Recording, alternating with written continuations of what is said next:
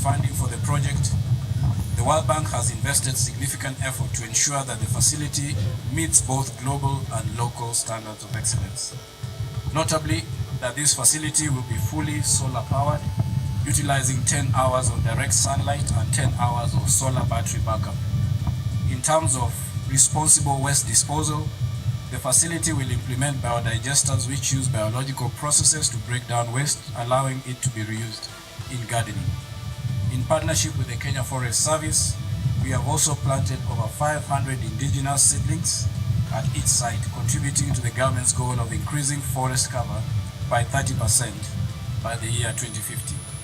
Let us continue to work together as we enhance trade facilitation, secure our borders, and contribute to the prosperity of our country and our region.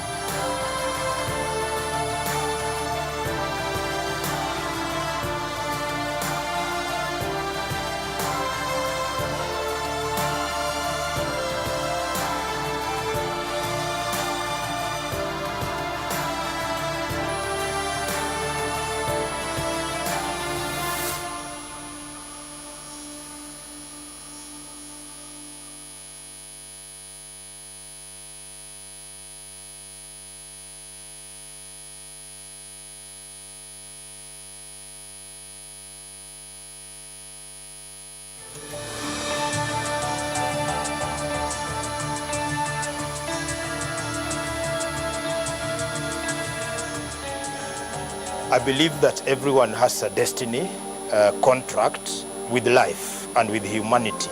In life, you can either collect trophies, you can build monuments, or leave a legacy.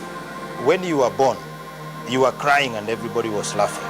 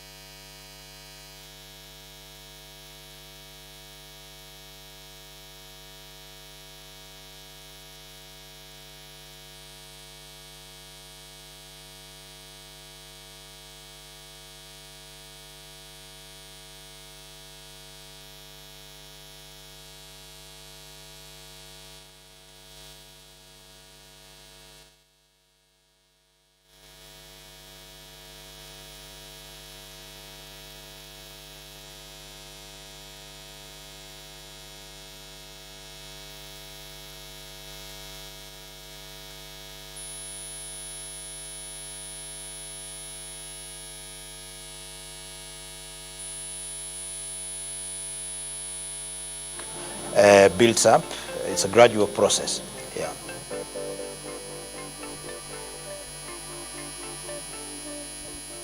One of the mistakes that we make in destiny fulfillment is to try to do everything all at once. I ascribe to the common saying that a journey of 1,000 miles begins with one step. And many times in the middle of very stiff challenges, the rule has been one day at a time. If you fix every day, a day at a time, the week will be fixed. The year will be fixed. If you fix your year very well, then your 10 years will be fixed. The law of process. Sometimes you are in a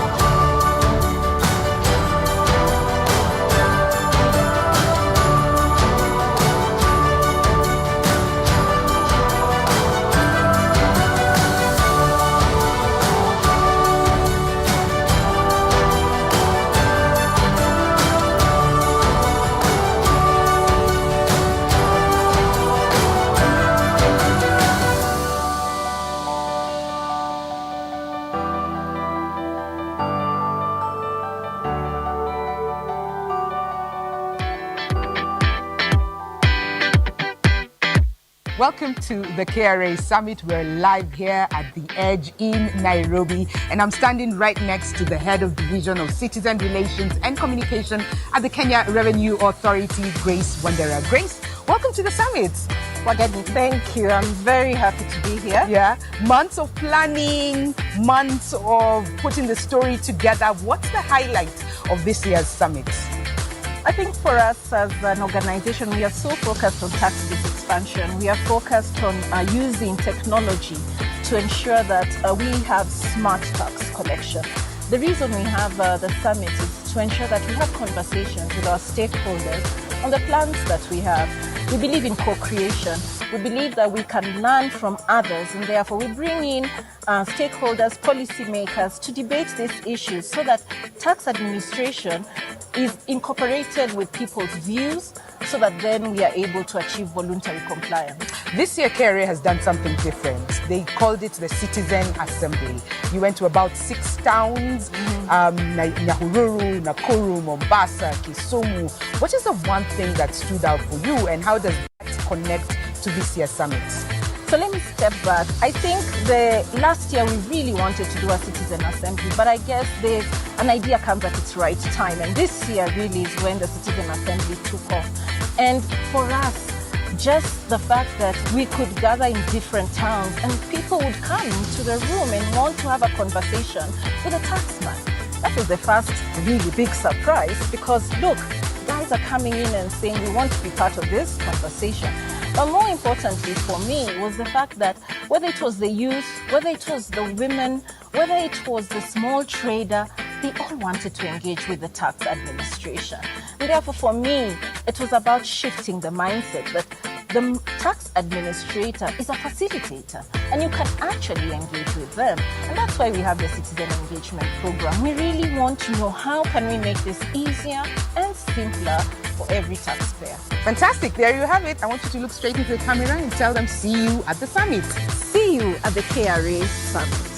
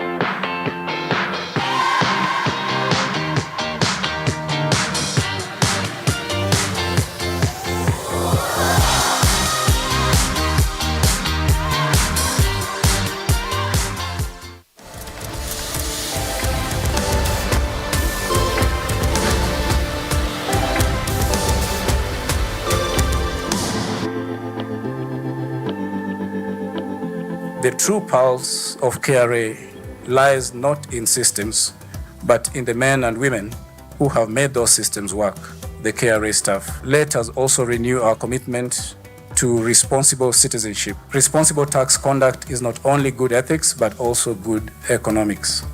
During my time, when I started Kra, our collection was less than $500 million.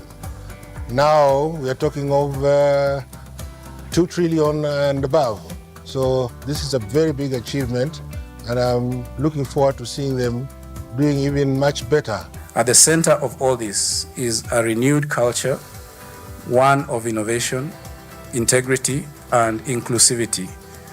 We believe that this digital journey will not only enhance efficiency, but also redefine the relationship between the state and the citizen, and prove that taxation can be simple, fair, and supportive of business growth. In delivering this mandate, we will continue to strengthen collaboration with other government agencies, with Parliament, with county governments, the private sector, as well as development partners, to steer Kra towards becoming an efficient, credible, transparent, and accountable institution. We are set to position KRA as a world-class tax administration, fully aligned with the global best practices and ready to serve Kenya for the next 30 years. Today, as we mark 3 decades of KRA's dedicated service to the nation, we also renew our commitment to the journey ahead. We do so with confidence in our capabilities. I believe in you, people. I believe you can deliver. We trust in the resilience of our people and faith in enduring promise of Kenya. The National Treasury will continue to support KRA in realizing its full potential, working closely with the legislature to ensure the agency is adequately funded and fully equipped to fund our country's budget effectively. It would take up to a week, 10 days for you to do something to clear a cargo through customs. Fast forward to today, I can literally sit at home, do everything, and just have one person to drive the truck to wherever I need the cargo to be loaded. So this is really a transformation.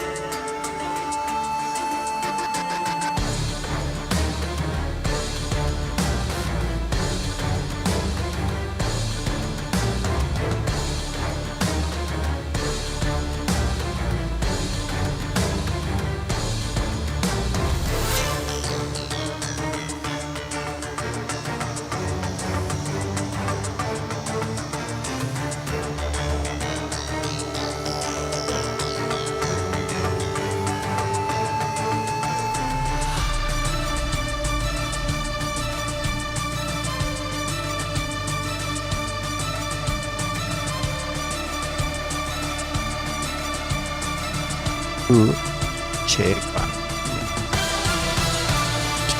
To check out two. See? Check out two. 1 and 2. Check 1, 2.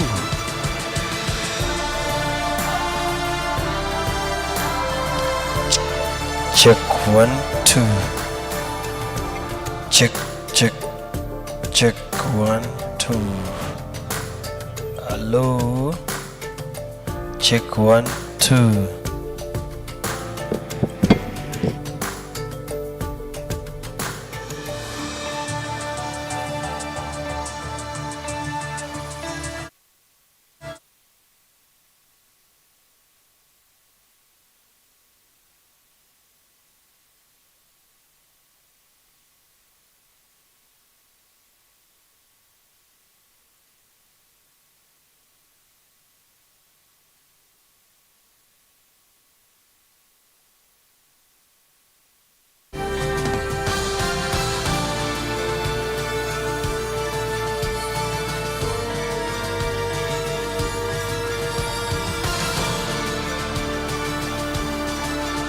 Check 1 2. Hello. Hello. Check 1 2.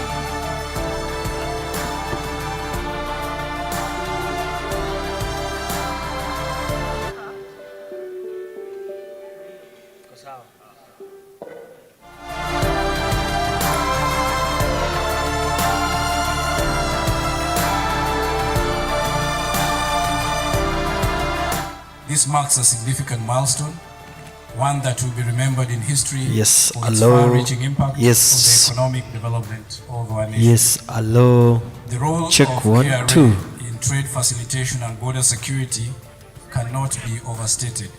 We are entrusted with the responsibility not only to protect our borders, but also to create a conducive business environment that fosters growth and economic development within Kenya and across the East African region. At KRA, we are committed to facilitating trade and ensuring that all stakeholders, businesses, traders, and governments benefit from an efficient and secure trading environment. This in turn contributes to the prosperity of the East African region and beyond.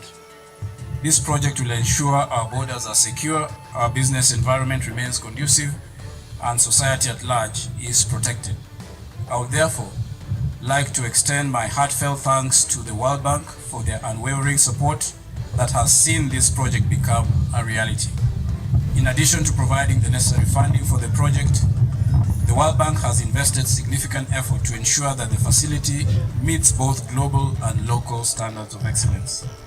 Notably, that this facility will be fully solar powered, utilizing 10 hours of direct sunlight and 10 hours of solar battery backup.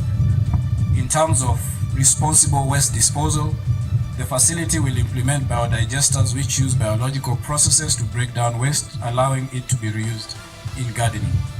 In partnership with the Kenya Forest Service, we have also planted over 500 indigenous seedlings at each site, contributing to the government's goal of increasing forest cover by 30% by the year 2050. Let us continue to work together as we enhance trade facilitation, secure our borders, and contribute to the prosperity of our country and our region.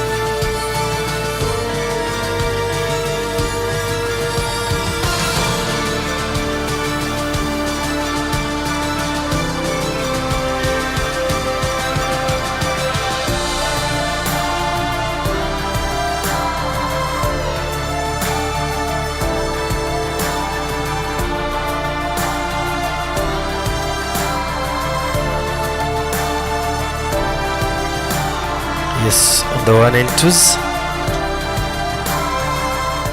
Is that speaker loud and clear? Can you hear me today? You can hear that I'm loud and clear? Okay, thank you so much.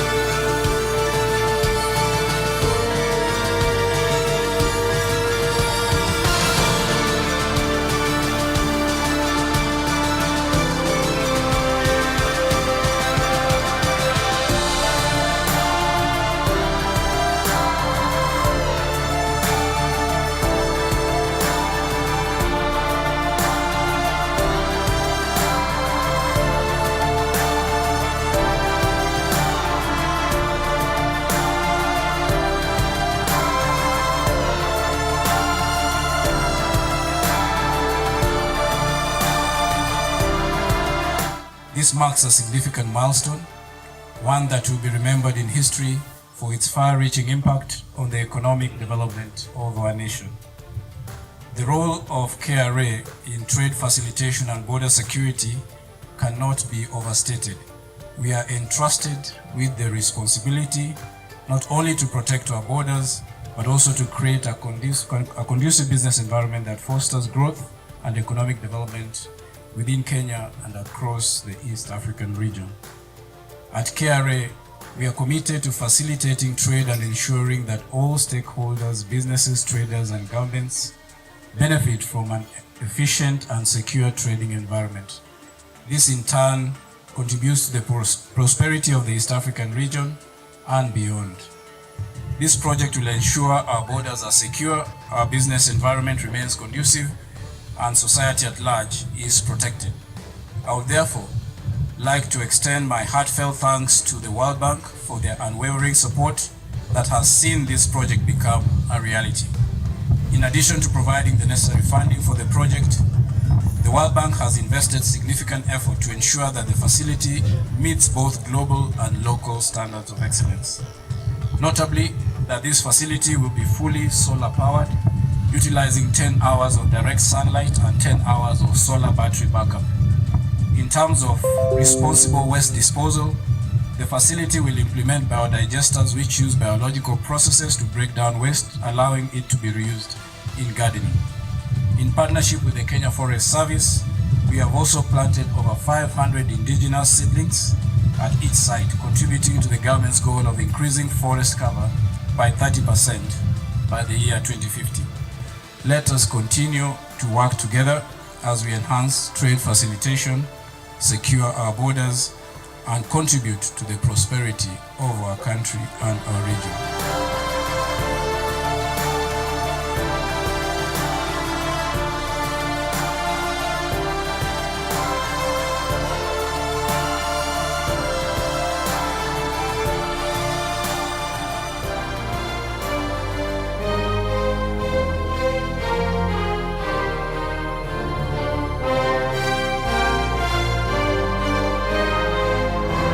Before the authority, before the towers, before the system had a name, there was a man who had both the vision and the power to make it happen. Not just as a technocrat, however, as the man who made the case to Parliament, then made the case for himself. I was appointed the Financial Secretary Treasury, so that was luck that now I am the one who wanted the Revenue Authority on, and now I am the one to push it to ensure that it gets to Parliament and get it approved in Parliament, and we have the Revenue Authority. He did not just support the creation of the Kenya Revenue Authority, he drove it through cabinet papers, legislative drafts, and debate. So I moved to Treasury, took the responsibility, worked as a Financial Secretary in Treasury, pushed the issue of having the Revenue Authority on board, which I think involved writing cabinet paper, things like that, until the bill now was taken to Parliament for debate and approval. In the meantime, we were doing the steering committees. At the same time, I was doing Financial Secretary work. The day the bill passed, he was there. The day the last reading was done in Parliament, I happened to be in Parliament, and the bill was passed and became an act. I came back to the office, very happy that now we have the Revenue Authority. But then came the hardest question: who would lead it? So the hard task came. Financial Secretary now make a recommendation as to who should be the first Commissioner General. He looked across the service, then he looked inward. I looked around, thinking the journey that had come all the way from 1976 And I said, I think you should just accept me to go back to the Revenue Authority and become the first Commissioner General. His dream? To make Kenya financially independent, to break from dependence on donors in conditions set by others. The dream that I've always had of giving you revenues that will make you not resort to begging money from IMF and World Bank, who are giving you so many conditionalities which are not politically favorable. Therefore, he demoted himself in title, however, rose in legacy.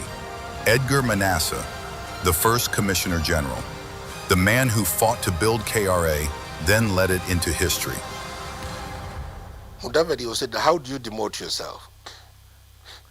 I said, I'm interested in making sure that you have resources that are making you independent of any of these bilateral or Bretton Woods institutes. So reluctantly, Mudavadi agreed, and I moved to the Revenue Department and started the Revenue Department.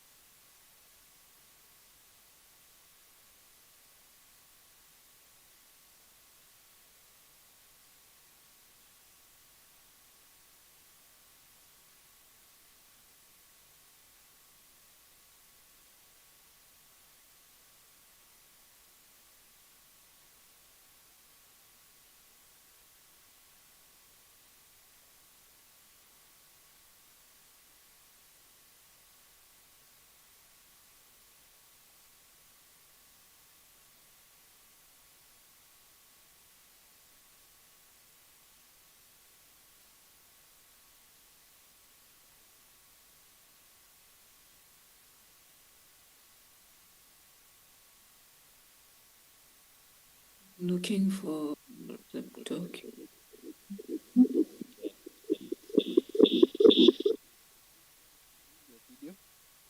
Okay.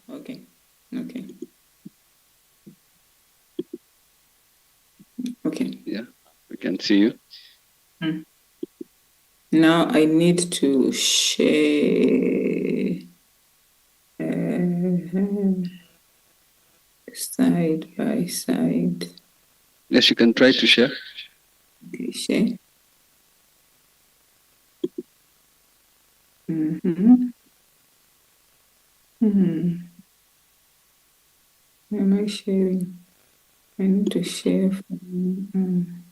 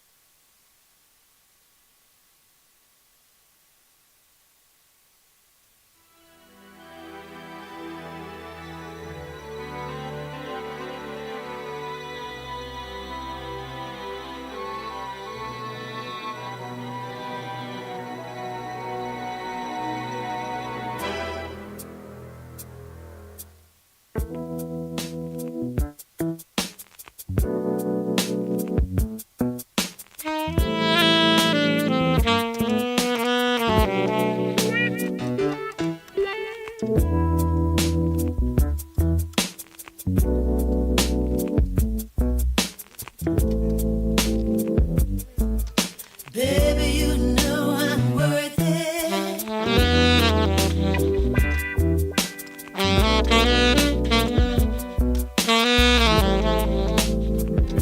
Baby, you know I'm worth it. Wanna dance with you, wanna dream your mind.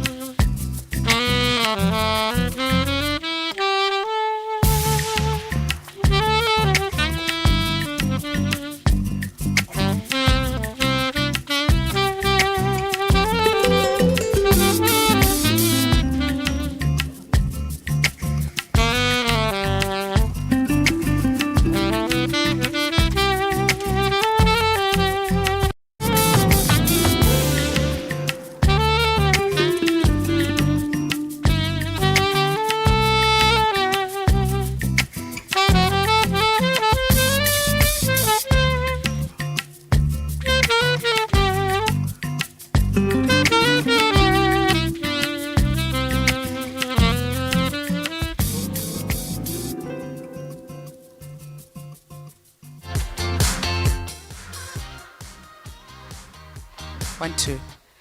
Tech team, can we have the podium, please?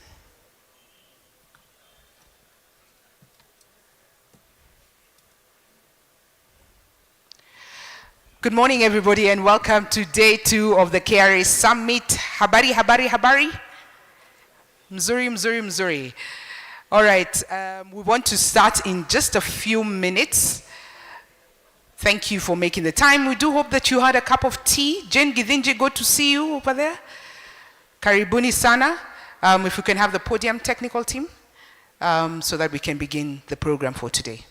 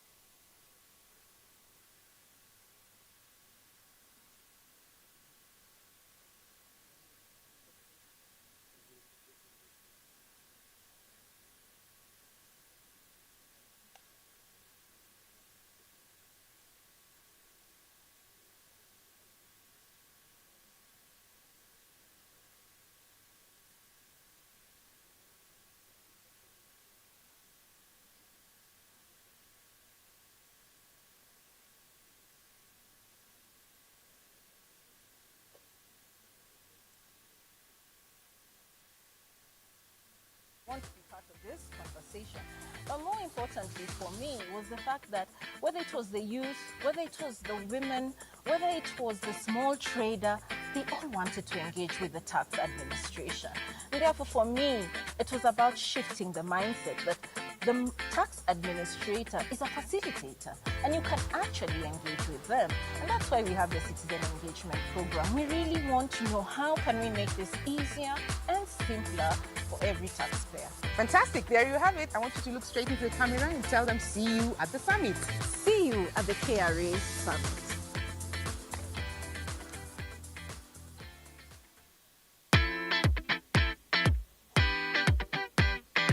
Welcome to the KRA Summit. We're live here at the Edge in Nairobi, and I'm standing right next to the head of Division of Citizen Relations and Communication at the Kenya Revenue Authority, Grace Wandera. Grace, welcome to the summit.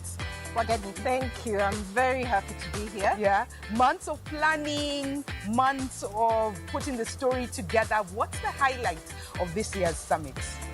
I think for us as an organization, we are so focused on tax base expansion. We are focused on using technology to ensure that we have smart tax collection.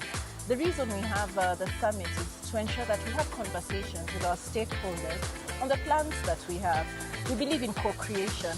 We believe that we can learn from others, and therefore we bring in stakeholders, policymakers to debate these issues so that tax administration is incorporated with people's views so that then we are able to achieve voluntary compliance. This year, KRA has done something different. They called it the Citizen Assembly.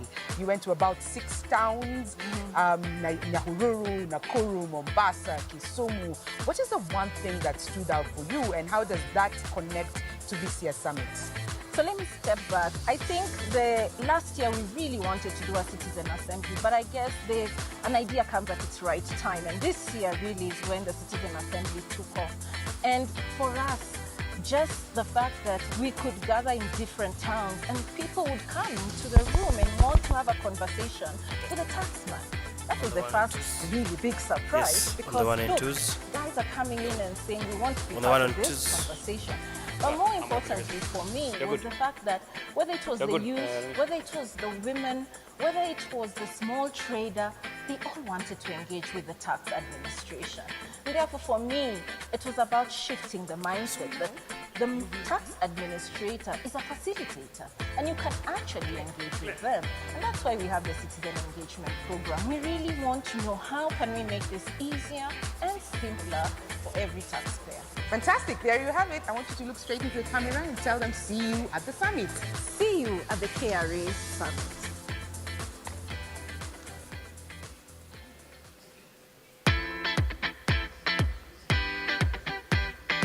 Welcome to the KRA Summit. We're live here at the Edge in Nairobi, and I'm standing right next to the head of Division of Citizen Relations and Communication at the Kenya Revenue Authority, Grace Wandera. Grace, welcome to the summit.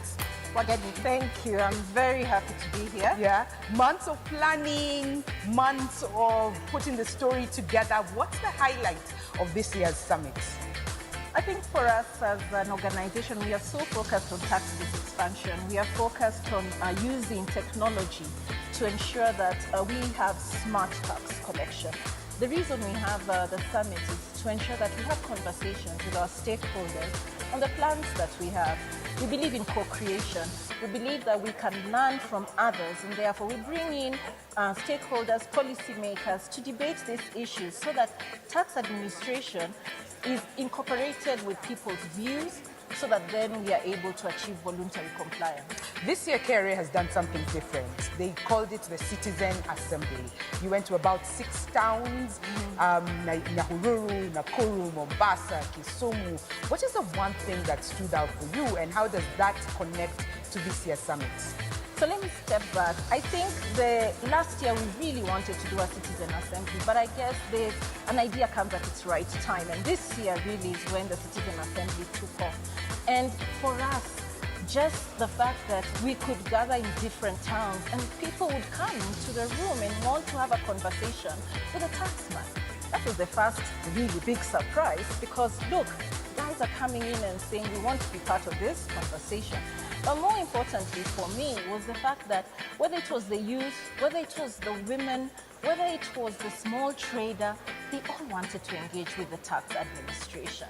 And therefore for me, it was about shifting the mindset that the tax administrator is a facilitator and you can actually engage with them. And that's why we have the Citizen Engagement Program. We really want to know how can we make this easier and simpler for every taxpayer. Fantastic. There you have it. I want you to look straight into the camera and tell them, see you at the summit. See you at the KRA Summit.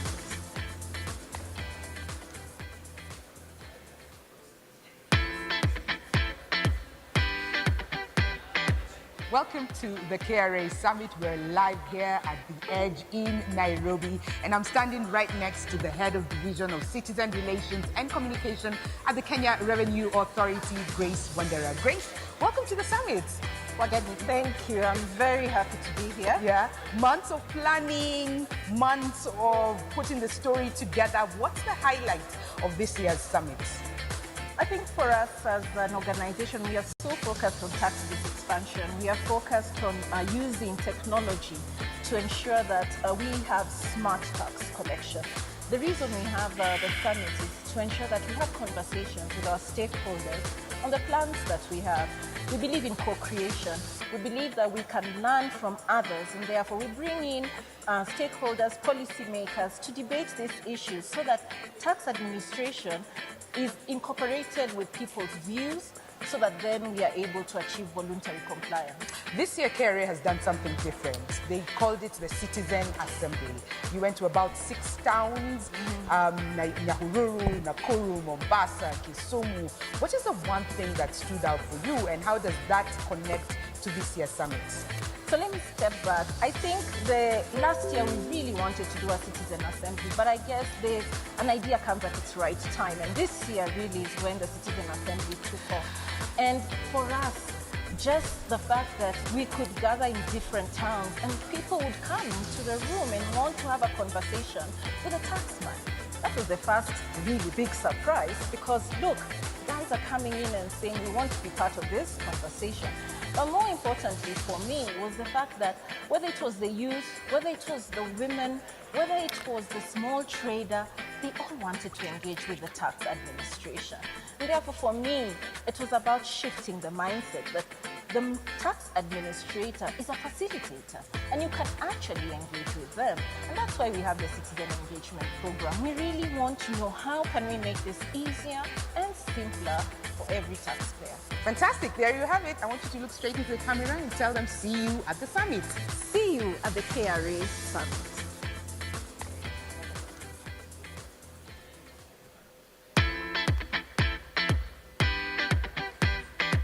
Welcome to the KRA Summit.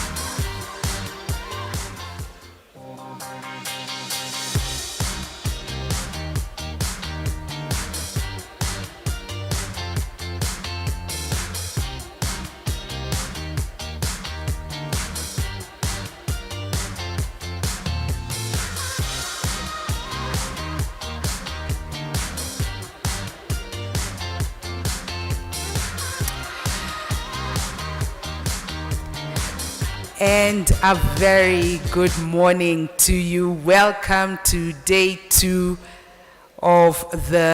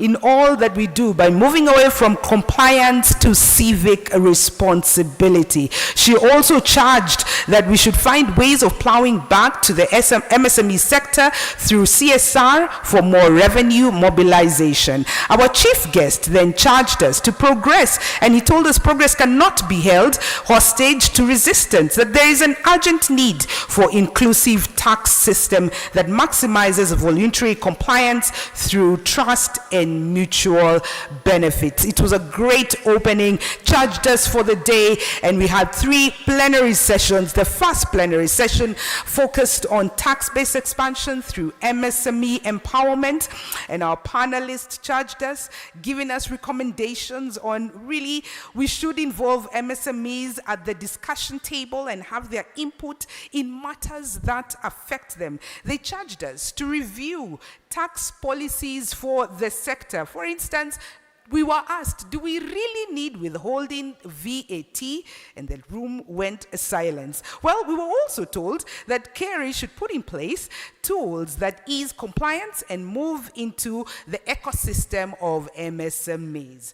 Plenary 2 focused on building a seamless data exchange ecosystem. And we asked ourselves, what is the future of intergovernment collaboration?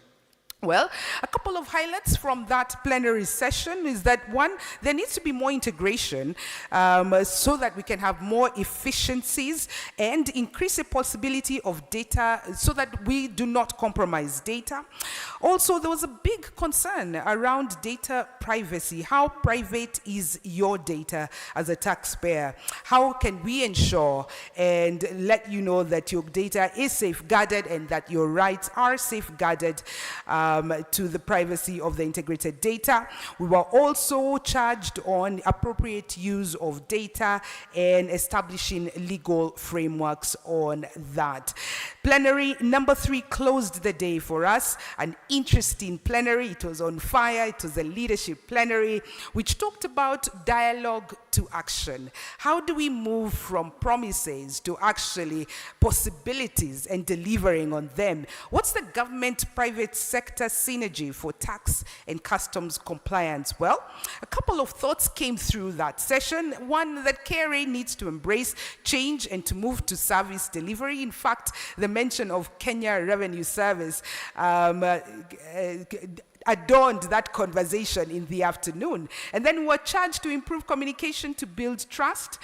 It cannot be a one-way communication. We need to create more opportunities for private sector to be involved in policy making, and finally leverage on technology and co-design compliance tools with the private sector. So just in case you missed yesterday, I hope now you're up to speed, and we thank you for joining us again for day 2 of our summit. We are ready to have those tough conversations as we did so yesterday, and to move the conversation forward as Kenya's Revenue Authority celebrates 30 years. We want to start day 2 with our first session, where we will be discussing digital infrastructure across agencies and borders. We will examine cross-border data sharing, interoperability, and integrated platforms for revenue administrations. Let me just give a shout out to all the customs teams here. Are there customs officials here with us? I see customs number 1 is here, fully kitted. How about we celebrate our customs team? Thank you, Team Customs. We are grateful that you joined us for this conversation. We'll be waiting to hear your thoughts as well on this. We want to quickly start on our keynote speaker. And our keynote speaker comes to us is Madam Edwick Murungu. Edwick is a program lead for international business and trade at the Africa Leadership University in Kigali, Rwanda. She is a legal practitioner and a certified leadership coach with over 10 years experience in trade, education, and leadership. Her research on generative AI and trade complements her thought leadership on AFCTA, e-commerce, digital governance, and women's empowerment brings us the conversation to a start today. So if you can hear me, Edwick would like to have your presentation. She is our keynote speaker for this particular session, and then we will have a second presentation from Mr. Kavin Da Silva. Edwick, if you can hear me.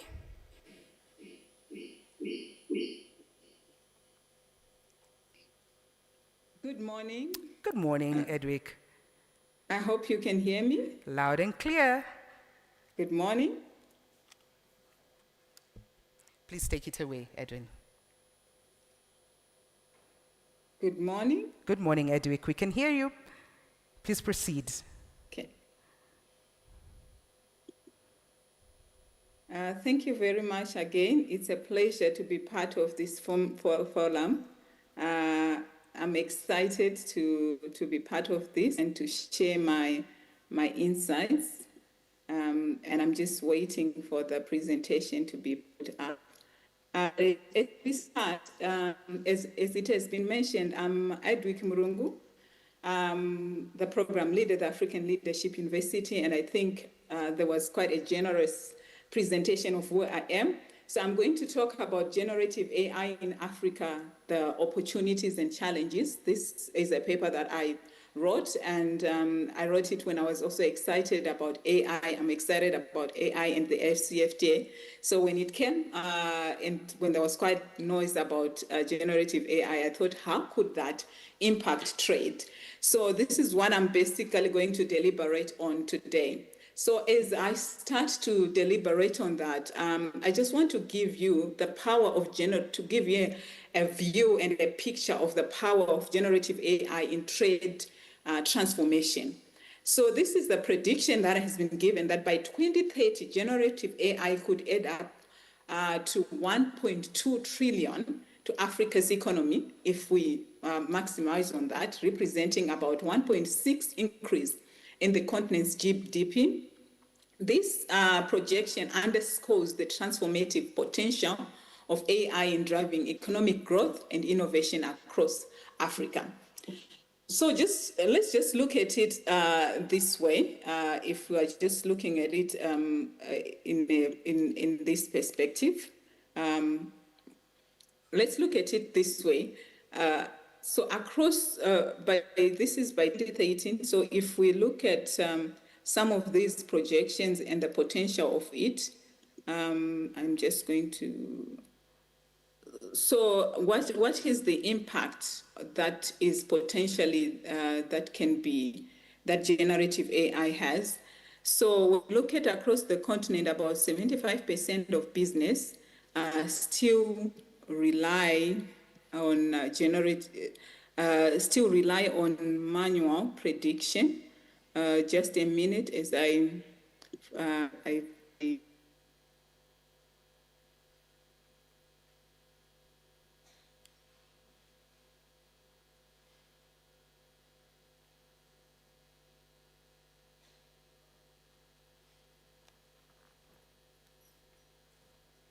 Tech team, I think we cannot hear her, but she's talking.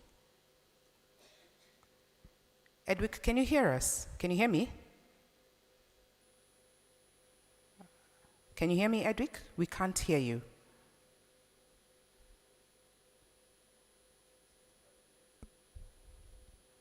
Okay.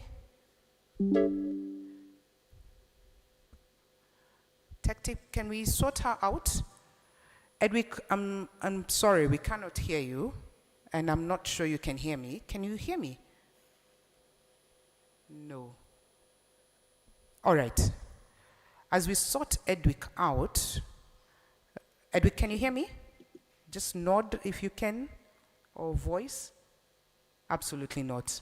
All right. So Edwick can't hear us, and we can't hear her. Tech team, please sort that one out.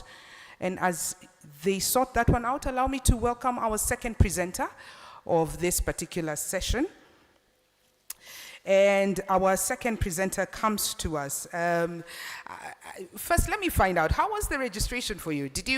Was it seamless for you? Did you enjoy tapping things and producing things and, something came out looking like this? Did you like that experience? Or do you want us to go back to the manual of writing your name, your contacts? Did you like, how many liked the seamless registration? Oh wow, just 1, 2, 3, 5, 7, only? The rest, next year summit, do we go to manual? No?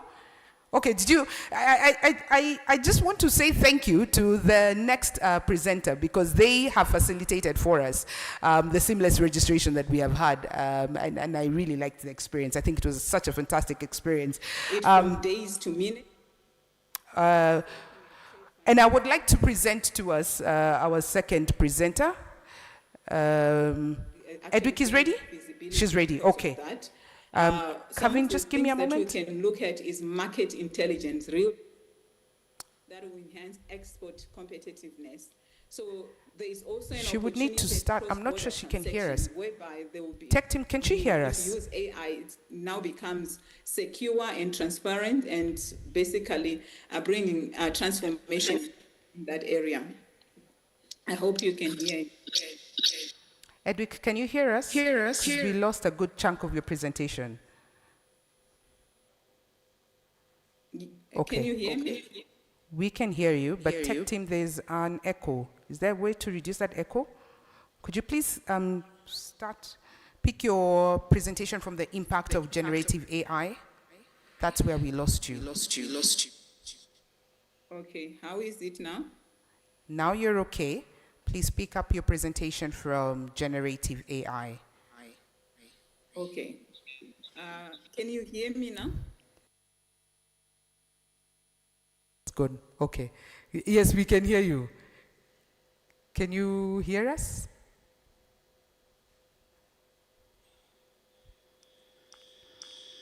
Okay, tech team, I think we still have a problem there. Please sort her out, because I'm not sure she can hear us. And we've lost a good part of her presentation. Okay, Edwick, I'm told that you can now hear us. Okay, can you hear me? Yes, we can. How is it now? Now it is fine. Okay. Could you I pick can it up? still hear the echoes from your end. All right. Please sort out the echoes, tech team.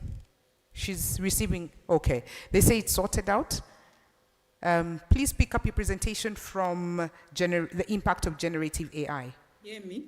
I think those online can hear me. Okay, let's do this. Should I Tech team.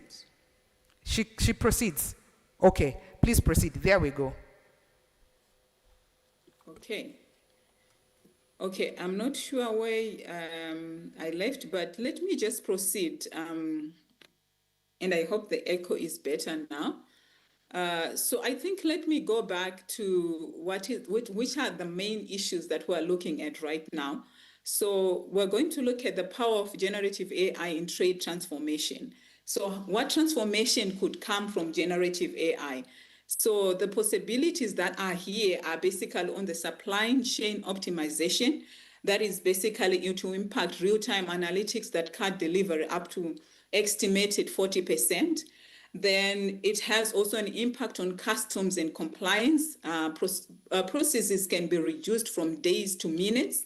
Then a possibility on trade finance. AI would basically democratize access. Then another opportunity is on market intelligence, that is real-time insights that will enhance export competitiveness. Then cross-border transaction will basically become more secure and transparent. So let's dive deeper into these possibilities, because they are real African success stories that have managed to maximize on this. So when you look at supply chain management and logistics and inventory control, what are the possibilities that we can think of? Is basically it enables business to move from reactive logistics to predictive precision. So some of the ways that it can enhance this is basically efficient inventory management, intelligent scheduling, and flores coordination. So these are the possibilities. So I'm just going to give a case study that we as a continent can actually copy from. This is actually integrated in my research. So a case in Lemon is basically, we can look at the United States cold storage. It has automated its scheduling system using AI to predict carrier arrival and servicing times. It basically cuts idle waiting time for about 25%. So imagine a similar system powering the northern corridor to Trans-Kalahari route. That's Africa's potential still unlocked. So when we're still looking at AI, we're looking at its predictive power and AI-driven predictive analytics. So what does it do? It just helps to, in today's volatile markets, predicting demand accurately can make or break a business. So AI-driven forecasting replaces intuition to manual spreadsheets with real-time data-powered precision. So I hope you're still following me. I think it would be good to just see a thumbs up that we are all together. We are. Edwick, we are. Okay, We are. perfect. That's good. That's good. Okay. So basically, when we're looking at that, we're also looking at some of the possibility. There is a case that McKinsey basically says, 75% globally, especially in developing economies such as Africa, still rely on manual demand forecasting tools like Excel. So these outdated methods are slow, error-prone, and limit strategic agility. So AI enables business to anticipate demand, align resources, respond to change before the market shifts. So these are some of the examples that I'm just taking you through to just have an appreciation of how this is well explained in the paper that I wrote. So how it can also have a potential of democratizing market access. So AI leveraging the play field for small and informal business. So where once one large firms could afford data analytics or market intelligence, generative AI now puts these tools in every entrepreneur hands.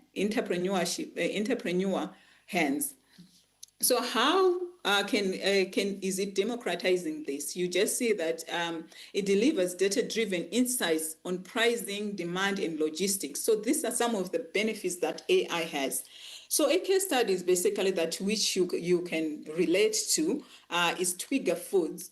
This is there in Kenya. It's an AI-powered digital platform connecting farmers directly to the markets. So it reduces food waste, improves farmers' incomes by about 50%, improves overall supply chain efficiency and reliability. So as we move on, let's look at customs and regulatory compliance, because we're talking about the Kenya Revenue Authority. What are some of the benefits? Let's say we integrate AI in the systems and enhance how the Revenue Authority actually manages all these things. So some of the things that it basically mitigates damages and avoids regulatory issues. There is high predictive capability of future risk planning, reduces costs associated with extensive compliance teams, enables proactive strategies rather than reactive responses. So when you integrate it, this has been proven. The South African Revenue Services has implemented AI solutions to enhance custom processing efficiency, resulting in faster clearance times, reduced bottlenecks in trade processes. So I've just managed to highlight some of the potential benefits of why we should think about AI and integrate that. But this is not an easy road, and I think that's why we're also here to think about how do we ensure this happens, because in a continent where we know that there is limited data infrastructure, inadequate high-speed internet, poor quality real-time data, and weak regulated frameworks, which I'm also at a place where I know that there's quite a lot that needs to be done on our data laws to enable all this to work efficiently and ethically, and also ensuring that there is inclusiveness. So there is also inadequate privacy laws that I talked about, lack of ethical guidelines, because AI, some people see it as a monster, not really seeing the benefits that can emanate from that. But there's also the high cost of AI technologies and lack of investment in that area. I remember at the presentation that I did previously, I had researched that there is still lack of investment in the continent on how we can ensure that AI is well integrated. There is also limited access to quality education on that. Of course, we're trying to do that. That is one of the things that we're trying to do at the African Leadership University. There's also shortage of specialized skills in that area. that we as education institutions need to actually be able to be on top of our game and ensure that how do we ensure that our people are actually well equipped to be able to harness the potential of AI. So as I go to and I'm just going to say some of the policy implications and recommendations that I can put forward to say, as data has reviewed, as this research also indicated, the potential is there, how we can integrate AI into our system. It's not something that we should frown upon or just leave it like that. The different areas that we can do that basically is educate. I think also me being placed at a university, let's educate, build literacy from schools to boardroom. Because at times now we still have people doing it by the side. They use AI in different ways. And as Kenya Revenue Authority and everyone else who is there, most probably policymakers, how do we ensure that we integrate that? There is integrate AI literacy across all education levels and workforce training. Then regulate smart and enabling frameworks. It is key that we update all our IP laws, data protection laws, digital laws, the trade laws to support AI innovation, to enable cross-border data exchange between countries. So also collaboration. I'm sure this is why this forum is here. I'm from the education sector. There are some from the private sector, those that are in the justice system, also Kenya Revenue Authority. All this is a great platform. But how do you foster joint initiative? And this platform is also an opportunity to do that, to adopt AI and to develop, to see that this is something that we can use to actually enhance how things are done in the continent, and also basically invest, because this is without the government and all different sectors, the private sector also investing in this. There are many young people.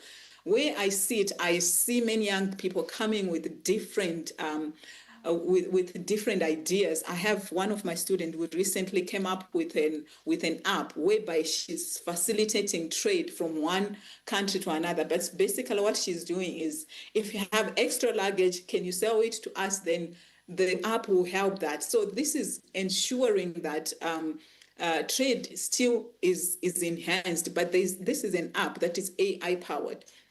So a key recommendation is basically to establish government-backed funds. Like, how do we ensure that the government is also part of this? And I'm sure they're also part of this forum. It'll be interesting to have regulatory sandboxes for testing AI applications, like including cross-border data use. We have here in Rwanda, interestingly, there is regulatory sandbox whereby we have the room that people can try all these ideas. Develop AI ethics and data governance policies aligned with African cultures. So as I conclude, I hope you were following. As we stand at this technological crossroads, generative AI offers Africa an extraordinary opportunity. It has the power to redefine trade, to spark innovation, to drive economic growth in ways we are only beginning to imagine. And but with great potential comes great responsibility. The challenges we face will not be solved by one group, and I think that's why this forum is the perfect forum. And I was excited to hear that there is this summit that really bring everyone together at the table to be able to discuss these issues, because at times working in silos does not really solve the problem. There is a requirement of combined effort of governments, businesses, academia. I'm here, and I'm happy that I was invited to also be part of this forum and to communicate across the continent, so that we will be able to come together to come up with solutions. So by crafting, there is need to review our policies, crafting strategic policies, fostering collaboration, embracing responsible AI adoption. Because, we can talk about AI, But if it's not adopted in an ethical and a proper way, and we know these systems that, like what we're saying, how do we own our data? At the same time, how do we ensure that there is freedom to have the data be in different continents?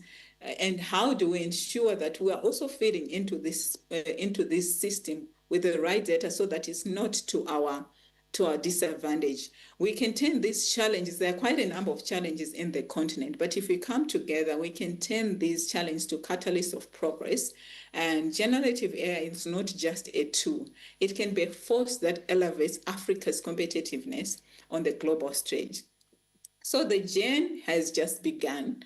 The road on AI-powered trade landscape is full of discovery, innovation, promise. Our choices today will shape the Africa we trade in tomorrow. So I just leave you with this, that there's still more to be done, but the potential is I have managed to explain this quite a vast potential that can come out of AI. Thank you very much, and I hope all my panelists can still develop further on this. Thank you very much, Edwick, for running us through your presentation. The paper was on generative AI and trade in Africa. What are the opportunities and what are the challenges? Now, Edwick, you moved us very quickly. Some of us are still trying to define what is AI. Now you've moved to generative AI. So, we need to catch up very quickly. So don't worry, I got you. I also went to AI to ask what is generative AI. Generative AI is a powerful and rapidly evolving subfield of artificial intelligence that focuses on creating new content and data rather than simply classifying or analyzing existing data. Now, Edwick, in your presentation, you gave some statistics where you said across the African continent, 75% of businesses still rely on manual spreadsheets for forecasting, while custom processes can take days instead of minutes. We will come back to you because one of the questions I would want to pass across to you is, what does this mean for the future of work? What does this mean for the future of customs? If we're saying that AI is here and here to stay, it's not going anywhere, what does that mean for our role? But we will get to that question and more questions. Allow me to bring our second presenter on stage. He's a gentleman who's in the technology space. He's our technology partner. He comes to us. He is the CEO of QSIS. If you go to most hospitals, banks, and you go and you have to pick a card, I think a number. You go to a machine and you pick a number. Usually it's them who are facilitating that queue management system. And he's here to come tell us how are we going to integrate AI and technology in the future of customs and the present of trade markets. How are we going to do that? Ladies and gentlemen, allow me to bring on to stage Kavin De Silva. Kavin is a global techno-commercial strategist with experience across Asia, Europe, and Africa. He has led digital transformation of public infrastructures and now drives Pan-African expansion at the Rihanna Group. He is the current CEO of QSIS. If you go to your name tag, you will see QSIS there. He is the CEO, and QSIS is under the Rihanna Group, and he is focused on advancing technology-driven, citizen-centric service delivery across sectors including ports, energy, healthcare, and government services. Ladies and gentlemen, Kavin De Silva.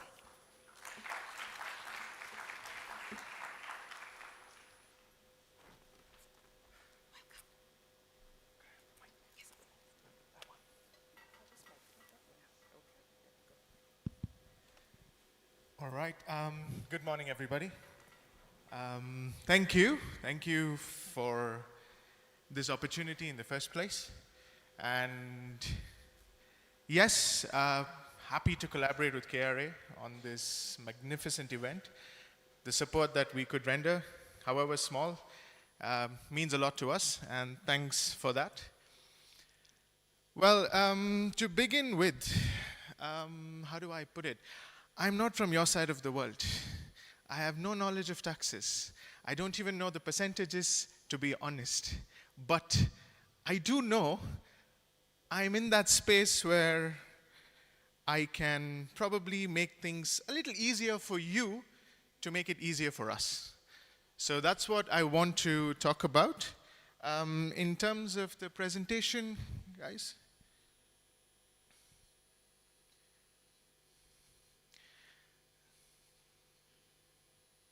Okay, so I've given it a small little theme.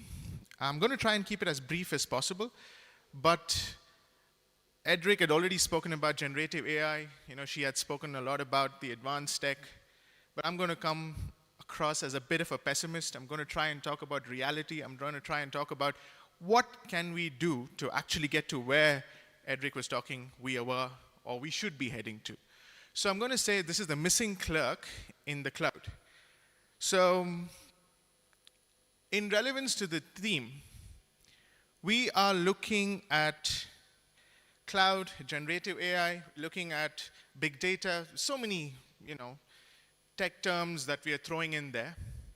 But in reality, as I think it's written there, a clerk sitting in Busia somewhere probably works on 3G data, shuffling through files and trying to get to the right, data.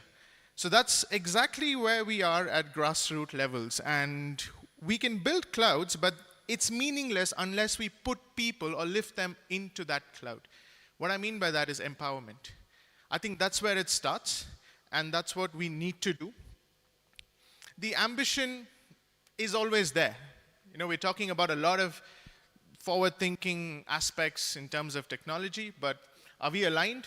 That is the big question. And this was highlighted in the previous presentation as well. 70% is still manual. Whatever we're doing is still manual.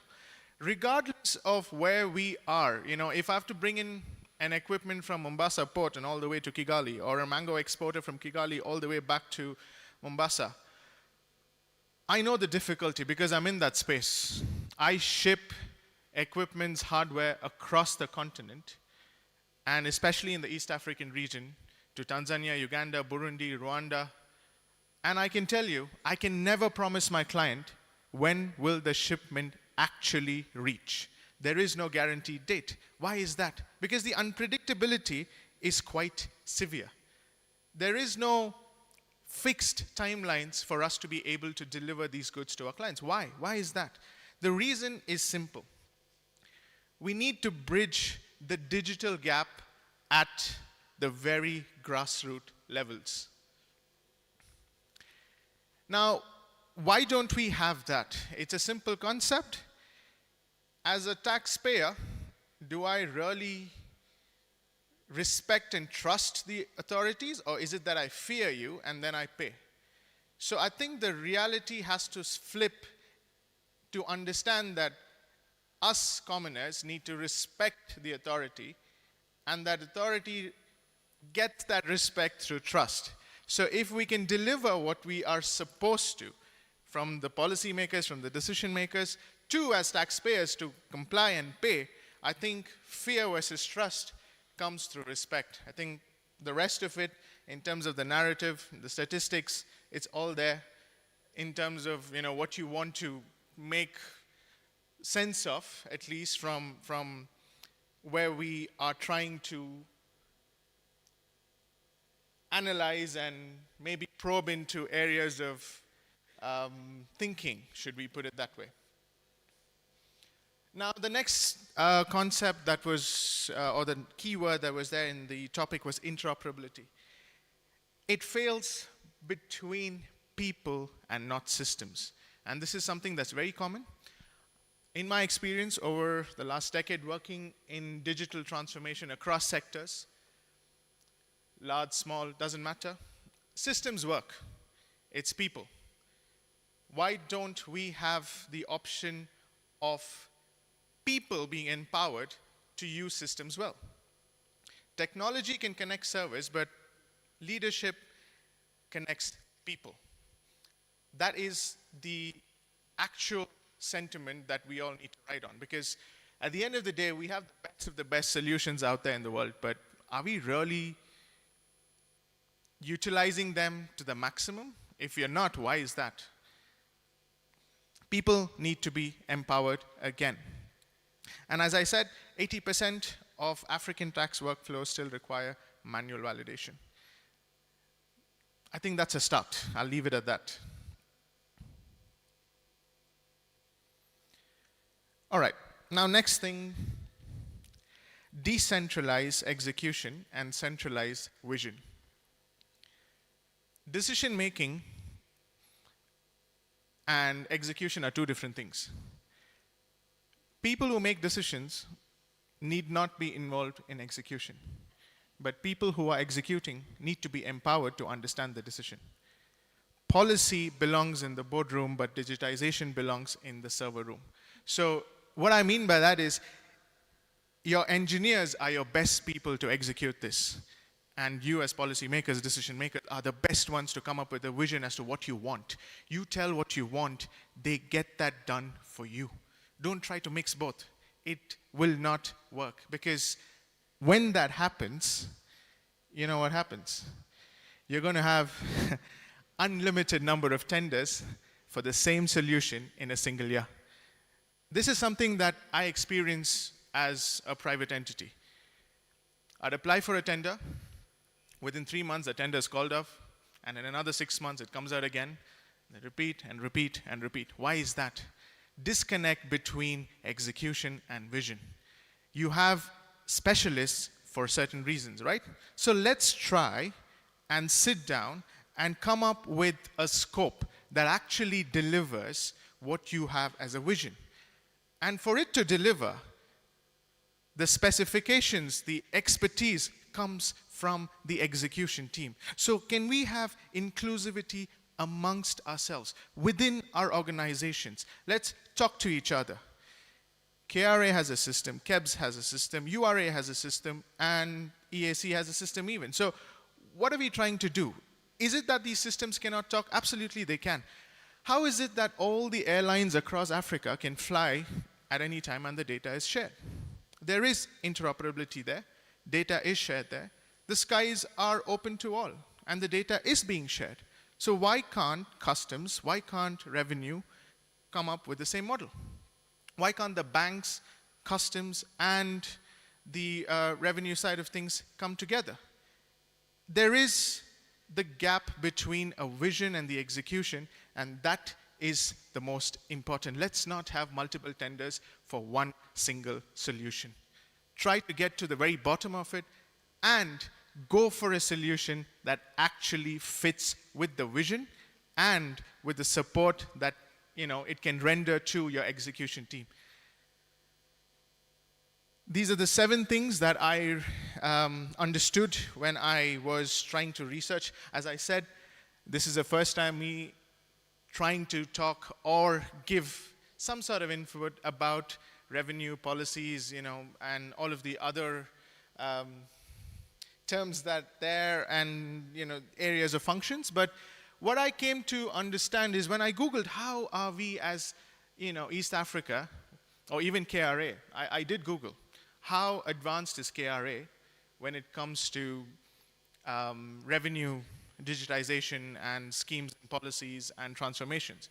And Google told me that we are between mid and high, which is definitely not low and poor. So where is the disconnect beyond the mid and high? This is the disconnect that I'm talking about. So try to first go paperless at the grassroots level. If you are building a house, your foundation is the key. If your clerical staff are empowered to be the most efficient in terms of digital transformation at those basic data entry jobs, somebody who's a clerk at the customs, at the border town, or at the port, if he or she can actually be empowered to enable themselves or to empower themselves with the digital transformation toolkit, as we would call it, I think that would really, really change the very outlook of how any government organization wants to work. So these are the 7, but I would say the key here is trust your data, upskill the ground before you build the cloud. So there's a saying that I believe you cannot have the rain if you don't have the trees on the ground. So it's a very simple understanding. Make sure the trees are there, and then look up to the heavens. Your rains will fall down.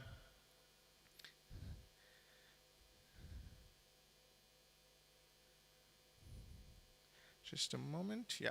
Okay. Again, breaking down invisible borders in our systems. Each digital handshake removes a border that paper once built. It's simple. Forget generative AI, forget the most predictive, advanced predictive analytics that you can think of, or the tools and whatnot and what else. Can we start with the very basic? Can we start with the most simplest of things that we do? Simple as data entry. Can we digitize that? And can we digitize that to an efficiency of 99.9%? And then on that, put predictive analytics. That would make sense. If you're trying to go right there on top and at the bottom it's all creaky and leaky, then you're not really going to get anywhere, because you're going to keep rebuilding over and over and over again. So try not to have buried workflows, file formats that are ancient, and departmental mandates. Now, this is in relevance to not just us as an organization or us as KRA, but can we not have the same policy, same principle, same narrative instilled across maybe other organizations as well? If that happens, that is when we actually will get to a holistic economic success or growth. Now, Kenya is a classic example for last mile connectivity. And I love that about this place. Your M-Pesa, your Equity, they are the biggest global examples of how last mile connectivity delivered success that was recognized across the world. If you can reach to the very last person and make sure you can deliver what the person at the headquarters is getting, you've done it right. And that's the same for KRA, that's the same for customs, that's the same for the central banking body as well. So why not come together to build the last mile connectivity? Your last mile connectivity is the base. It is the foundation. And if that foundation is digitized and empowered, I don't see a reason why the layers on top, the floors up above, should be easy to, come up with fancy interiors even. All right, I'm not going to talk much about the AI aspect of things because Edric has already covered most of that. So I'm just going to say AI is here. As she mentioned, it's going to stay, but AI is useless if your raw data is inaccurate. AI works on data. The data you feed an artificial intelligence machine is what it spits out to you as an analysis.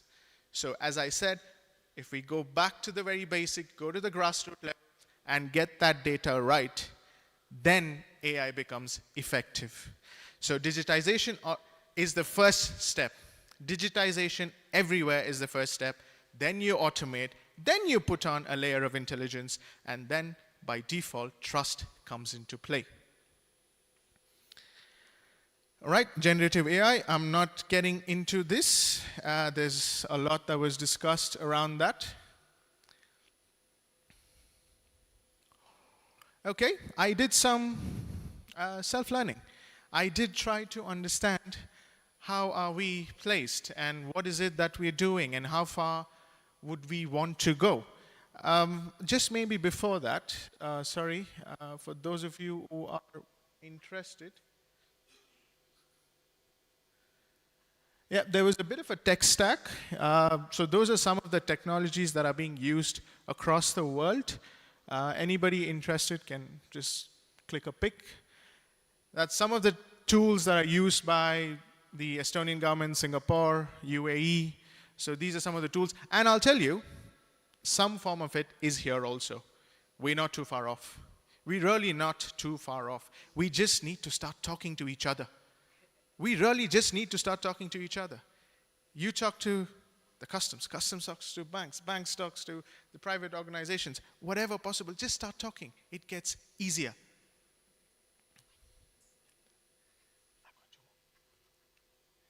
Yeah, so that's the comparison. So as I said, there's big potential for ROI if we do things right.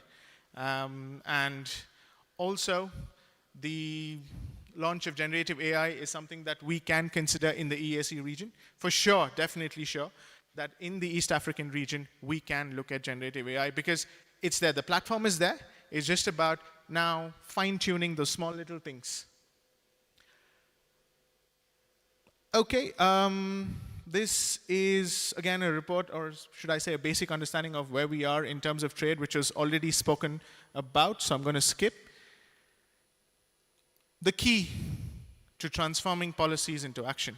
Again, I'm going to emphasize ground-up digital, blockchain-based audit trails, risk management tools that are AI-driven, build the clerk cloud, enable your Busia clerk to have that knowledge. Offline first, most places we do have poor connectivity, so build solutions that are suited to your environment, your ecosystems. Don't just buy and try to fit that into your system. Try to figure out what fits into your ecosystem first and then buy. All right, before I leave, as she had mentioned, just a quick word. We are from Rihanna Group, and we do have solutions that help digitize organizations. And one of the key elements that I realized is we need to understand all of what we're talking, how does the customer feel about it?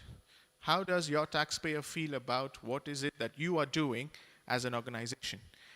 We have solutions that help you understand that at a much, much deeper level. We can integrate a lot of your hardware, your infrastructure, and automate and digitize that as well. So any questions regarding that, we are open and we are good. So that's us, and that's about it from me, I think. That was my last slide, was just to say, empower the last mile, decentralize execution, and make transparency the default. Only then will digital borders fall and public trust rise. Thank you. Thank you very much.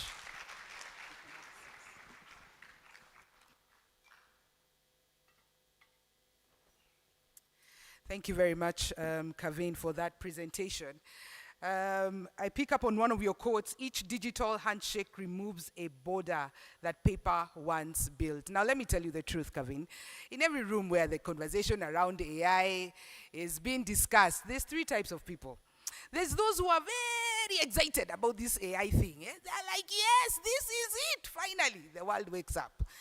Then there are those who are just like, Ati? And they're just like, this AI thing came and found us here.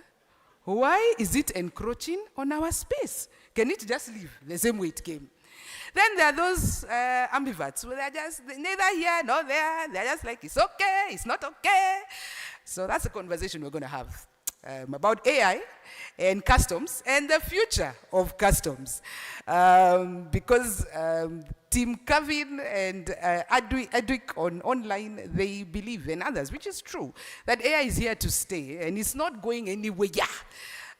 So we want to have that conversation. I have a very distinguished panelist here to join me, and I think some of them are pro-AI, others are not AI, but we're going to hear.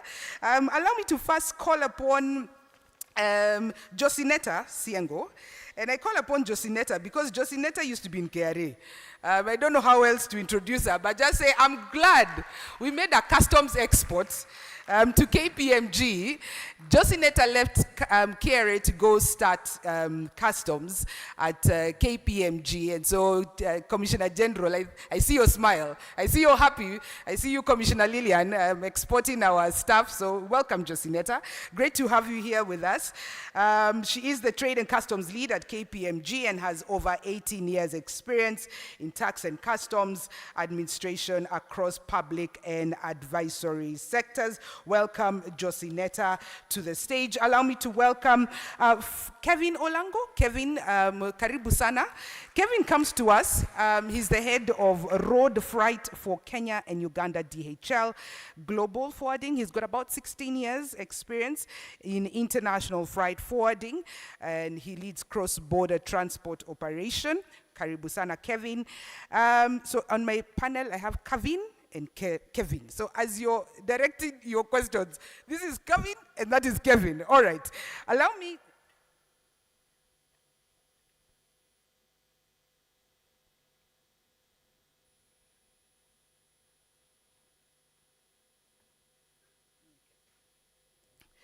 Thank you for that guidance. The next panel will be Mr. Joe Kanywa. Joe was with us in last year's KRA Summit, and when he heard that KRA is having another summit, he said, I have to be there. Oh, so welcome, Joe. Joe has now officially become our partner here at the summit. He serves, so he told me to go to his LinkedIn and read his profile. Hey, Joe. Kizungu. All right, he has a combined total of 19 years in the ICT industry and has led many positions in multiple organizations. He's a head of digital transformation programs director, engagement director, chief technology evangelist. Hey, Joe. To quit a pastor. All right, he's got many titles. Project manager, senior value engineer, solution architect, consulting lead, master. You know, I can't go on because now my chair doesn't have all those. So let me stop there. And finally, I want to welcome on stage Lillian. Lillian comes to us from, give me a moment, Lillian. Let me just introduce you. Sorry, Lillian. No, wait, Lillian. Lillian comes to us from Microsoft. And I'm sorry, Lillian, your profile has just disappeared. Sorry. But she comes to us from Microsoft. She's Lillian Juguna. She's the program director at the Africa Transformation Office in Microsoft. Okay. Fair enough.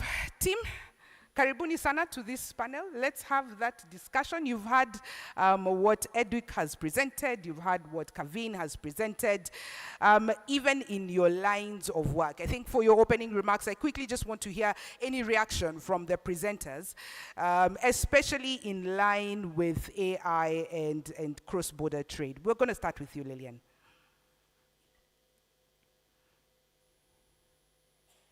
Is it on? Yes. Quick reaction. Please proceed, Lillian. Yeah, so I think there's a need. First of all, I'm honored to be here, and I'm learning the lingo of the room, export, import. So it's quite exciting.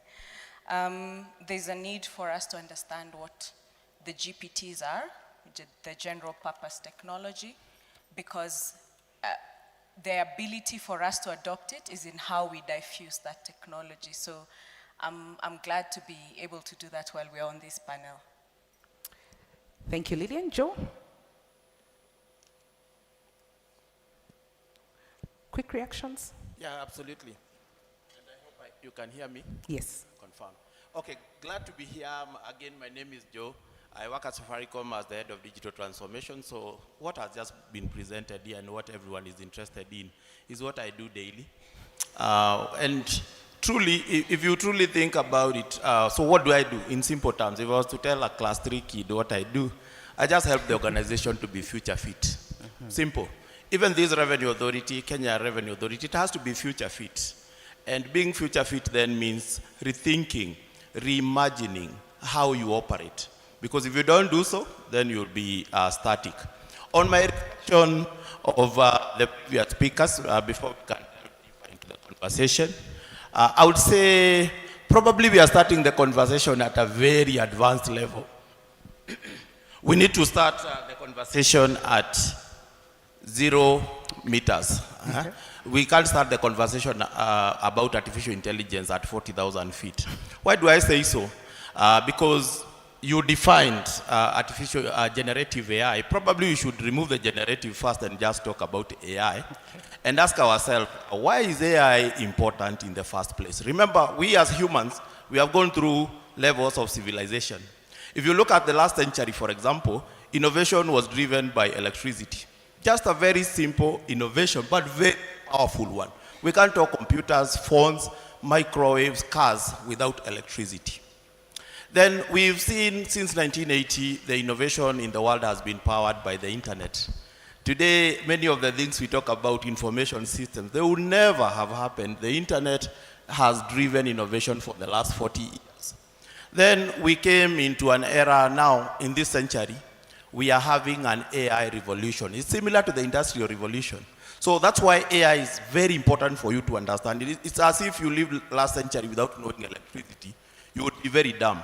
So the same thing in the 21st century, we have to figure out AI. And AI, in basic terms, I would say you need to think about first, classic artificial intelligence. It's just the way a machine helps you to make smarter decisions. It does not replace the human being, because computers and human beings are very different. Number one, a computer has no emotion. You need to remember that. It has no intuition. But human beings have that. But computers are great in some things. They can do repetitive things very effectively. Unlike human beings, we get bored, right? Am I communicating? The computers don't get bored, and that's where the differentiation comes in, and that's why we need artificial intelligence. Then there is Gen AI, as she described. Classic AI does not have reasoning. Remember, reasoning is very important for a computer. The traditional artificial intelligence did not have reasoning, and that's why people are talking about generative artificial intelligence. We are infusing reasoning into the computer, and that's why they talk about large language models or small language models. Those models help the computer to reason, because the computer will do repetitive things without thinking and without reasoning. That's why generative AI, like ChatGPT, DeepSeek, if you are using it, is helping. Now, there is another layer, and we should talk about it. Okay. Today, we don't even talk about Gen AI, but we talk about agentic AI. Agentic. Because, yes, agentic. It goes beyond the reasoning to actioning. The same way a human being thinks and then actions. So you want AI that can reason and take action, but then without losing the human being. So even as we talk about customs and taxes, we want a self-driving tax revenue authority, but without the management and the people losing control. So I would add that twist. Let's not just stop at Gen AI. We need to think about agentic AI, because that's where actually the magic happens. Thank you. Thank you, Joe. You have taken us from 40,000 feet, you took us down, and then you took us to 120,000 feet. All right. Kevin Olango, you have to pick us up from there. Give us your quick reaction. Yeah, thank you so much, and good morning, everyone. I think the first four speakers have been quite detailed about AI, and of course, I think they have been very detailed and technical on tech. But I think at the end of the day, if we do not break it down as to what we want to achieve, I think the Silva had mentioned about it. If we talk about policies and we don't break it down on how to implement it at the basic level, then we lose out. So today, I think the most important thing first is for us to establish the cooperation between, actually it's the forwarders. I always call the forwarders as the catalyst, because I am a forwarder. And when we talk about a catalyst in this process, we need to play a role of ensuring that the policies that are developed, either by the associations, by customs, because we represent both of them, and then how do we break it down to our customers? Now, today, my colleague has just talked about an experience. Before we came here, she was telling me about an experience that she had. But we cannot actually bring this experience up to that level, or the consumer level, if we do not have the catalyst, the people who come in between, like us, who are the forwarders, to break it down. So today, I know, for example, Kra has come up with fantastic initiatives, and digitalization is ongoing. I don't think it's only at Kra level. It's something happening with the government. It's something happening at every level, and I'm sure even the private sector, the private organizations are doing it. Today, I work for DHL. We have quite a lot that we're doing in the background, yeah. But there is one important thing here that we need to mention. If there is no public-private sector cooperation and collaboration, and then if there is not that goodwill for this to happen, then it will not pick up. So we're talking about technology. Yes, that is one thing. But then how do we break it down? And are we being intentional about it, especially to the forwarders in the room? Do we want to support Kra to implement this? Because This can only happen if we come together, we collaborate, and make it work. So there has to be that trust. Today, I don't think we have much of trust between, I would say, the catalysts who need to break it down to the people on the other side, who are the importers and the exporters. Is there that trust between KRA and the forwarders? I think many times, I would actually, today I would speak on the side of KRA. They always have the right intent. Thank you. Right? Just say that slowly. I'm not sure it's sunk in. Yeah, I think they have the right intent. And the mistrust that is there. So where the breakdown comes in is what are we doing much towards ensuring that we bridge this gap between the other side and this side? And many times we look at technology as, I think like, I can't remember, one of the speakers talked about it, as a blocker, right? And we say, okay, if we make everything available to all of us and to everybody in the system, then we can't cheat. So then we need to remove this notion of making that happen. If there is that trust that we talk about sharing information and sharing everything that we have with all the players in the room, life is going to be very difficult. From the other side, I mean, the importers and the exporters are talking about frustration from KRA. Again, there's a trust issue, because when it comes to governance and policy, they feel it's not being applied in a very uniform way. Today, a case is deliberated the other way, and another one is deliberated the other way. Then there's lack of that trust. So I think there's need for us to come together, and that's why I was calling out and the forwarders. I think it is important for us to really break it down to the people who depend on us to ensure that these policies work. And then now that's where we talk about technology. In today's world, we cannot actually execute anything without technology. So before we talk about technology, can we talk about how we are going to improve the public-private sector cooperation and collaboration? Then number two, can we ensure that before the first one works, is there that trust? And then number three, can we also ensure that as KRA does their part, on the other side, as the importers, the exporters, as well as the forwarders, can we also move in the same direction that in our organizations, we are also building that capacity to ensure that we achieve this unilateral achievement. And then we also have to ensure that we have the training happening for this to be achieved. I will talk about what we do at DHL today. Sorry, I'll deviate a bit. I think, Dr. We've gone to her so many times with a lot of initiatives, going paperless, and now we are looking at actually how to transfer information from our systems to the KRA system. So those are the things we are talking about, and we've only done this because, of course, KRA now, we got into a point with KRA that they can trust us, and of course we can trust them, and we know this is for the better good of everybody. And we can go back to the cargo, to the importers and exporters and tell them, this is going to work for you. We don't want a situation why you're complaining why your cargo is being held for 3 days because KRA doesn't trust the data you give. But if we create that transparency through technology, ensuring that everybody has the right information, that would help quicken the processes. I believe the various checks that KRA has is because they cannot trust us. They cannot trust the cargo owners. They cannot trust importers and exporters. But why don't you also move in the same direction towards KRA? Make them believe that they can trust you and you can trust them. They work on the governance and the policy issues. We implement the technological approaches that we're talking about. Then we are going to achieve a strong front. I wanted to deviate briefly from the jargons because I wanted to break this down. Because where I sit on execution. And execution is based on layman's language. So if you don't break it down to that level, we cannot talk these the technicals like he just said, if we do not break down the basics. So I think that was my point for a starter, and I hope we are still going to engage further to see how we can break all the topics down better.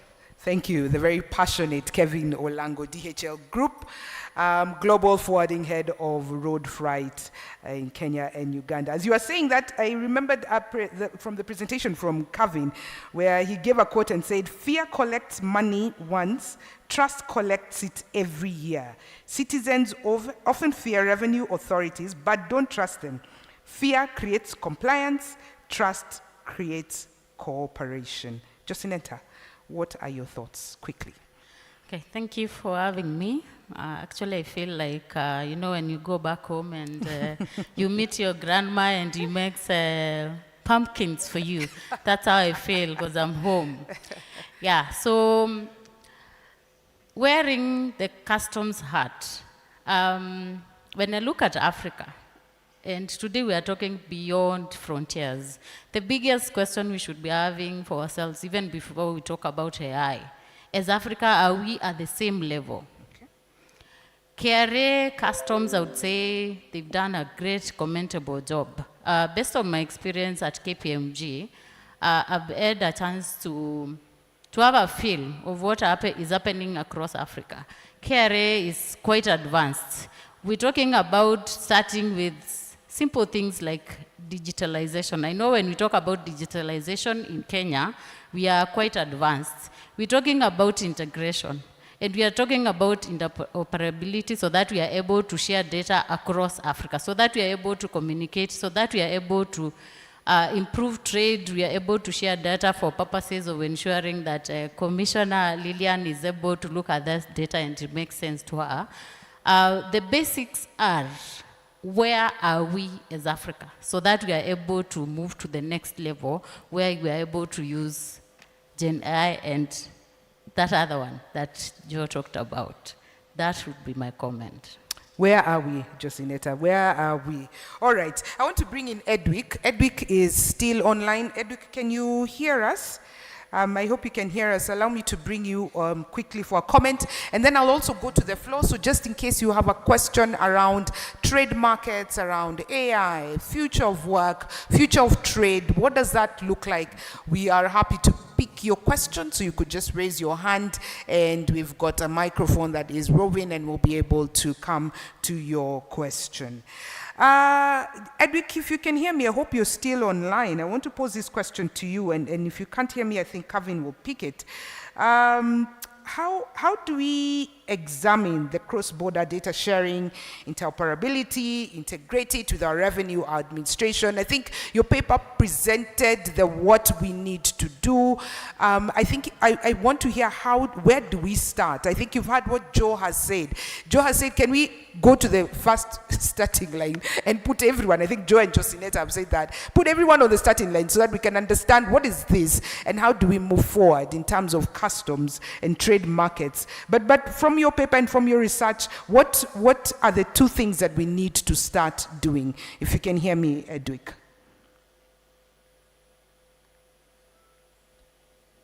Is she online? Oh, yeah. Okay, go ahead. Can you hear me? Okay, I think like what Kevin actually, I like the fact, like when I started the presentation, it was a bit on, a bit on the higher note that at least you do not really, you do not manage to appreciate what should we be doing as customs. What are some of the things that that needs to be done to be able to get to where we want to be. So it's, I think just to go back is it's basically to say, what does it, like what you defined, AI basically is machine learning that creates new knowledge from existing data. And that's why Kevin also talked about our data should really be clean and should be the data that we want. So I think where we start is basically how do we ensure that the data that we have is the right data to be able to automate, to ensure that it's predictive, to be able for us to be able to use it. So in that, it's going back to the basics, and I like how Kevin sort of simplified that, and how do we ensure that different stakeholders were ensuring that that actually works for what we want to do. And one of the things that I think I highlighted was basically how do we ensure that we embrace AI and ensure that everyone have an understanding what's going on, what is AI, and how can they be able to maximize on it. So if I'm just going to look at two things. The first one is basically how do we ensure that we have the right data and it's actually it's the one that is inputted in AI to be able for us to automate it, to be able to ensure that existing data achieves all that we want. At the same time, how do we have the right policies to be able to ensure that the policies supports what we're trying to achieve? And capacity building, the need for capacity, that there is need for capacity, people who really understand and to use. Like what you're saying, the clerk at the border or people that are actually doing the work, how do they understand, are able to use the AI to the advantage so that as a Kenya Revenue Authority, you're able to maximize on that. So those are some of the things that I can just pick off head, yeah. Okay, thank you, Edwick. I want to bring in Lillian Wamboi Juguna, the Program Director at Microsoft Africa's Transformation Office. She has a background in platform development, technology, sales, and blends commercial acumen with innovation to drive AI and transformative programs that empower enterprises and governments across Africa. Therefore, Lillian, with your extensive work across the continent, what have you found is the importance of democratizing access to global markets by offering cost-effective generative AI or just AI-driven technology?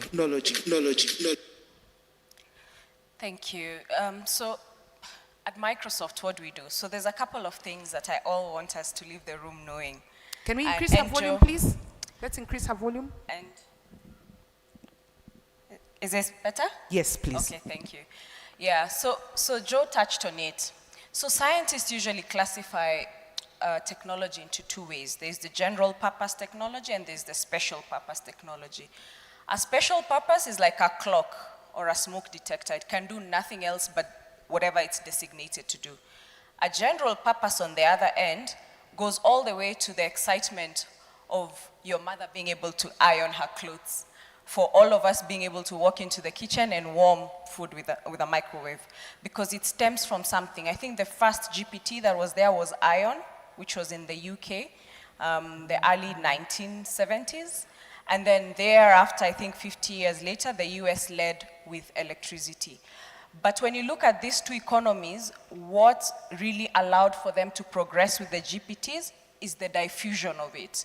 Diffusion meaning the utilization of those GPTs at various levels. And on Microsoft, we do it at 3 different levels, and I classify it as, there's the infrastructure, which is what you hear as the data centers, the connectivity, the ability for you to leverage on the tools that are used at the second level, which is the platform level, and then there's the third level, which is the application level.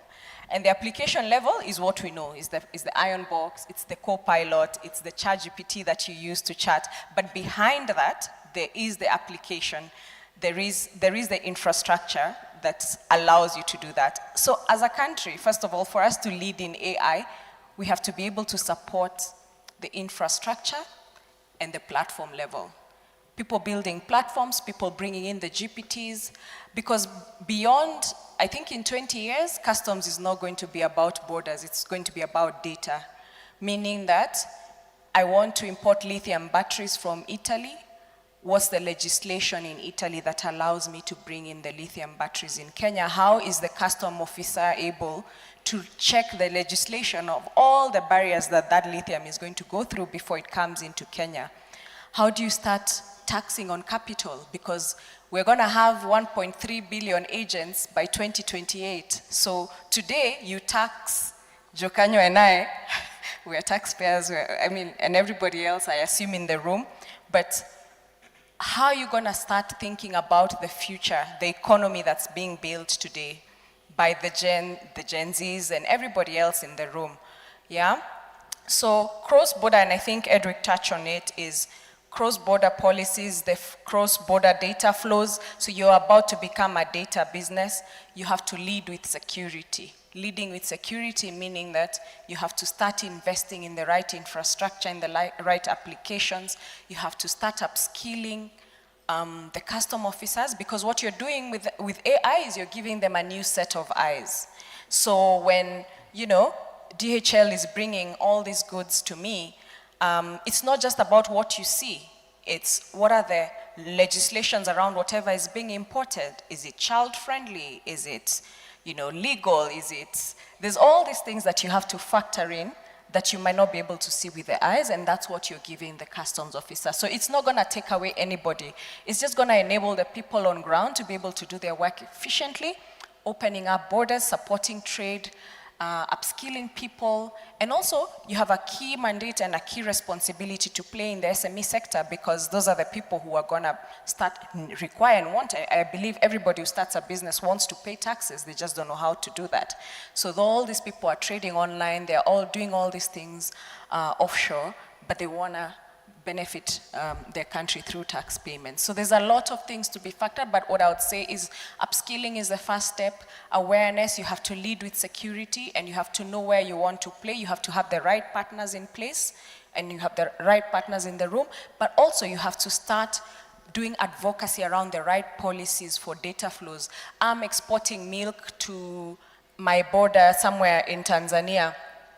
Why can't I have the same identity be used for me as a trader across the continent? So you have to start playing a key role in advocacy of policies that allows data flows, because data flows, you're becoming a data business, so the data flows will allow you to do your work more efficiently and lead from the forefront. That's it. Thank you very much, Lillian. You've given some political statements that I want to take you back to. I mean, you and Joe are, for the purposes of this conference, I think we see you as integrators of AI in business, based on the work that you do. Yeah. And one of the statements you have given is that customs, the future of customs is that it will not be about borders, but about data. Yes. Now, we have invested heavily in borders. And some of my colleagues here who are in border control are listening to that. And what are you trying to say in terms of predicting the future of how we are going to do cross-border trade? So you're going to answer half of that question, and then Joe is also going to come and answer part of that question, as well as Kevin, because Kevin is at the forefront of the catalysts in this conversation. Please proceed. And then I'll be taking a question from the floor. If you have any questions, I'm happy to take them from the floor. Joe will answer the toughest part of the question. I'll answer from how I see the Revenue Authority as a backbone of enablement of trade, because when I think of, I see KRA leading so there's various aspects I look at when I think of trade and revenue and facilitation of movement of goods across borders. One, you have to protect the interests of the boundaries in which you're operating in. So that's the first responsibility, and the policies allow you to do that, yeah? Then there's a second bit, enabling trade. But also, there's a lot of things happening in the world that you need to be cognizant of. There's conflict, there's health crisis, and there's all these things that you need to enable, which you play a very crucial role. If tomorrow there's a pandemic, I think you all will be running around, because there's need for ensuring that the borders are protected, the right medicine is coming in at the right taxation levels and all that. Yeah, so why I say it moves from borders to data is you have all the physical infrastructure required to facilitate movement of goods. But where it's at is you have no visibility of a new legislation that's being published in Cambodia, and somebody, a Kenyan there, is being entrepreneurial and they're moving goods. And then tomorrow they come to the port and they can't get into the country. So you've killed that business. You want to import, I used to bring in some stuff from Ghana. So you want to bring in shea butter, and then you want it to come, it's coming through France, and it flows all the way, only for you to come here and tell me, I don't know how to price this commodity because it's a raw commodity.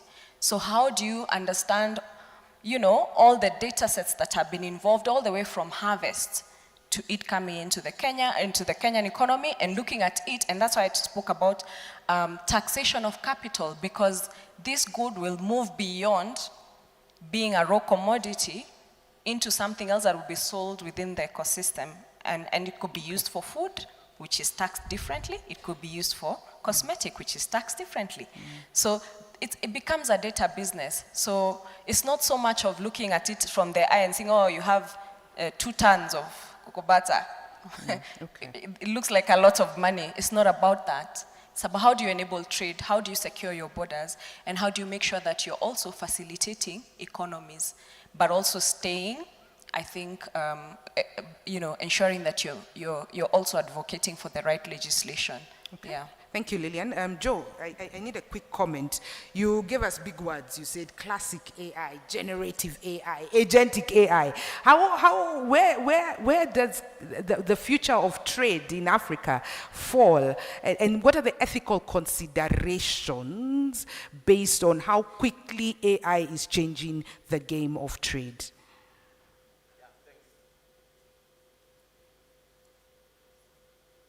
I think it's on now. Okay, yeah, it's clear. So let me say this. Borders, you know, they are logical. They were created for political reasons. You know, initially, before human beings got civilized, I believe the earth was just, there were no borders. But borders create what we call sovereignty. So every state says, we are sovereign to this extent. And therefore, borders have to be maintained. But you know what? Technology does not respect borders. It's just that simple. Imagine if the internet, you needed a visa to go to www.google.com. It would fail from day one. And that's where the technology revolution is changing the way even governments look at things. And this is where we are talking about interoperability. We need our tax administrators across the world, even central banks, for example. I happen to work at CBK as a consultant, and we are trying to see how can central banks be able to interoperate, to be able to look at data, macroeconomics, bank supervision globally. Because a bank is here today, but someone is trading through their bank account and they are trading globally. So you cannot just do bank supervision from a very siloed perspective. So yes, borders will always be there, and like for example in the US they say customs and border control, and we are seeing now, especially with the guy who is in the White House today, that body is becoming very, very, very important. But here we are talking about trade facilitation.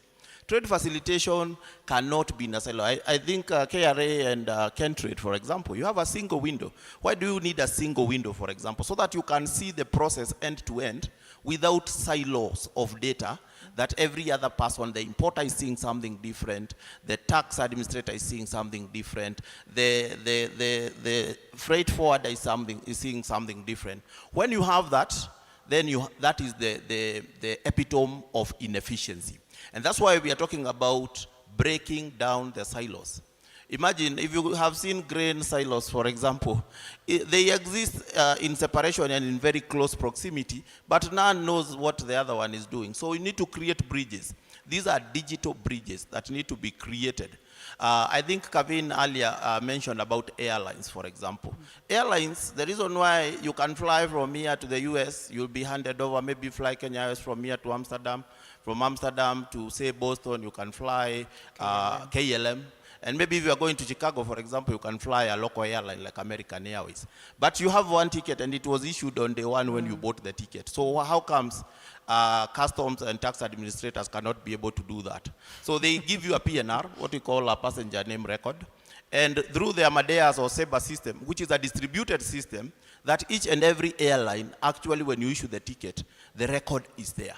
So when you get to Amsterdam, they'll smile at you and then they look at the ticket. And using the same PNR that you're given in Nairobi, they will just be able to tell, this is so-and-so, this is Nyambura, she's flying to Chicago. He gets to Boston, for example, enters, and then proceeds. That's what we are talking about here. But it takes data. Every organization in the world, it doesn't matter whether you are in government or in private sector, you need to become two things. One, a technology company. Number two, an experience company. Let me define what I mean.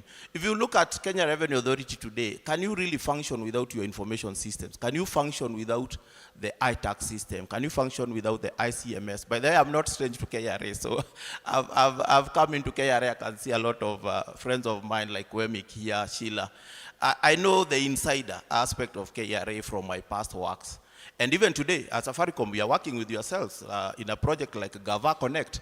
So why are we calling it Gava Connect? It's not Gava Disconnect, it's Gava Connect. Who are you connecting to? You are connecting to the citizens because we are the taxpayers and we are your customers. You need to connect with us wherever you are. So you need to become a technology company. And that doesn't mean that you become a Microsoft like my friend Lillian here. But you will need to, the way you show up should be digital first. Digital first and digital always. And with digital, hygiene is very important. We call it digital hygiene. You need to show up in a secure way, in a trusted way. Always. And then you need to be available digitally all the time. Then the next part, an experience organization. We are looking for a great experience while we are settling a civic duty, as Wageni, my friend, said here. We don't want to see you as a policeman or someone who is just, we know it's an obligation, but we want to feel like your customers. We don't want to feel like we are being policed to do, because that compliance by voluntary compliance is much more powerful than you trying to enforce. I know you have your enforcement team and it's very vital, but the thing is, you need to leverage the data that you have in your landscape to be able, number one, to facilitate the compliant. The compliant are many, but on the other side, you need to focus on the risky. So to facilitate the compliant is you need to create a green line for people who are compliant, businesses that are compliant, but without losing control. You can tell, artificial intelligence can help you to know generally who are the best behaved boys and girls. But then you focus on the risky because you cannot have an extensive, your workforce is limited at the end of the day. So how are you going, you need to create agents who are non-human to be able to always be sentry guards, to always be able to see and focus on those risky ones. You cannot do that if you don't turn to technology. So that's the point that I would make again. Thank you. Thank you, Joe. Do I have a question from the floor? I have 1 minute to pick a question from the floor. Okay, I have one question here. Any other question? You need a microphone.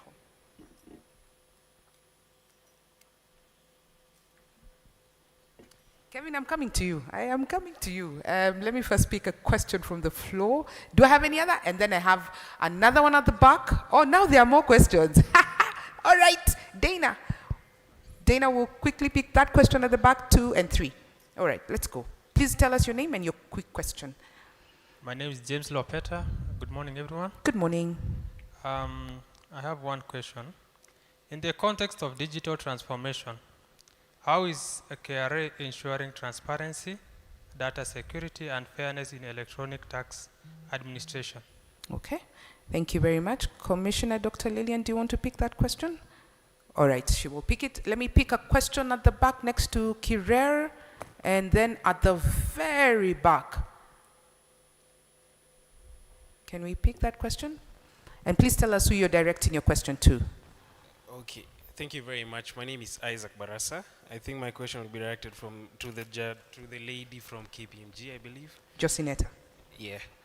So given the increasing reliance on AI-generated insights across revenue administrations, how can Kenya safeguard against the misuse of AI in producing misleading or unverified reports? You guys have already had the controversial stories in around KPMG South Africa and Deloitte Australia.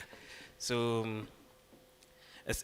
tie this to specifically when cross-border data sharing and interoperability amplify the risks of cascading misinformation across agencies. All right, Josineta, that's your question. Can I have this? I'll come to you, gentlemen. I finish with you. Let's have the gentleman next to Festus quickly, and then we finish with this question here. Thank you, Dana. Please give us your name, your question, and who you're sending it to. My name is Thomas, and I come from a risk management background, companies immunity. And I'm quite excited by this current forum on matters digital. And I want to bring a question that was asked yesterday by Dr. Bridge. Where is your data? And that will be like the context of the question. And because we can see we have data, what you call owners in this panel, the question will be to, I believe, KRA. How is KRA ensuring algorithmic transparency and accountability in the AI-driven customs profiling to prevent bias and to protect legitimate traders. But also, I'll invite, of course, Microsoft and Safaricom to share on that key question of when we're talking about transparency. First and foremost, we, the citizens, are the owners of the data. Where does our data rest and how secure will it be if you have that? Is there a collaborative way to go about that? Thank you very much. Very deep question there. Who owns our data? How much can they see? How much do they know? Have we given them permission? I'm just speaking quickly so that you give it to this gentleman here. Thank you. Yes, that one. Thank you very much. Good morning. Is it morning? It's morning, sir. Oh, good morning, everyone. Good morning. Okay, I've followed the proceeding and the facilitators, how they talk, the mood. Everything is okay. We have talked about people and system, people empowered, people who are decision-making, executors, vision makers, vision bearers, and everything.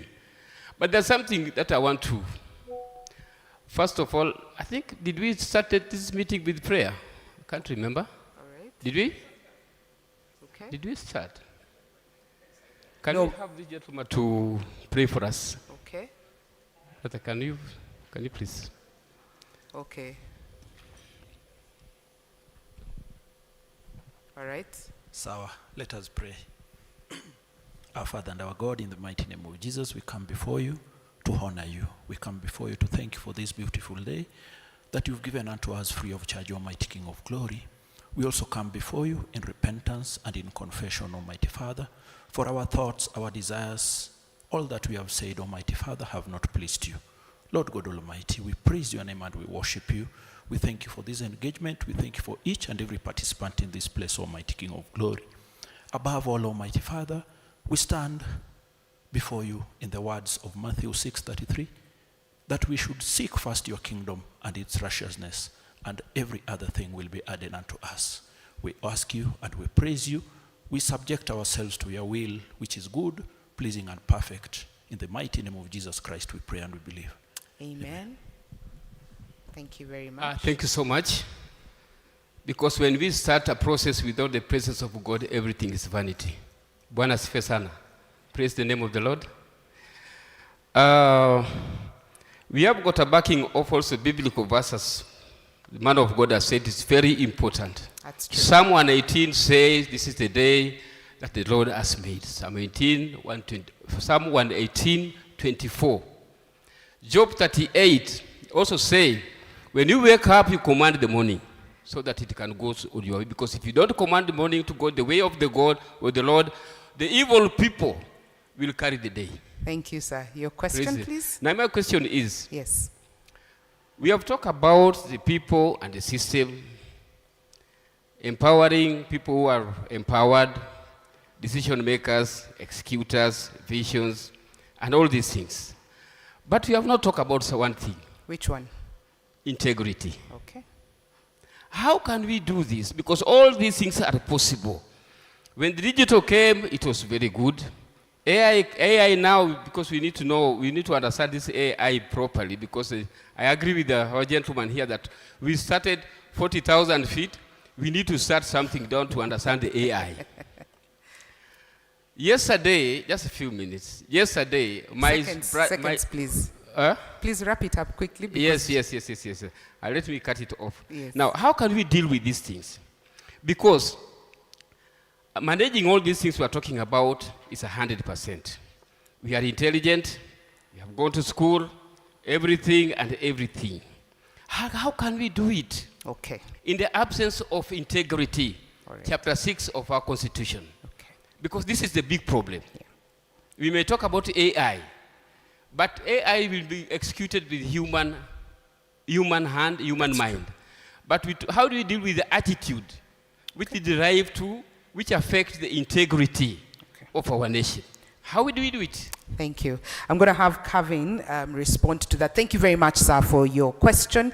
Our time is fast spent. We need to bring this panel to a wrap up. So you've all received your questions. Remember, Kevin, you still have a remark to give, but you're going to do that as you give your closing remarks, so that you just give it in closing. And I want to start with Edwick, who's online.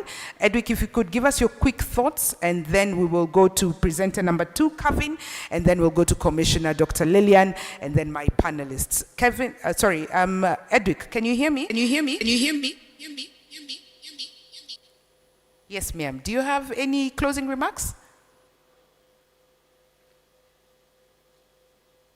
Yes. Can you hear me? I can.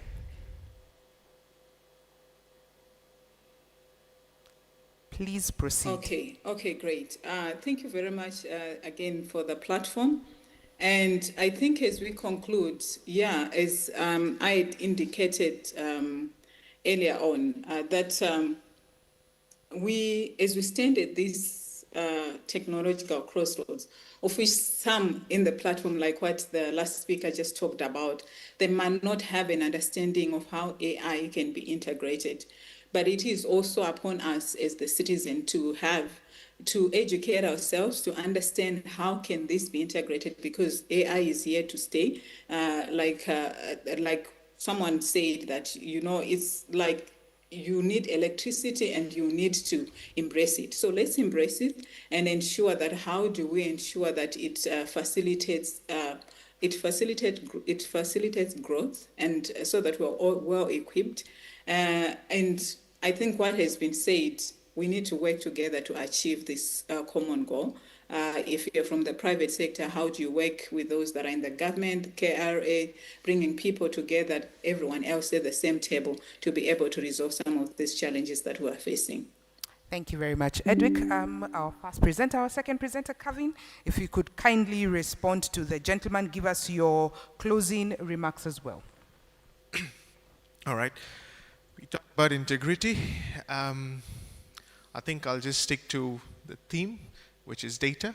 And I think data integrity is very much part of what we call data validation, forensics, etc., etc. So there's, even when it comes to AI, there's AI ethical science. So how ethical is the AI that you're implementing in your organization? So even that is something that is prevalent today. So when we put into practice the best of standards, I'm sure integrity by default will fall into play. But keep in mind that integrity comes from within. As much as you have the options of a computer, a phone, AI, generative AI, agentic AI, no matter what, it is you who feeds a certain data or input into a system for it to give you back something in return. So if integrity is from within, the output is also very much within the integrity standards. And to conclude on the whole panel, we spoke about cross-border data sharing, interoperability, and integrated platforms. If we can manage for a single parcel or shipment coming into Mombasa port to be entered into the system once, just once, and be able to get to Kampala or Kigali without having to go through multiple entries, I think we've succeeded.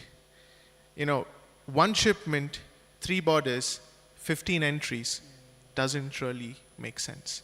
Can we have something that works as simple as that? And from there, maybe we grow up and up and up. I think that's more or less where I would want to position the idea, and maybe from there we can grow into the flagship of what revenue authorities are meant to be. Thank you very much. Kevin, interoperability when it comes to customs. Daktari,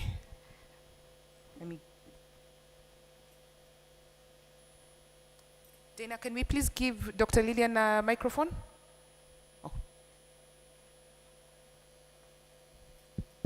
Your quick comments. Thank you again, and thank you for the question. I think there were 2 questions. Yes. One was ensuring data security, how KRA ensures its data security, and then the other one was how is KRA ensuring algorithm transparency to prevent bias against traders. So I'll quickly brush through them. So in terms of data security, we have a data governance structure within KRA.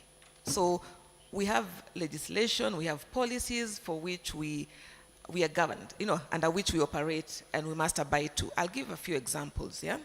So we have the Data Protection Act, which everyone in this room knows it's legislation we must abide by.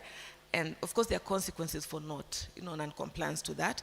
And then we have ISO certification, IS management system, ISO 27001/2022, which we abide by. And then again, we have the Kenya Cloud Policy 2025, which we again, we prescribe to. So there's a governance framework in which we operate under. And maybe just breaking it down for the comfort of everyone in the room, you have, being a taxpayer, you have a PIN that is unique to you. Again, apart from you as an importer and as a taxpayer, no one else, so KRA does not have the mandate of disclosing your details to an external person. And you'll realize even for clearing agents in this room or, auditors, for example, it is you as an importer or a taxpayer who then gives them right, access to, your data if you need to, for example, for purposes of declaring your cargo in ICMS or filing your returns in iTax. So there's a framework in which you operate. That's why you have a unique ID, and that's the PIN, which is tied to you to operate within. And then the last question on how we ensure algorithm transparency to prevent bias against traders, I think the question is around how we treat consignments and goods upon declaration. Again, we have rules of valuation. We have classification, the common external tariff under which we prescribe. So it's not a free, free for all. And the good thing is, even when you have a dispute as an importer, the law provides for you, gives you an opportunity to object to the decision of the commissioner, and then the commissioner has 30 days to respond back. And if you're not in agreement, you can escalate it to another level. Either you go to the Tax Appeals Tribunal, you can go to the High Court. And what we've done as customs now is we've gone a step further to gradually transition the dispute resolution, arm to the Commissioner Legal under the delegated authority for the Commissioner General, so that we bring in objectivity, so that the same person who's handling your case, the same one who's the final decision maker. So very briefly, those are the few comments I can give around it. Thank you. Thank you very much, Daktari. Very quickly, we need to bring this panel to a close. So Justinetta, please respond to the question, and we will assume that is your wrap-up. And then we go to Kevin, Joe, and Lillian. Okay, thank you. Allow me first to talk about something maybe it's been spoken about, but I think it will answer the question on integrity. Okay. Because integrity is not just about the people. It is also about the integrity of the systems that we are using. And I do believe for systems to be able to be secure in terms of integrity, they are built on civic tech principles, which ensures that there is openness to the citizens. The citizens are allowed actually to participate, to give feedback, so that whatever is implemented is in line with their requirements, not just something that is actually given to them for them to use. Again, this ensures that we are able to trust the data that we give to the government.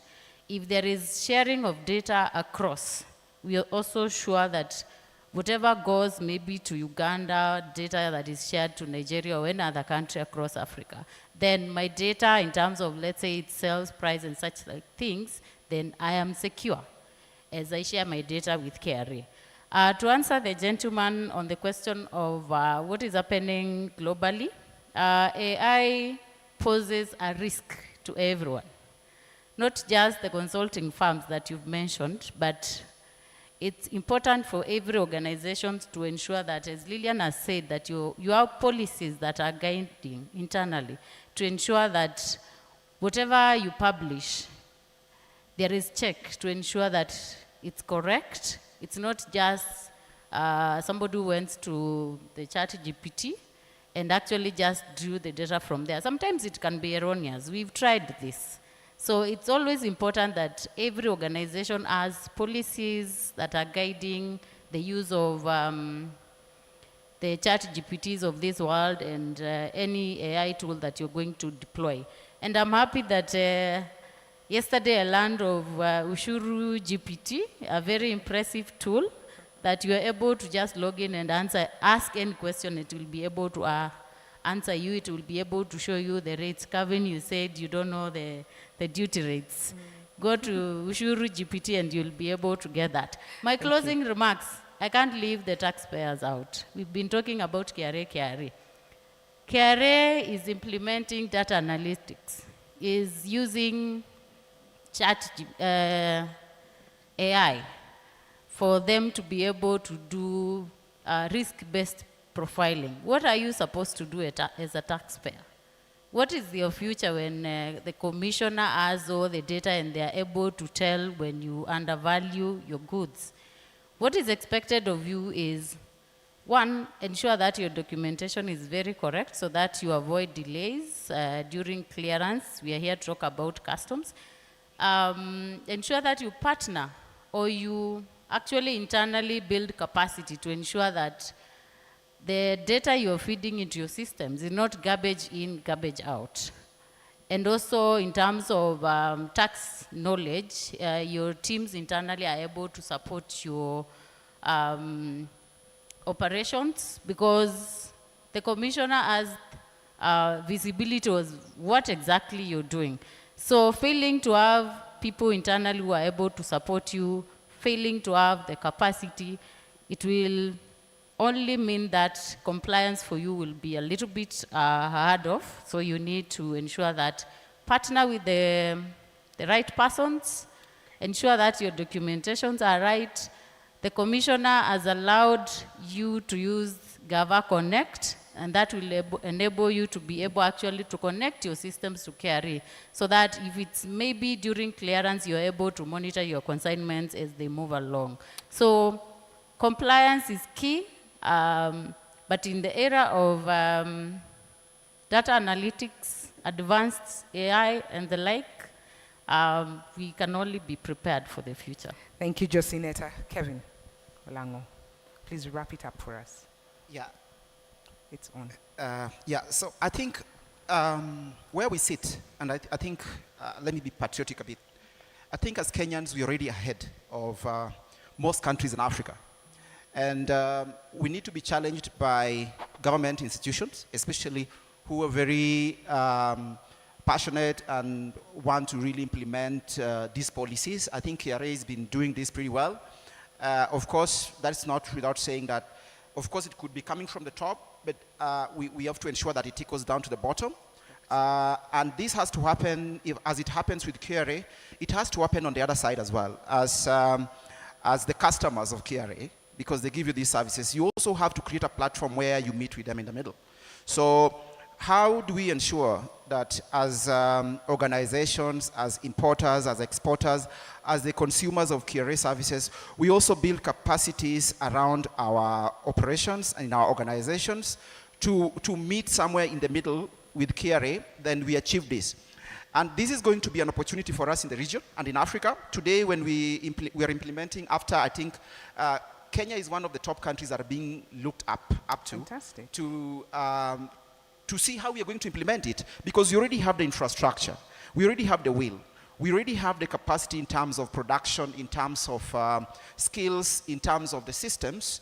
So I think we need to leverage on this to ensure that we really get to that point of taking the advantage and actually also grabbing the opportunities that are going to come with this. So this can only happen if, as a system, and we talk about a system, is the public sector, the private sector, we come together and ensure that we work on something that is quite collaborative.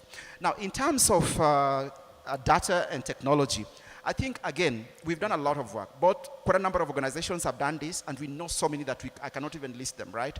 But when we talk about intentions, I think we need to be very intentional about it. And I think this is also where I will talk about trust. I think it has to be from both sides.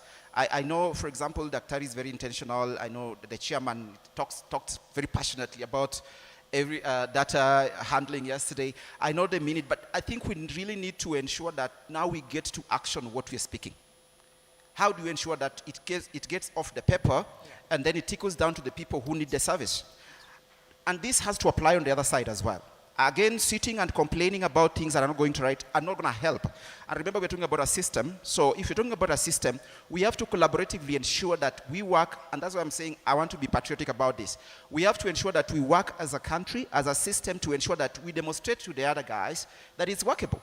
So having spoken about that, we're moving from Kenya into the Eastern Africa, because we're talking about frontiers. We cannot trade alone. So how do we ensure that after actually implementing what we've done and being leaders in the industry, I mean in the region, how do we ensure that it goes, it's actually shift to the other, to our neighbors? We're one system, we're in Eastern African community, but how do we ensure that we have some best practices that they can copy? Today we have a number of Kenyan intellects and professionals sitting in the regional committees and bodies, from the IALA to the East African customs, community. So I think we have a better platform to do that. On the other side, we also have the freight forwarders, the KIFWA, and the East African community as well. We need to do that on both sides. So this cooperation needs to go beyond Kenya. It needs to go to the region, East African community, and we also need to start now working on how do we influence SADC, for example. Today, Tanzania is going to beat us. 20 seconds, Kevin. Sure. Yes. I have to say this. Okay. Tanzania is beating us because they sit in East African community and they sit on the SADC. I move the cargo. SADC? Yes, the South African. Yes. So I move my trucks from Kenya into Tanzania very easily. Of course, we will still have a little bit of hurdles because they're not as seamless as us. Yeah. But when I get to Tunduma border from Tanzania into Zambia, now I'm told, no, this is not your community. So I think we also need to look at how do we implement the inter-regional blocks such that if we have SADC and East African community working together, we can have seamless flow of goods. Today we have a number of exporters, I'm sure some of them are in this room, who are moving cargo out of here to Ethiopia, who are moving cargo out of here to Zambia, to Zimbabwe. And so we need to ensure that as institutions, especially from a government perspective, how do we ensure that we have this inter-regional blocks collaboration as well? Thank you. I like the way you've ended that. All right. Challenge accepted. Lillian, please finish. Give us your closing remarks. I want us to finish with Joe. Okay, fantastic. So for me, transparency is not a technical feature. So there's no way we will activate it. And then, we have to make sure that we carry the citizens along. And that means even as we adopt AI, even as we build the systems, we have to make sure that we educate. And I know KRA is very good at educating citizens. So carry them along, build, for every feature that you build that is inward facing, build it for the citizen. Educate them a lot on the same systems that you're building. Do not build 5 functionalities leveraging on AI and have none for the citizen.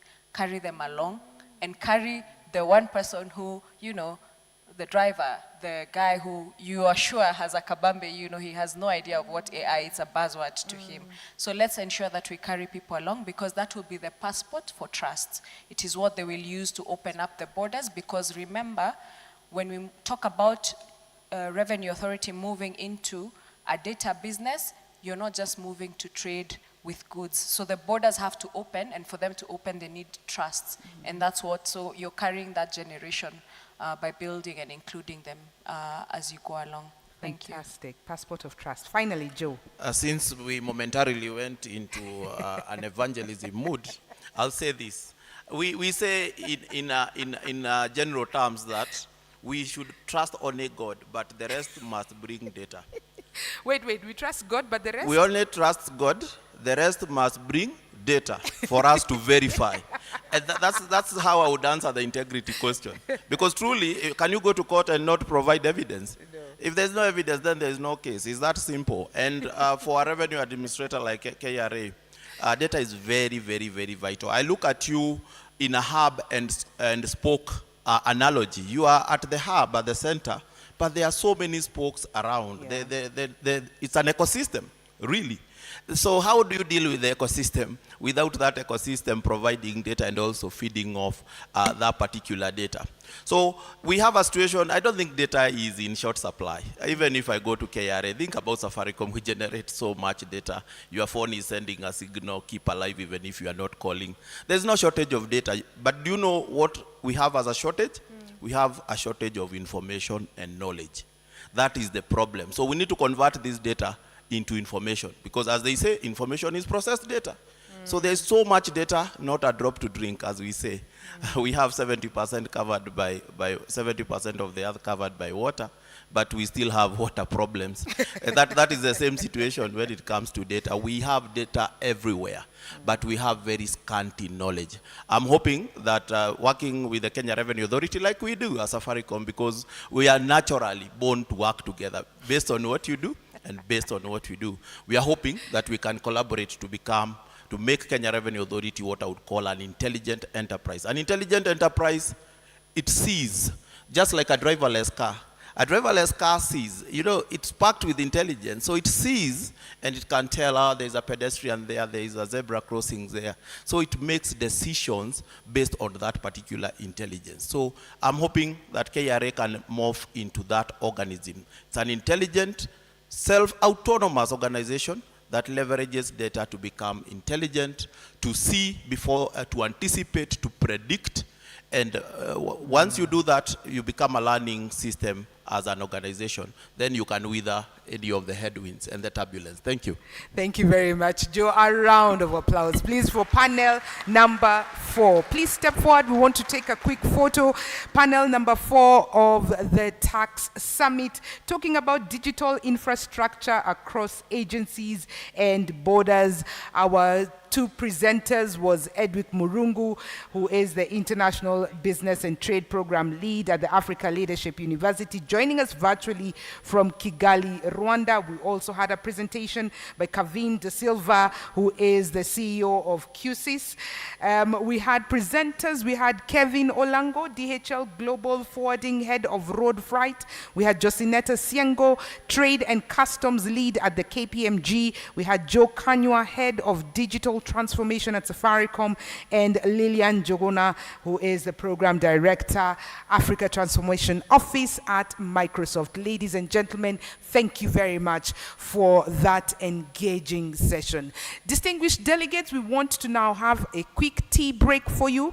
We have tea right where we had it yesterday as well. Thank you very much. We have our ushers, our stewards. I don't know the nice hot word for them. Can we see them? You raise your hands. Please follow them. They will show you where to. That's Festus, that's Dana, that's Kiget at the end. They will lead us where we're going to have tea so that we can have it more efficiently and enjoy the networking sessions. Chairman, allow me to bring to your attention the organizations that are in the room today. We've got St. John's Ambulance, we have Seaway Marine, we have Microsoft, we have Safaricom, we have KPMG, we have Eastern Solutions Technology, we have Rihanna Group, we have Kifwa, we have Ernst & Young, we have Pathways Technologies, we've got National Biosafety Authority, we have the Norwegian Tax Agency, we have the Postal Corporation of Kenya, we have Axela Global Logistics, Adjunct Systems, and we have you, the distinguished delegates. We see you after tea break. We shall be back by 11:25. Is that good with us? All right. Just before we go for a tea break, may I kindly request that we hold a little bit? My apologies, Chairman. Chairman has something to say, first to greet us and to also bring to our attention some important information. Chairman Honorable Ndirito Morethi, Karibu.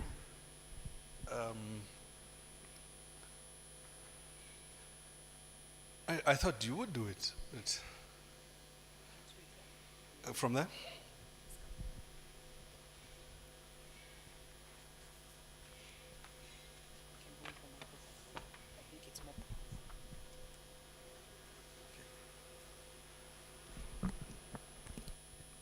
Good morning.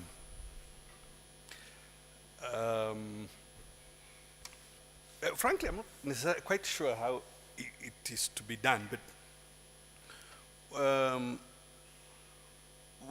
I think most of you have since morning been seeing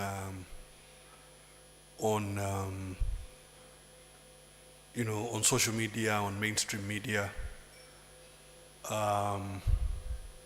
about the passing of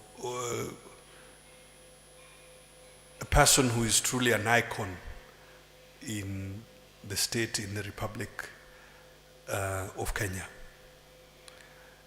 So what we thought we would do is to ask that we observe a moment of silence. We stand up and observe a moment of silence.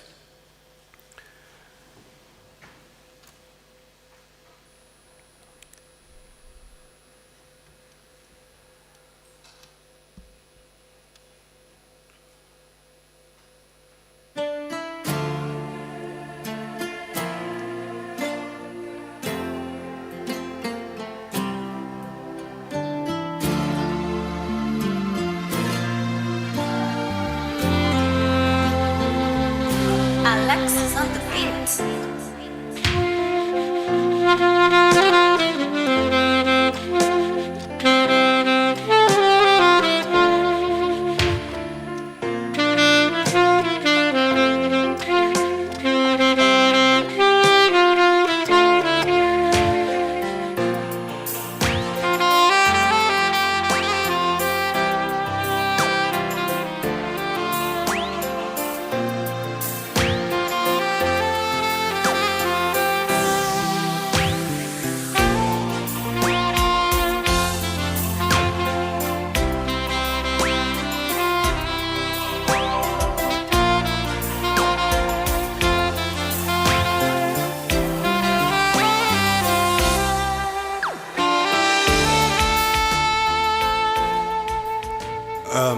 Thank you very much indeed, ladies and gentlemen. Certainly no more from me or us at this point in time.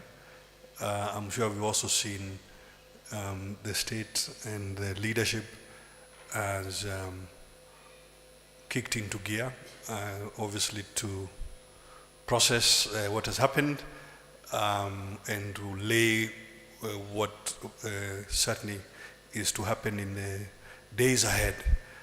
Only to say,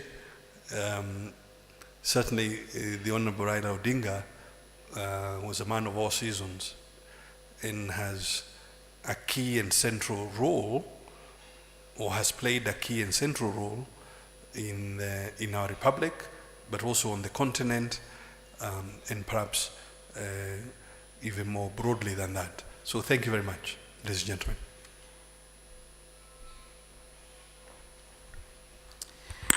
May Honorable Raila Odinga rest in eternal peace. Thank you very much, Chairman. We are now free to take our leave for tea, and we shall be back at 11:25.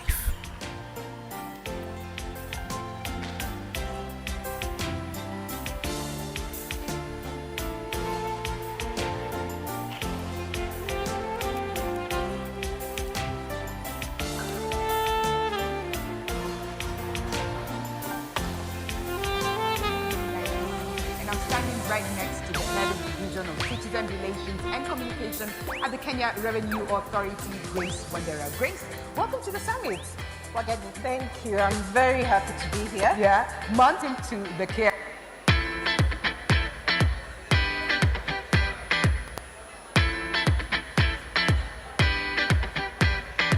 Welcome to the KRA Summit. We're live here at the Edge in Nairobi, and I'm standing right next to the head of Division of Citizen Relations and Communication at the Kenya Revenue Authority, Grace Wandera. Grace, welcome to the summit. Wageni, thank you. I'm very happy to be here. Yeah, months of planning, months of putting the story together. What's the highlight of this year's summit? I think for us as an organization, we are so focused on tax base expansion. We are focused on using technology to ensure that we have smart tax collection. The reason we have the summit is to ensure that we have conversations with our stakeholders on the plans that we have. We believe in co-creation. We believe that we can learn from others, and therefore we bring in stakeholders, policymakers to debate these issues so that tax administration is incorporated with people's views, so that then we are able to achieve voluntary compliance. This year, Kra has done something different. They called it the Citizen Assembly. You went to about 6 towns, Nyahururu, Nakuru, Mombasa, Kisumu. What is the one thing that stood out for you, and how does that connect to this year's summit? So let me step back. I think last year we really wanted to do a citizen assembly, but I guess an idea comes at its right time. And this year really is when the citizen assembly took off. And for us, just the fact that we could gather in different towns and people would come to the room and want to have a conversation with a taxman. That was the first really big surprise, because look, guys are coming in and saying we want to be part of this conversation. But more importantly for me was the fact that whether it was the youth, whether it was the women, whether it was the small trader, they all wanted to engage with the tax administration.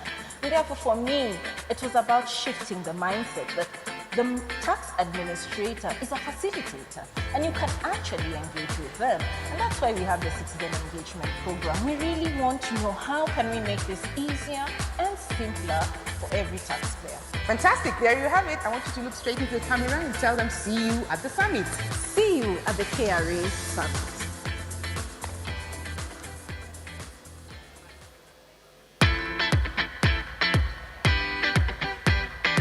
Welcome to the Kra Summit. We're live here at the Edge in Nairobi, and I'm standing right next to the head of Division of Citizen Relations and Communication at the Kenya Revenue Authority, Grace Wandera. Grace, welcome to the summit.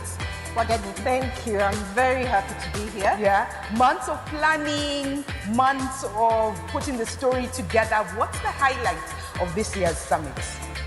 I think for us as an organization, we are so focused on tax base expansion. We are focused on using technology to ensure that we have smart tax collection. The reason we have the summit is to ensure that we have conversations with our stakeholders on the plans that we have. We believe in co-creation. We believe that we can learn from others, and therefore we bring in stakeholders, policymakers to debate these issues so that tax administration is incorporated with people's views, so that then we are able to achieve voluntary compliance. This year, Kra has done something different. They called it the Citizen Assembly. You went to about 6 towns, Nyahururu, Nakuru, Mombasa, Kisumu. What is the one thing that stood out for you, and how does that connect to this year's summit? So let me step back. I think last year we really wanted to do a citizen assembly, but I guess an idea comes at its right time. And this year really is when the citizen assembly took off. And for us, just the fact that we could gather in different towns and people would come to the room and want to have a conversation with a taxman. That was the first really big surprise, because look, guys are coming in and saying we want to be part of this conversation. But more importantly for me was the fact that whether it was the youth, whether it was the women, whether it was the small trader, they all wanted to engage with the tax administration. And therefore for me, it was about shifting the mindset that the tax administrator is a facilitator, and you can actually engage with them. And that's why we have the Citizen Engagement Program. We really want to know how can we make this easier and simpler for every taxpayer. Fantastic. There you have it. I want you to look straight into the camera and tell them, see you at the summit. See you at the Kra Summit.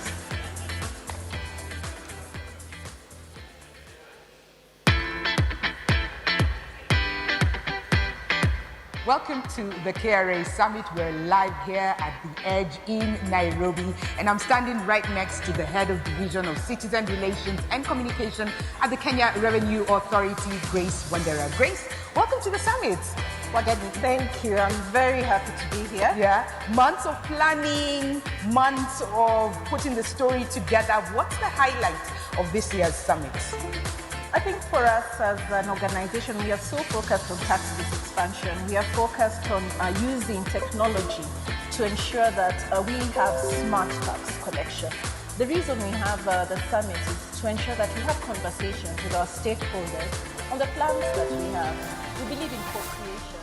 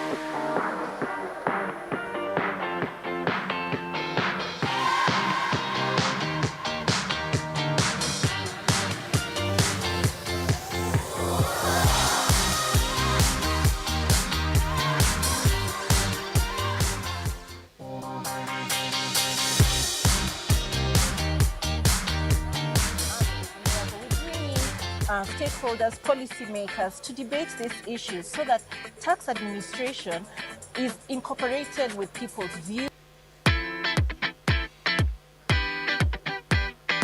Welcome to the KRA Summit. We're live here at the Edge in Nairobi, and I'm standing right next to the head of Division of Citizen Relations and Communication at the Kenya Revenue Authority, Grace Wandera. Grace, welcome to the summit. Wageni, thank you. I'm very happy to be here. Yeah, months of planning, months of putting the story together. What's the highlight of this year's summit? I think for us as an organization, we are so focused on tax-based expansion. We are focused on using technology to ensure that we have smart tax collection. The reason we have the summit is to ensure that we have conversations with our stakeholders on the plans that we have. We believe in co-creation. We believe that we can learn from others, and therefore we bring in stakeholders, policymakers to debate these issues so that tax administration is incorporated with people's views so that then we are able to achieve voluntary compliance. This year, KRA has done something different. They called it the Citizen Assembly. You went to about 6 towns, Nyahururu, Nakuru, Mombasa, Kisumu. What is the one thing that stood out for you, and how does that connect to this year's summit? So let me step back. I think the last year we really wanted to do a citizen assembly, but I guess an idea comes at its right time, and this year really is when the citizen assembly took off. And for us, just the fact that we different towns and people would come to the room and want to have a conversation with a taxman. That was the first really big surprise, because look, guys are coming in and saying we want to be part of this conversation. But more importantly for me was the fact that whether it was the youth, whether it was the women, whether it was the small trader, they all wanted to engage with the tax administration. And therefore for me, it was about shifting the mindset that the tax administrator is a facilitator, and you can actually engage with them. And that's why we have the Citizen Engagement Program. We really want to know how can we make this easier and simpler for every taxpayer. Fantastic. There you have it. I want you to look straight into the camera and tell them, see you at the summit. See you at the KRA Summit.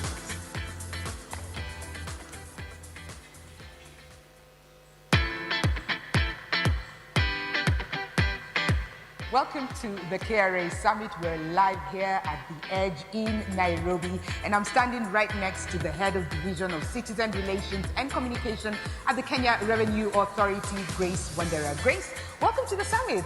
Wageni, thank you. I'm very happy to be here. Yeah, months of planning, months of putting the story together. What's the highlight of this year's summit? I think for us as an organization, we are so focused on tax-based expansion. We are focused on using technology to ensure that we have smart tax collection. The reason we have the summit is to ensure that we have conversations with our stakeholders on the plans that we have. We believe in co-creation.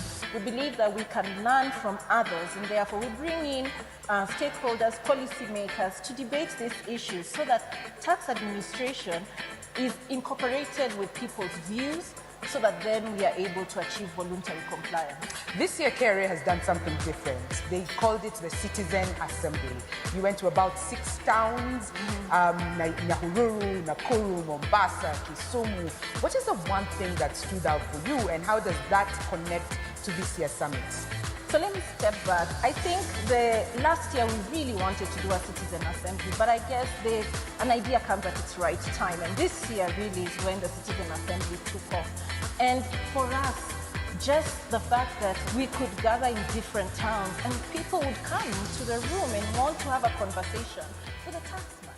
That was the first really big surprise, because look, guys are coming in and saying we want to be part of this conversation. But more importantly for me was the fact that whether it was the youth, whether it was the women, whether it was the small trader, they all wanted to engage with the tax administration. And therefore for me, it was about shifting the mindset that the tax administrator is a facilitator, and you can actually engage with them. And that's why we have the Citizen Engagement Program. We really want to know how can we make this easier and simpler for every taxpayer.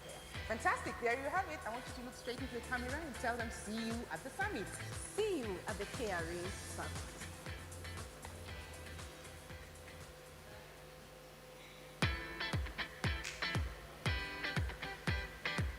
Welcome to the KRA Summit. We're live here at the Edge in Nairobi, and I'm standing right next to the head of Division of Citizen Relations and Communication at the Kenya Revenue Authority, Grace Wandera. Grace, welcome to the summit. Wageni, thank you. I'm very happy to be here. Yeah, months of planning, months of putting the story together. What's the highlight of this year's summit? I think for us as an organization, we are so focused on tax base expansion. We are focused on using technology to ensure that we have smart tax collection. The reason we have the summit is to ensure that we have conversations with our stakeholders on the plans that we have. We believe in co-creation. We believe that we can learn from others, and therefore we bring in stakeholders, policymakers to debate these issues so that tax administration is incorporated with people's views so that then we are able to achieve voluntary compliance. This year, KRA has done something different. They called it the Citizen Assembly. You went to about 6 towns, Nyahururu, Nakuru, Mombasa, Kisumu.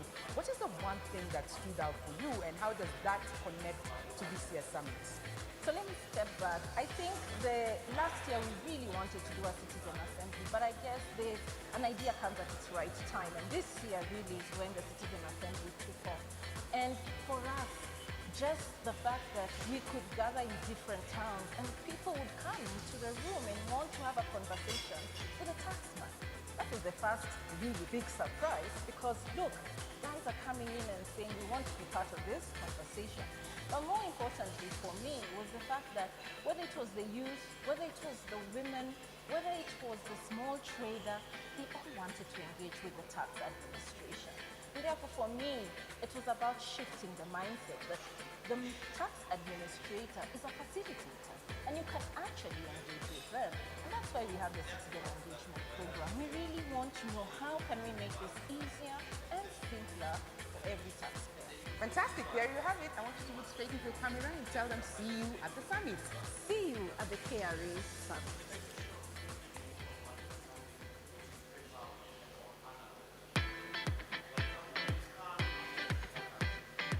Welcome to the KRA Summit. We're live here at the Edge in Nairobi, and I'm standing right next to the head of Division of Citizen Relations and Communication at the Kenya Revenue Authority, Grace Wandera. Grace, welcome to the summit.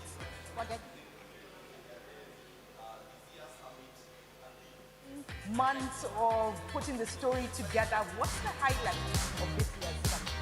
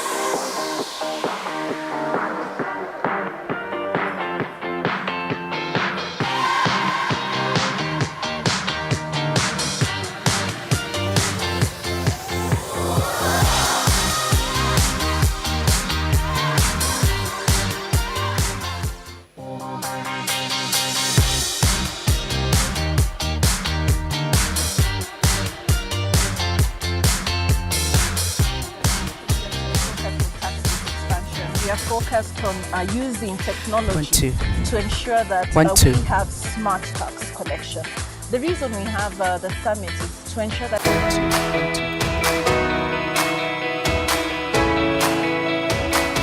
My name is Linda Onyango. 1, 2. We are here 1, at 2. the Kra Summit. We are in day 2. So today we are talking about customs.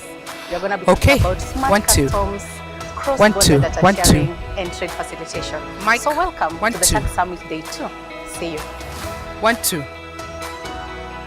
Mic on, mic on, mic on, mic on, mic on, My name is mic Linda on. Onyango. We are here at the Kra Summit. We are in day 2. So today Mic on, we are talking mic about on, mic. customs. We are going to be talking Mic, about smart mic, customs, mic on. cross-border data sharing, Mic and trade on. facilitation. So welcome. Can we to have the the Tax Summit microphones day 2. on? See you. Mic on, mic on, mic on, mic on, mic on, mic on. Okay. All right. Thank you very much, tech team. Can we please have our stewards of the conference to please bring everybody back to the room? We need to get our plenary number 5 underway.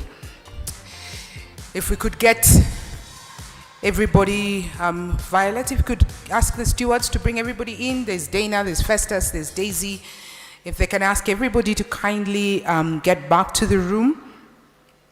And as we do that, thank you very much for going round the booths. Yesterday I met someone who told me, Wageni, I have bought a house on Bomayangu today. So please go around the booths.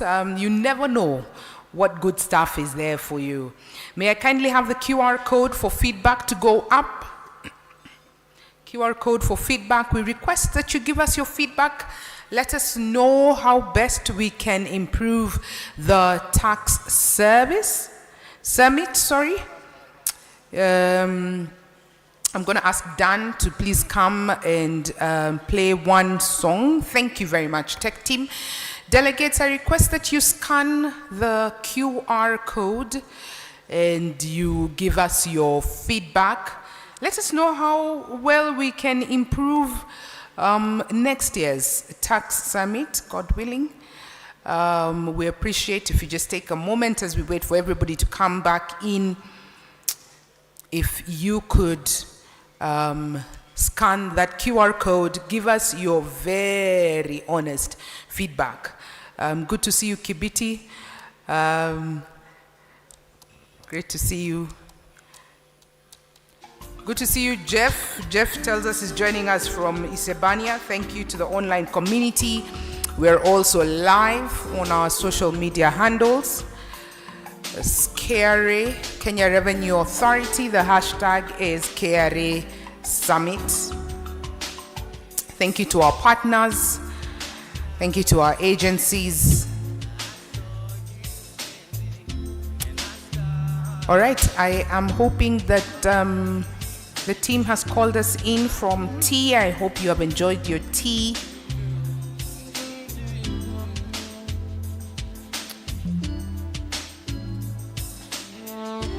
Dan Zano comes to us from Kenya Revenue Authority. He's a staff there and a fantastic saxophonist.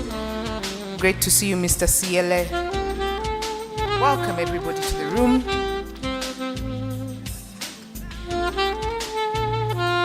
Karibuni sana. Thank you for coming for plenary number 5.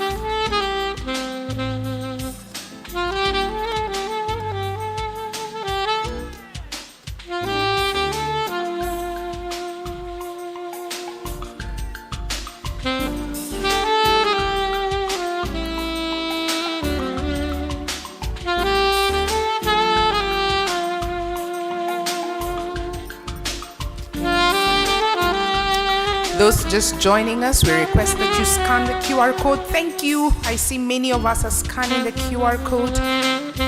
Please give us your very candid feedback. We're happy to improve. We want to know how best we can host the next summit and make it even better. Good to see you, Larry Lisa, with your successor, Josephine Manyasi. I can see the collaboration is going on. Fantastic.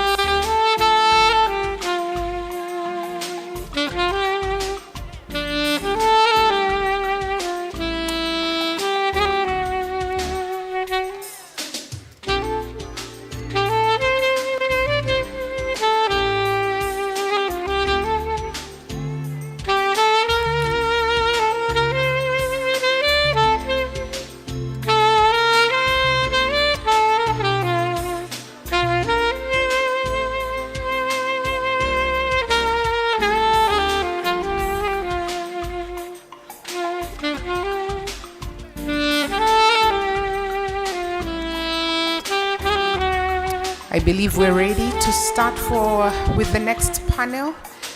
Thank you, Dan. Keep serenading us. Fantastic.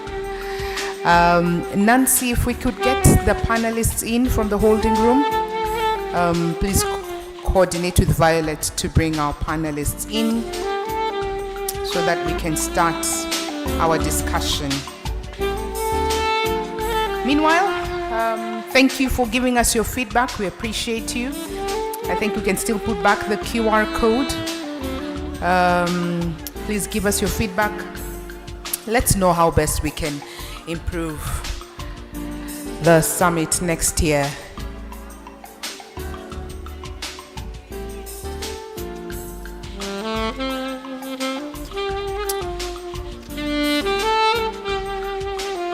Meanwhile, remember over lunch hour to go to the booths, the exhibition booths, and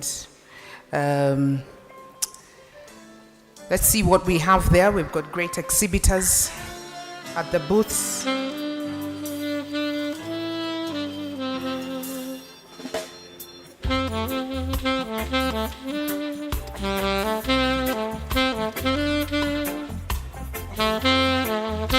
We have the State Department for Economic Planning. We've got HELB, the Higher Education Loans Board, at the booth area. Please visit. We have Boma Yangu as well. Okay.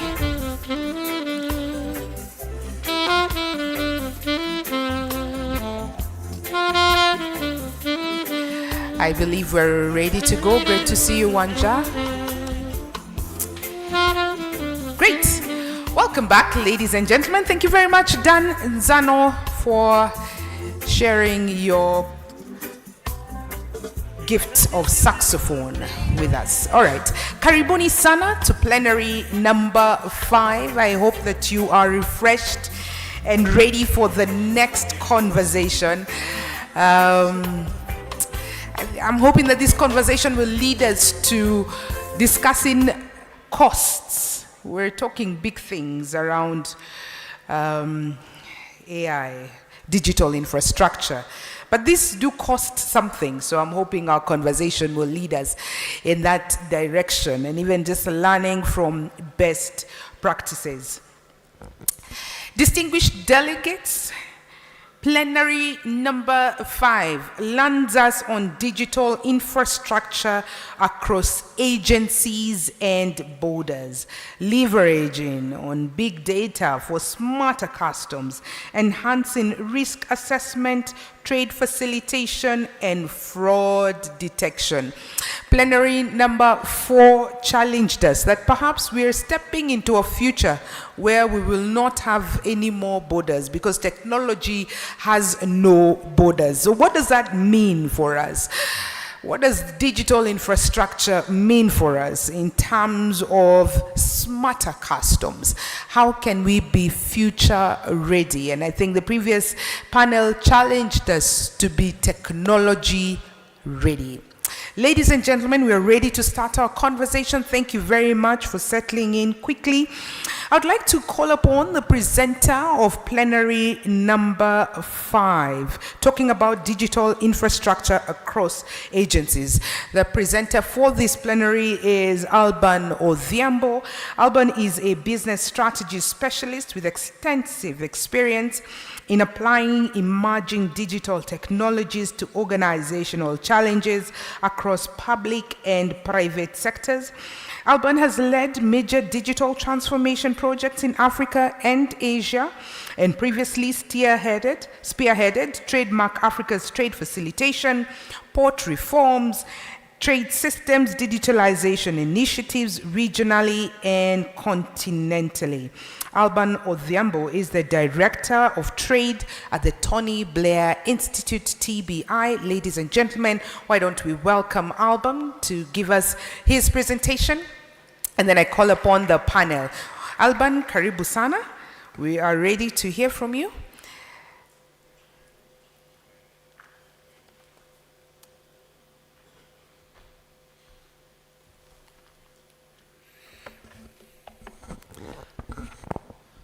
Thank you very much. Good morning, everyone. I want to make a few remarks in relation to the topic we are going to discuss shortly, and that is on smarter customs, leveraging on big data to address some of the things that customs face, businesses face, and that is issues related to compliance, obviously when you're talking about risk that is involved in it, issues around fraud in trade or illegal trade, and definitely trade facilitation, all this interfacing. So one interesting thing is if we want to talk about big data, and ICC, the International Chamber of Commerce, and these are very old estimates, things probably have changed now, estimate that on a daily basis, just to give you the magnitude of kind of data we are talking about, the global economy generates 1 billion paper documents to facilitate trade transactions. So whether those are payments, finance, clearance at borders, purchase orders, supply chain, talk about all of that. So 1 billion. So if you go to every single trade document, those are data sets you're seeing there. So just take that and imagine 1 billion paper documents to facilitate trade transactions globally, translate that into data sets, and you can see the volume of data that is generated every single day to facilitate trade. It's huge. Unfortunately, it's not being leveraged as data to facilitate trade or to support many other functions. So while there's a lot of initiatives done at some country level, some regions, say Africa or the EAC where Kenya is, or in ASEAN, for example, in Asia, a lot of those data ecosystems are siloed. That's why we still have 1 billion paper documents to facilitate trade. So it means that goal of achieving smarter customs is still very far, unless we are able to address this number of 1 billion paper documents becoming part of the big data ecosystem that we can now leverage and utilize to facilitate smarter and more intelligent ways of trading. So that's the problem we have. So we want big data, but we don't have big data to utilize. So everyone is trying to figure out how to do it, but there are gaps. So how do we bridge these gaps to ensure that we have the right ecosystem of data or the right data agency or agents that then gives us that ability to tap into what is called now big data, because it's only through big data that you become smart. You have no data, you can't become smart. However, before we start talking about big data, we have to talk of the methods. So we've taken a long time where we talk about processes. So we work on a customs process, for example, we work on an initiative, but those are short-term goals to get us somewhere. We need to start, before we start thinking of big data, we need to focus on three things. Big data is a tool, and the tool is only functional if, for example, first it does exist. Then number two, it interfaces with the right skill sets. It interfaces with entities that have the skills to use the tool. The right skill sets will only exist if there is a right mindset. So there has to be a shift of mindsets. So the way we need to think, for example, of risk management or risk assessment, if we have big data, we have to change our mindset of what risk is. So there has to be a mindset shift because it will require that. So if we are operating in an intelligent world, AI-driven, as the previous sessions yesterday, today spoke about, we must have a different mindset. The reason most of us are still grappling and struggling with AI, we don't know what it is, should remind you of what happened in the 1990s and the late 1980s. There was a thing called the internet and people didn't know what it was. But there were a few people who figured out what it was, and today some of them run the world. It's the same thing. So we are seated here grappling about AI. So whether we want to raise issues around ethics, surveillance, and so on, the reality is we are grappling with that reality. And the problem we have is it's a mindset issue. So unless we shift our mindset, we will not acquire the required skill sets to utilize this tool. So AI is a good tool that helps us address the issues around big data in a way that we are going to cut short that process of acquiring what we mean by big data. So I want to use an example, a KRA example. So a few years ago, KRA began a process of setting up their data warehouse. So basically, a data warehouse or a data lake is exactly that. You are taking all your operating data, transforming it in a manner that you can reuse it, utilize it to inform your operations, decision making, and how you engage with taxpayers. It took KRA a while to get that data warehouse up and running. So the effort KRA took, the level of investment KRA took to do that based on the technology of that time, it took KRA probably, maybe I'm underestimating here, probably more than 5 years to get to that point where they have, call it a functional data warehouse. With the current set of technologies, if we moved back, probably it will take KRA less than 6 months to do what they did in 5 years. That's the kind of technology that is emerging now in the world. And what it requires us in trade, in customs, is number one, we need a mindset shift. So we need to change how we think about business, how we think about operations. So the impact we are looking at, if we spoke to our business today, is the trade facilitation we've been speaking about for the longest time ever is reducing time to cross borders, right? So We cut one day in Malaba, we announce it big time. We've cut down transit time in Malaba by 1 day. You go and ask a business, what does reduction of time crossing borders in Malaba mean for their business? They will tell you, well, it's good.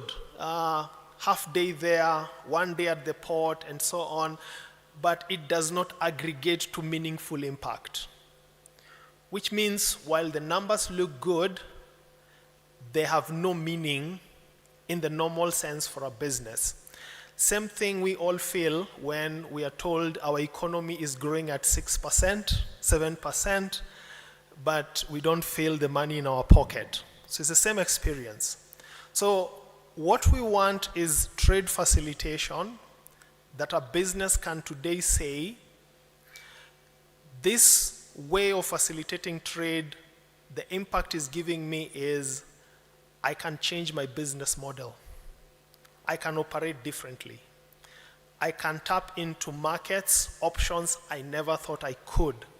There are things that were impossible, I never imagined, now I can see them. The tool to do that, the technology to do that, does exist or is emerging. The skills we need in government and in business to match that tool emerging is missing, and we need to address that. And for me, the reason why the skill is not matching the tools that are available is a mindset issue. So we need to move away from the trade facilitation language of WTO. No offense to WTO or anyone here, but we need to move into a new way of speaking of trade facilitation. We need to think of risk differently.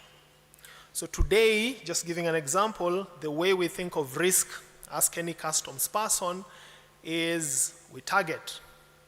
So we know Mr. So-and-so or Mrs. So-and-so is an importer of X goods.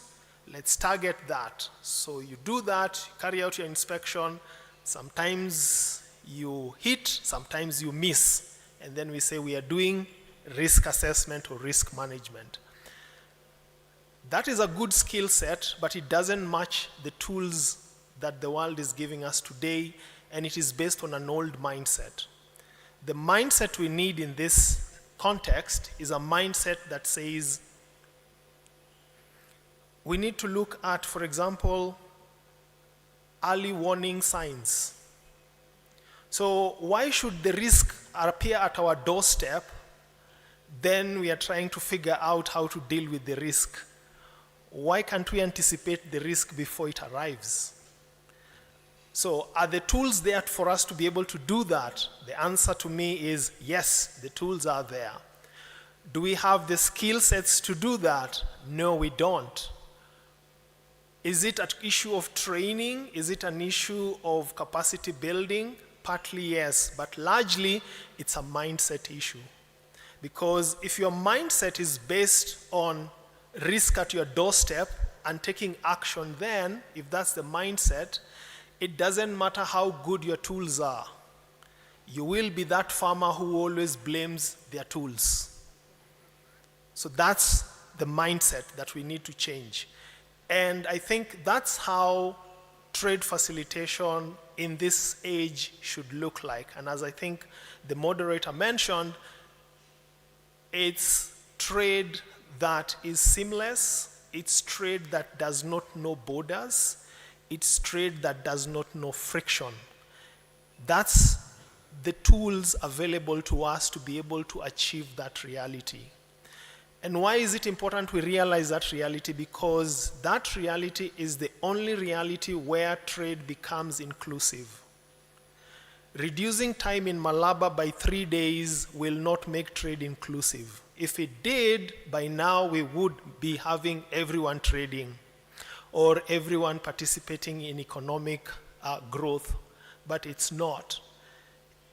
It is a good thing to do, but it is not the best thing, and it is not worth the time to do. So there are problems we face in trade that are worth solving. So reducing time here and there is worth solving in the past, but not today. Today, the problem worth solving is the problem of helping businesses grow. That's a problem worth solving.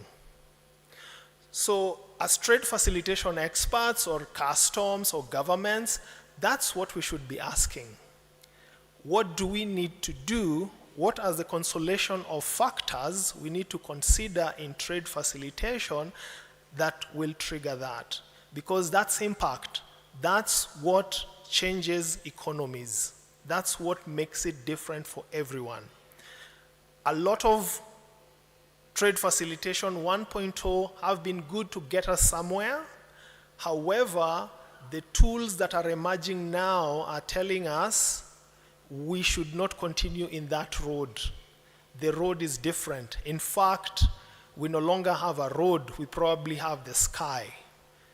And the tools we have can make us fly. So we need to learn how to fly. And the mindset we need to have is we can fly. We don't need to walk. We've walked long enough. So now we have the tools that will make us fly. So as we have this panel discussion around big data, let's not just focus on big data is a tool. It's a tool that will help us achieve many things. But unless we acquire the right skill sets and we have the right mindset, it will not give us what we want. We will still have the same trickle low effects on trade facilitation. What we require is big impact, and big impact can be achieved. We need impact that is transformational, that changes lives, that people say, this has transformed my life. And we have examples of either businesses, technologies, tools that we can relate to that have done that. And we know all of them. I don't need to mention some of those examples. And they're not foreign. They are Kenyan, they are African, so it means it's possible. So we can tap into big data. KRA has started that process.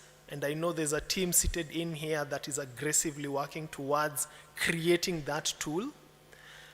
They have taken also a mindset of looking at the organization. So they are thinking around the mindset. How does KRA become not just a revenue collection engine, but how does KRA become that engine of economic growth? Because it's only through economic growth that we are able to finance the things we need to finance as a country and to grow. So that's the mindset. So I applaud KRA's leadership of that mindset they are now trying to adopt. And you can see how it trickles down, focusing more on customers. I was amazed. KRA called me a customer and not a taxpayer. That was impressive. That's a mindset shift. And if KRA thinks of me as a customer, it means the skills they are building today is skills of customs officials who understand customer service. So that's an important skill set. They know how to relate to me as a customer. They don't come and shut down my business, but they come and figure out solutions with me on how we address non-compliance or fraud issues and so on. And the tools, they're already building it. So I want to applaud KRA as I conclude on that journey and to tell them that they have started flying. The tools for flight are there. Build the skill sets. Your mindset now should be you can fly and you don't need to walk if you can fly. Thank you very much.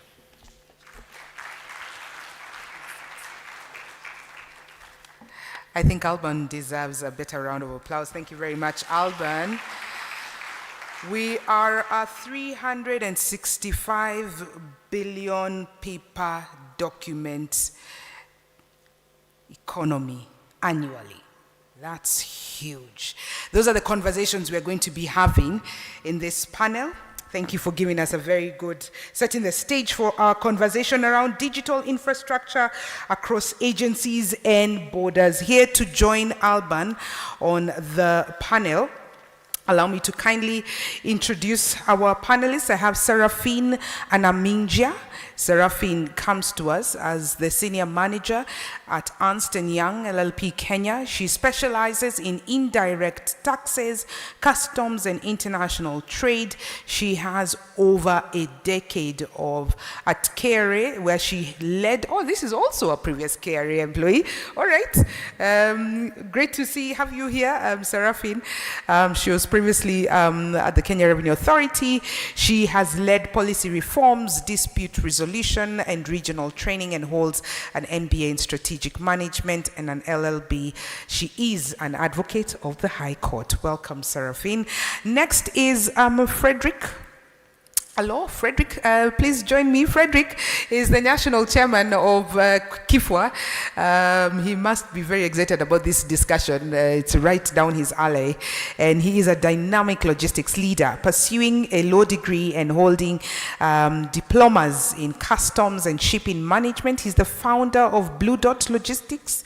He champions digitization, regulatory reform, inclusion, and professionalism. And he's steering the KIFWA 2025-2030 strategy to modernize Kenya's freight forwarding and customs sector. Next, we have the one and only, we call her Customs Namba Moja, Daktari Lilian Nyawanda. Daktari, karibu sana. Daktari needs no introduction to us. It's a privilege and an honor to have you on this panel, Dr. Nyawanda.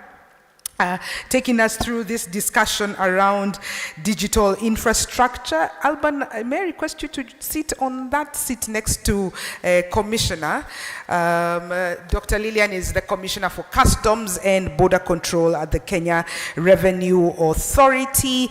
Panel, we have had Alban's presentation. He has thrown in a couple of challenges at us, and I want to start with you, Commissioner, because I think Alban was talking directly at the process of customs here in Kenya. And one of the things he said, the biggest risk of adoption to technology is the human mind. Ideally, he was saying, he was asking us, are your customs officers ready? I think that's what he failed to ask. Are your customs officers ready for the technology that is knocking right at, in fact, it's not knocking at our door. I think it has entered the sitting room. And he took me back to 1999, if you remember, when we were crossing over to 2000, and I think many of us in this room did not sleep because we had been told the world was ending, because there was no way the computers knew a digit called 2000. And so the question that Alban is asking, which I want us to dig dive a little bit, is are customs officials at the Kenya Revenue Authority ready for technology? Because we have been having these discussions that have told us technology is here and it is not going. So are we ready? Are our skills ready? What are we doing to ready ourselves, Commissioner? Thank you, Ageni. I believe I can be heard. So thank you, Ageni, and thank you, Alban, for setting the pace. So to your question, are customs officers ready? I must say, customs has come, it's been a journey, you know.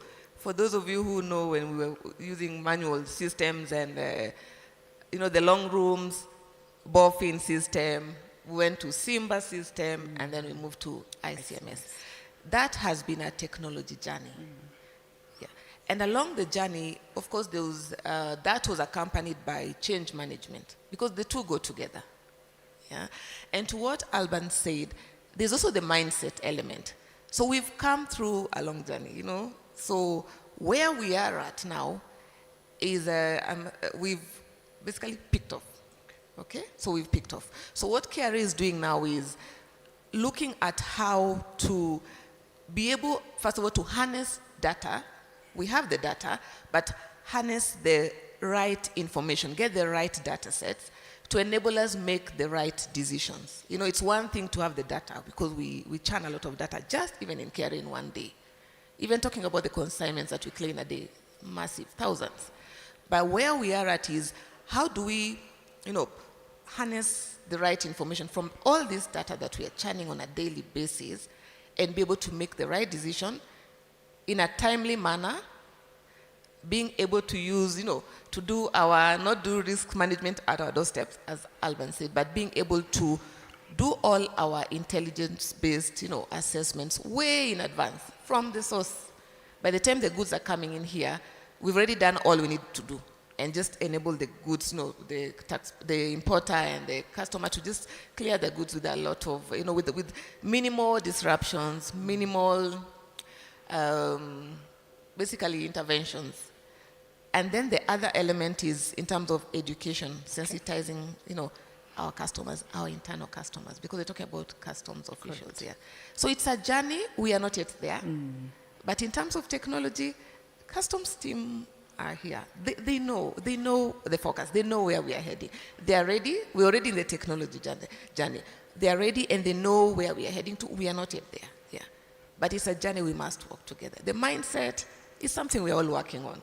As we learned today, there's the agentic AI. I learned that today. So again, it requires quickly learning and adapting and knowing how can I leverage on this and what can I pick from this.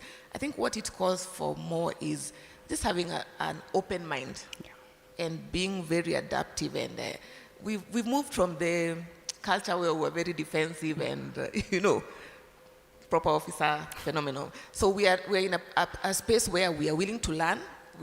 And we know there's no monopoly of knowledge. We learn from our customers, we learn from each other, we learn from, such sessions. If you can see my notes, I think I've used so many notebooks until now, just learning and churning, and then seeing from all this information, how do we forge forward, with the private sector, with our partners, with our, we move the journey together.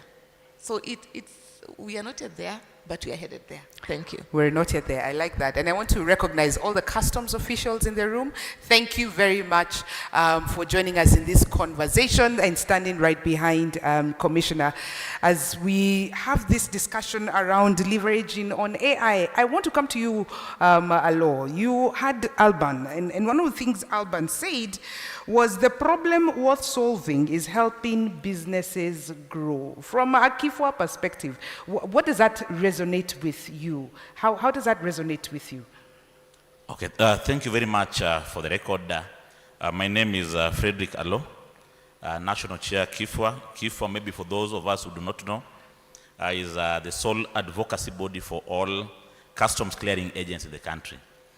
You realize that if you look at a clearing or a customs agent's license, it is always written there, a customs license.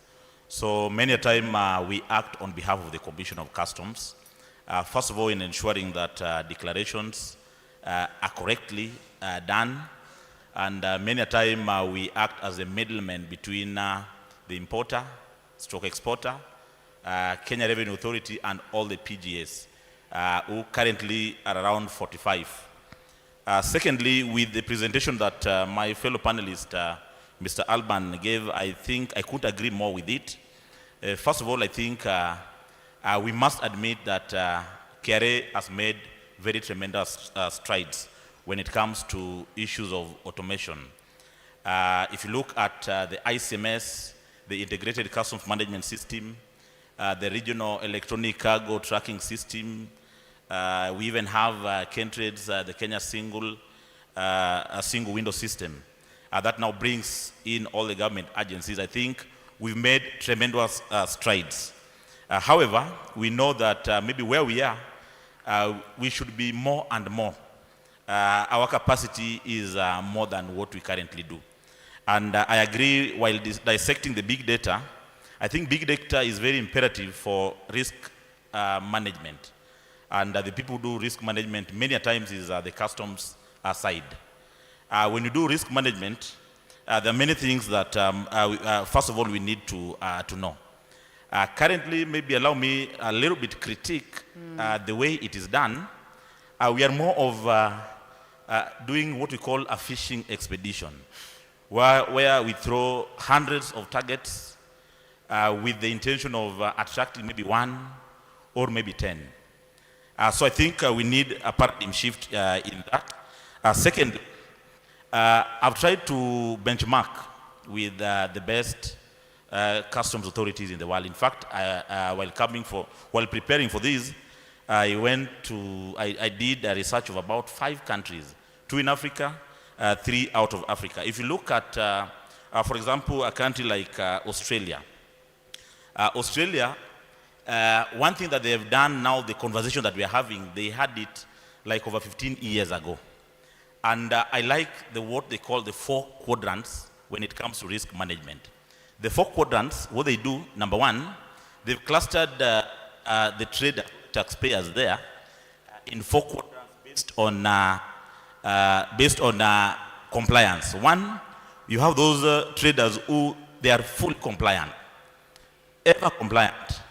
Secondly, we have traders, they are compliant, but they do not have the knowledge or the information. And thirdly, we have those traders, they have the information, but they are not compliant.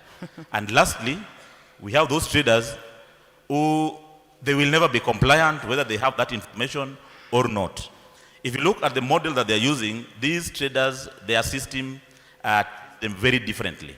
You cannot lump them together because I think many times what we are having, we have risk management systems that tend to punish compliant traders vis-a-vis the non-compliant ones. That is why now when it comes to the data, we must have the data which properly connects all the agencies. Secondly, the data which is trustworthy. Another challenge that we are having, traders, they have the lackluster, they are skeptical in giving their information because of the trust deficit. When it comes to the customs authorities on the other side, they also have trust problems with the information that they are given. So if we have a system where all the declarations that are done, we use that digital footprint to do the data analytics, we assess the compliance levels before goods arrive, I think we'll be in a position to make a tremendous progress. Allow me to talk about those 4 other countries maybe in the subsequent deliberation. Thank you. Thank you, Alo. But you're saying there's a stalemate. The traders don't trust the customs officials. The customs officials don't trust the traders. So what's happening here? How do we get out of that stalemate? How we get out of this stalemate, I think I've said. I'll give an example. If you have trader X, have been importing for the last 5 years. This trader X, you do those risk management or the targets. Whenever you target, this trader has that clean bill of health from this intervention. So what you do, what is now the essence of other subsequent targeting? So I think that is another area that we need to work on. Secondly, I know there's something this called the pre-arrival processing. It is operating quite well in the Singapore. I think, Commissioner, you need a team. Maybe if you want, we can accompany you to go and do some benchmark. In Singapore, for example, they have a networked trade platform. Their network trade platform approves 99% of their transactions within seconds. In fact, many traders are very much empowered to make their declarations prior to arrivals of consignments. In our Kenya scenario, I'll give you an example. I have a consignment that is supposed to dock at the port, let's say, in 2 days' time. You make your declarations. No interventions or no targeting. When I think I'm going to release it, in the next 3-4 days, it is targeted. I think that is a challenge. And then number 2, the data analytics, I think within KRA or within the customs authorities, it will be very imperative in the essence that there are many instances where you have different departments giving conflicting rulings, let me call it, over a similar transaction. In such countries, such a thing cannot happen. And lastly, we know KRA or customs does not work alone in this ecosystem. We have the partner government agencies, the 45, in fact, of them. We need a system that has that. We don't need the data silos. We need that interoperability of systems that encompass, like what they have in Australia, the green lane automatically. If we have a green lane, an AO, for example, it cannot be an AO to KRA but KEFIS, for example, does not consider you an AO. So the essence of trade facilitation becomes unrealizable. I humbly submit. Thank you for your submissions, Alo. I want to bring in Seraphine. And Seraphine, based on what you've had the panelists, your co-panelists talk about, and Alban's presentation, let's move the conversation for the future. Thank you. It's on. Good afternoon.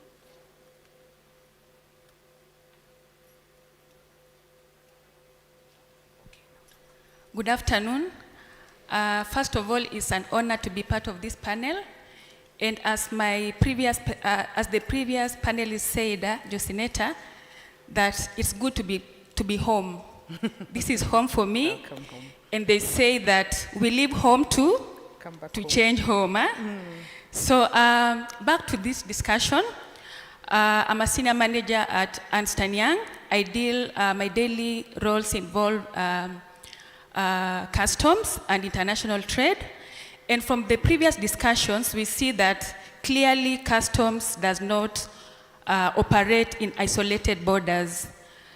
Our frontiers are now digitalized, and every activity, every transaction in this border generates data, be it the shipping line, be it the banks, be it the ports. So what really matters is how we are going to share this data. And intelligence sharing of this data is very critical and a very important tool when it comes to trade facilitation and also enforcement. And this data should not just be shared amongst the customs authorities, but also amongst the agencies that operate on customs. Having said that, there are a lot of challenges when it comes to this sharing of data. And you have pointed out one is technology and capacity. We have said that customs does not operate in isolated borders. So, and we hear that we know KRA is up there when it comes to technology and even the capacity when it comes to analyzing this data. But what happens if our neighbor, one of the neighbors, is not yet up there? For example, their systems they're still operating manual systems. So, and we have said this data has to move across the various customs authority. So what we must do as an authority, and we have the necessary legal infrastructure, is that we need to cooperate with these other border stations in terms of technical assistance and also training, providing training to these other authorities or even border points that we feel are not yet there. And this includes joint training on customs matters. Thank you, Seraphine. And I want to pick that conversation from where you've left it on customs being and do not operate in isolated borders, and bring in Commissioner Customs, Dr. Nyawanda. Based on what you're hearing, maybe we hear the country experience from Kenya. How has it worked? I think we've had this said before over and over again, that Kenya feels or seems or is perceived to be ahead of the curve, and then everyone else is right behind there. Yet we need to work together in cross-border trade. So what's the country experience? Are people speaking what is there on the ground, or have we lifted the other regional authorities to join us in the journey? Paint for us a picture. How does it look on the ground? Thank you again, and thanks, Seraphine, for bringing that up. So I look at it in two fronts. One, yes, we are ahead. Kenya is way ahead, just compared to many countries within Africa. And how have we leveraged on that? Remember I said when I was beginning, we are not yet there, but we acknowledge that we are quite ahead. And but what have we done about that? What we've done is, so two ways. Looking at what are we doing to get there is now interacting and engaging and learning from countries that are ahead of us. And we've had engagements with countries like South Africa, where there are areas we are ahead of them, and there are areas they are ahead of us. So learning from there, not just within Africa, even Europe and the the Far East, basically, the rest of the world. Just picking learnings and sharing information and knowledge, and you actually realize that there's always something to learn and there's always something to give. So we are looking at the countries that are ahead in different aspects and seeing how do we, borrow from that and learn from them and get there. And then there is now our brothers and sisters within Africa, and even if let me start with East Africa, who are maybe slightly behind. Not in all areas. There are areas we learned from them. There are systems we've borrowed from other countries. But what have we done? And I'll focus mainly on two areas. In terms of sharing data and a single customs territory, that's a perfect opportunity where we've been able to leverage on our strengths in the different areas and pull our partners along. So especially for the countries that bring in cargo through the port of Mombasa, be it Uganda, Tanzania, Rwanda, DRC, South Sudan, we've provided a platform for them to be able to engage, learn from us where we are ahead, and we've even organized for benchmarking sessions where they come in, and we basically do knowledge transfer. Through our training institute, Kestra, we've had delegations from different countries coming in and just learning, both classroom and practically. On the other part, what have we done to, remember under EAC, there are countries that are ahead in terms of being members of the EAC, and there are countries that have just come in on board. So talking about DRC, South Sudan, Somalia. Remember they have a roadmap. Under EAC, you're given a roadmap on different milestones to onboard. So under single customs territory, when do you onboard onto the EAC common external tariff? There's a roadmap under which they're supposed to follow. So what are we doing? We are hand-holding them, again, through our training institute, just teaching them, bringing in delegations, hosting delegations, teaching them what the law says. Remember, they have to be familiar with our ECMA, our Customs Management Act. Showing them what we need to do.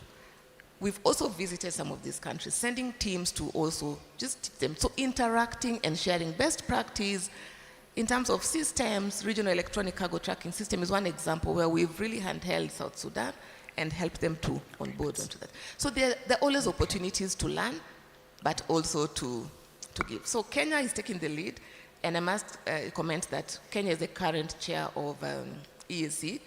So we are really taking the lead and using this one-year opportunity to bring our partners and our partner states on board so that we walk the journey together. Thank you. Well done. Thank you very much, Commissioner Customs. Taking also questions from the floor. So should you have a question, allow me to give you a minute. Okay, I do have two questions. Oh, and I see from Customs. Fantastic. Let's move the conversation to the floor. You need a microphone?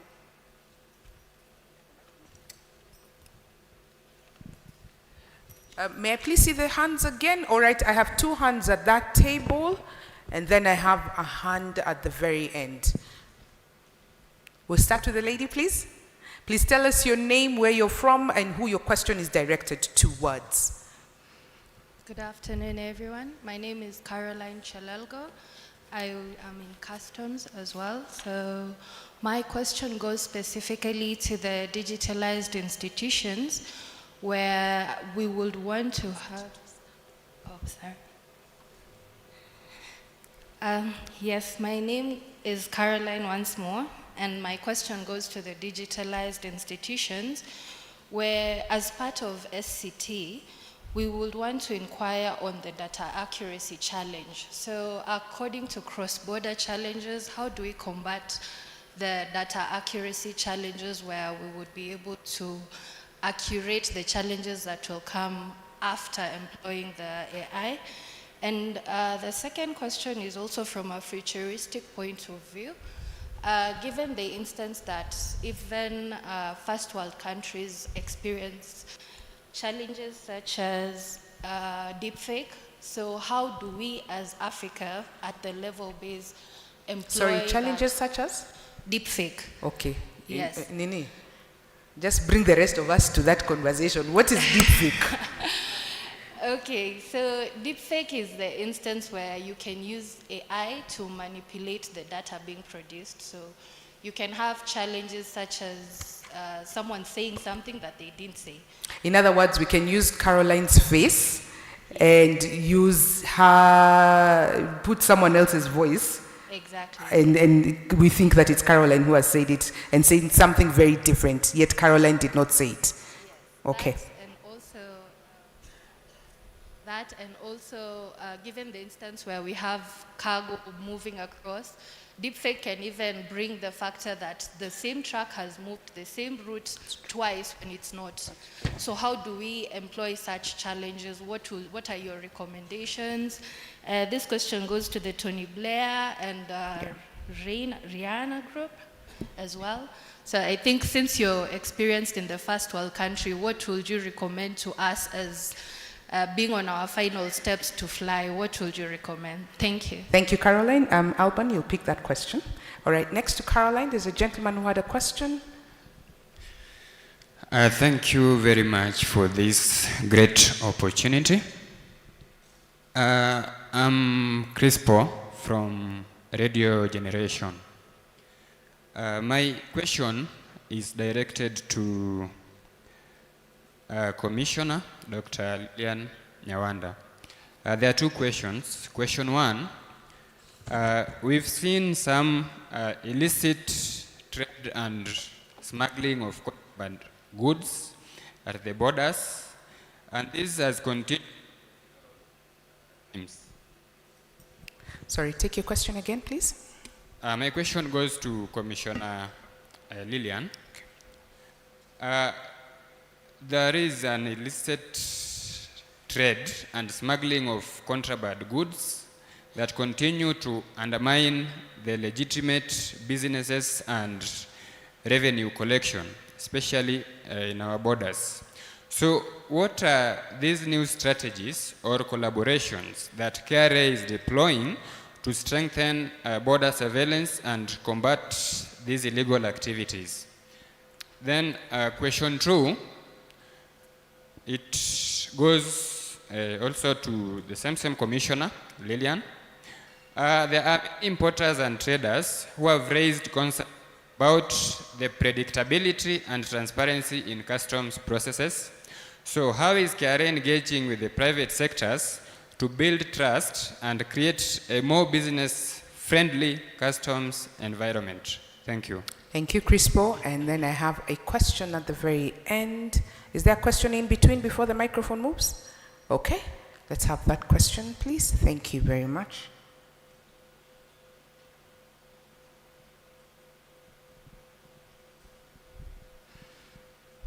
Good afternoon. Good afternoon. My name is Peter Ongiare. I'm a fintech professional, or rather specialize in digital payments as well as commerce, which of course touches also on cross-border. My question really, I've actually followed the panel discussion, especially from Mr. Lowe, which ties also to what Commissioner Lilian had alluded to, especially in terms of technology. What are your thoughts around, what are your thoughts around data clean room? And do you think that that will help solve some of the challenges that Mr. Lowe had mentioned? And I think a couple of us have also been talking about that, just regarding around risk management and an environment that is secure when it comes to data. Peter, we have agreed in this conference, we are bringing everybody on board. So you have to tell us, what is data clean room? Okay, so it's basically a cloud environment, secure cloud environment that provides an opportunity to share data without revealing or sharing sensitive data that might also be raw from different organizations. Case in point, we are looking at interoperability of systems. So definitely you're working around different organizations coming together and sharing that particular information or data when it comes to trade. Thank you, Peter. All right, we start with Alban, and then we go to Commissioner. Thank you very much. I think that was it's on. That was a good set of questions. So let's begin with the one on data accuracy.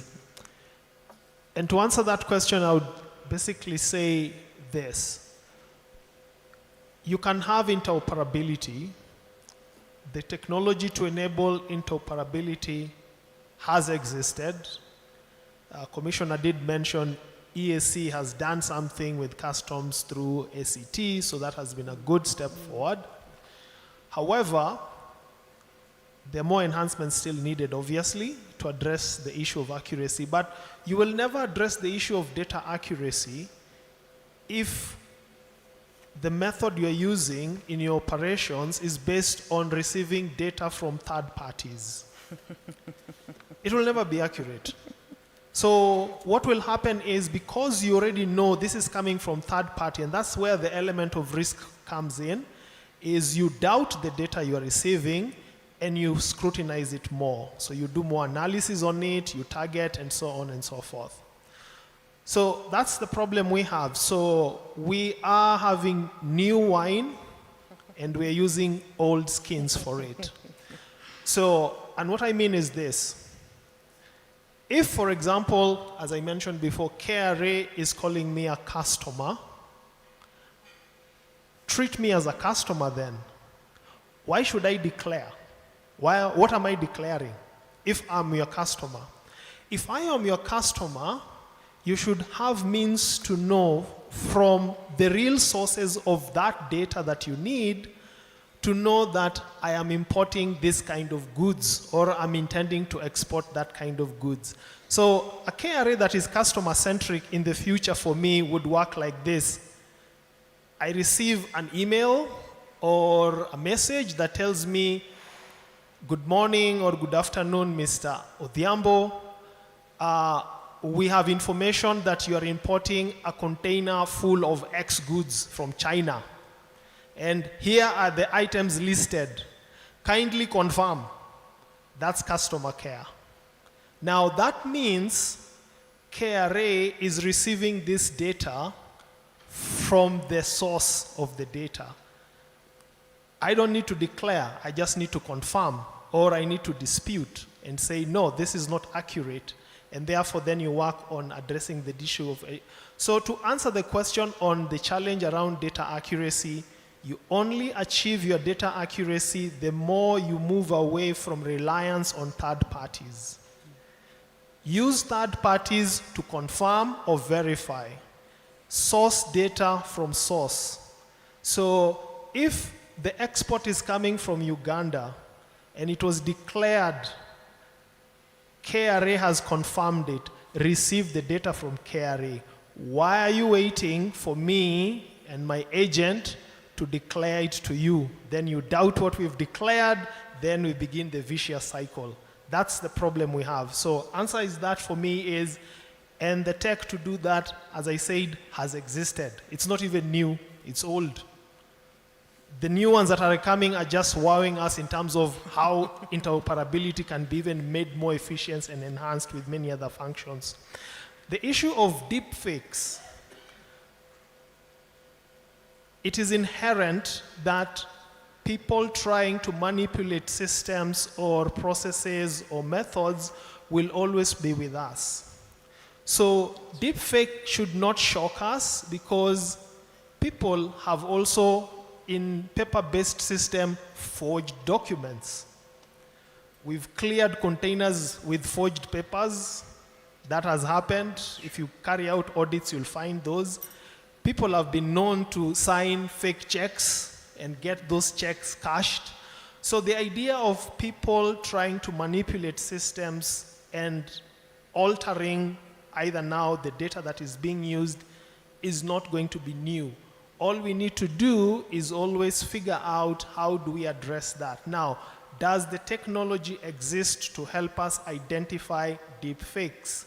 Yes, it does.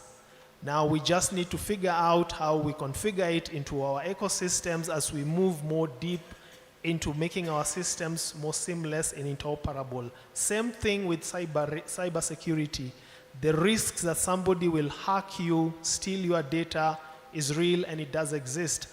But it should not stop you from doing that investment or going through that process. mitigate those risks. Thank you. Thank you, Alban. Succinctly put. Commissioner? Thank you again. I believe this was Chris. Chris. Who asked two questions. Chris Paul. Okay, yeah. So the first question on what we are doing about the smuggling and the illicit flow of goods across the borders and that undermines revenue collection. So different approaches, and maybe going back to Alban's analogy of we should be flying instead of walking. So traditionally, what we have been doing is do patrols, especially on the porous borders, the areas where we really don't have a point of entry or exit. So those are the routes that are mainly used for smuggling. And so we still do patrols because that's part of our mandate, so physical patrols. But what we have done in the spirit of collaboration is working with our partner states, so our neighbors. So for example, along Namanga, instead of Kenya customs enforcement officers going alone on patrols, we collaborate with Tanzanian, our brothers in Tanzania. So we do a joint patrol along the borders, and it's a long stretch. Similar with Uganda. That's on the physical manual process. I may call it walking. So where are we going in terms of flying? We are working on investment in having aerial surveillance, be it drones, be it satellite, surveillance. So there's a lot of technology coming in that is more robust, that will help us get to areas where our customs officer may not be able to reach because of security reasons, because of maybe the infrastructural challenges. So that's what we're working towards. In terms of what are we doing with what we have right now? So remember, we don't work in isolation as customs. At the borders, and you may know that at the land border, so we work in a coordinated way. So we call it coordinated border management. So we work with other agencies, border agencies along the borders. So at the sea, at the port of Mombasa, KPA takes the lead, we work with them, plus the other agencies. At the airports, KA takes the lead as the lead agency, and then we work with them. At the land borders, KRA Customs takes the lead. So we work with the different agencies, and not just on our side, on the other side, be it Uganda, be it Tanzania, be it Busia, for example, we'll have our team in the Kenyan side and the Ugandan side, and we meet together and work in a coordinated way to handle this. Because the issue of smuggling and illicit flow of goods will not go away in a long while. It's a reality we must face. So how do we then address it and ensure that we minimize it and also deter, put in prohibitive measures that will make it very expensive and very difficult to be, the cost of non-compliance becomes so difficult rather than the cost of compliance. So that's what we are doing around that, and it's a journey again, as I'm saying, but we're working towards that. The second question was on how we are encouraging importers and traders. Basically, they're looking for predictability in customs process, and how is customs then engaging to ensure that we build trust and provide an environment that is friendly to the business. And I think a lot has been said about that, even from the morning, in terms of is it even a two-way? Trust is, trust is like a bridge. Once broken, you may repair it, but it takes time to really, repair that trust. So it's both ways. Customs officers will mistrust the taxpayer, the non-compliant taxpayers, and then the importers on the other side will view themselves as all bucketed as non-compliant. So it's something we have to work together. But I must bring in the role of, and Fred is here, of KIFWA and the clearing agents and the forwarders. Remember, this is the third party that comes in between us. So the call for all of us is to work towards the same, goal. Trust has to be worked on. It's a journey. We have to work on it. And part of the things we are trying to do as KRA is, even as we enhance our system and upgrade ICMS, is to provide features that gives visibility, not just to the clearing agent, but to the importer and the exporter, so that if your goods have been released, you get it real time. You get that notification. If there's an issue, you get that notification. What does that do? It provides transparency and visibility of what's happening in between, so that there's no room for rent seeking in between. Because, you know, it becomes like a called broken telephone. That's true. Customs have said this, or the import has said this, or the clearing agent has said this. So it's a journey we must work together with. But one of the things that we are also working towards is cooperative compliance, so that we're not just coming to enforce or to penalize you, but to educate you, you know, as our customer, so that we pump out as much information as possible, so that you know what you need to be compliant. And I think that's the approach we're taking. So that we're customer-centric. We're not waiting to, you know, get you when you have, you know, made the mistake. We educate you in advance, and we sensitize you and walk the journey with you. So it's more of collaboration. It's something we must work on, and work on that mistrust. Thank you. Thank you. Thank you, Commissioner Lillian. Let me ask Seraphine to respond to Peter's question on the data clean room, and combine that with legal and policy frameworks that enable cross-border collaboration. Please give a comment around that. Okay, thank you. Perhaps I'll start with the legal and policy frameworks that are in existence. We have a very strong and robust legal framework that governs data exchange and cooperation among revenue authorities, both regionally and globally.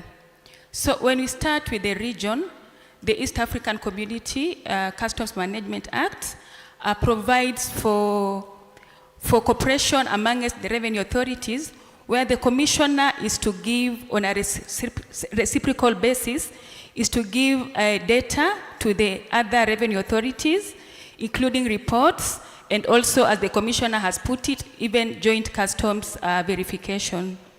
And then at the continental basis, we have the Africa Continental Free Trade Area. We have an article that provides for cooperation amongst revenue authorities, and also includes mutual assistance between the revenue authorities.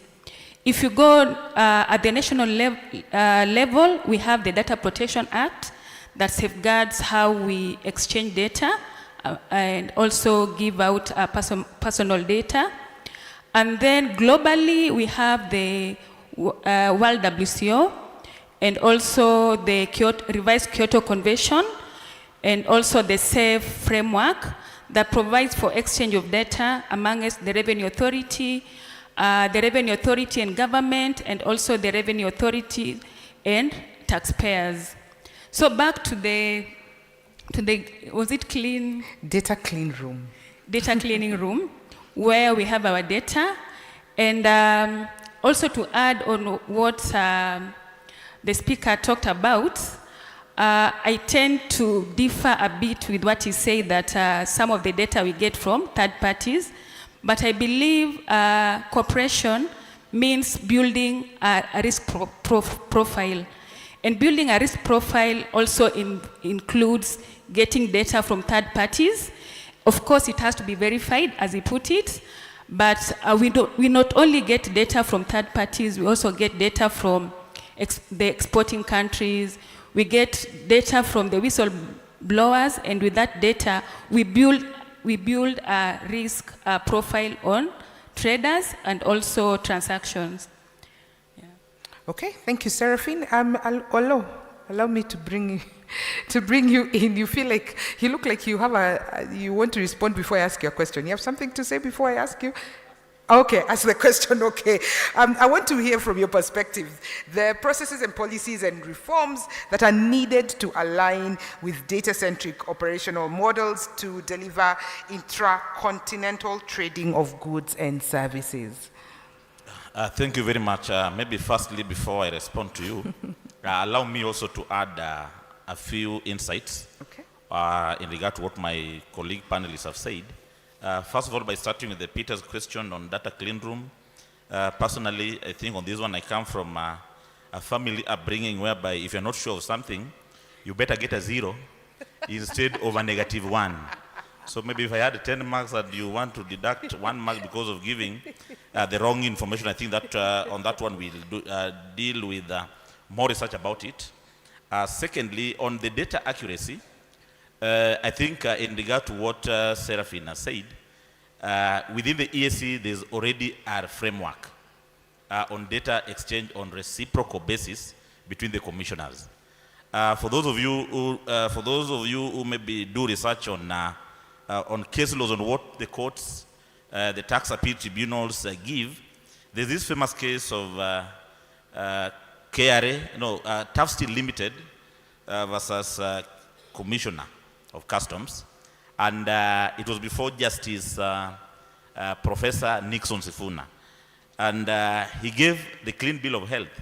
I think it was in regard to those the request of going of KRA requiring clearing agents to go to the neighboring countries, those who do transits, to get the T1s.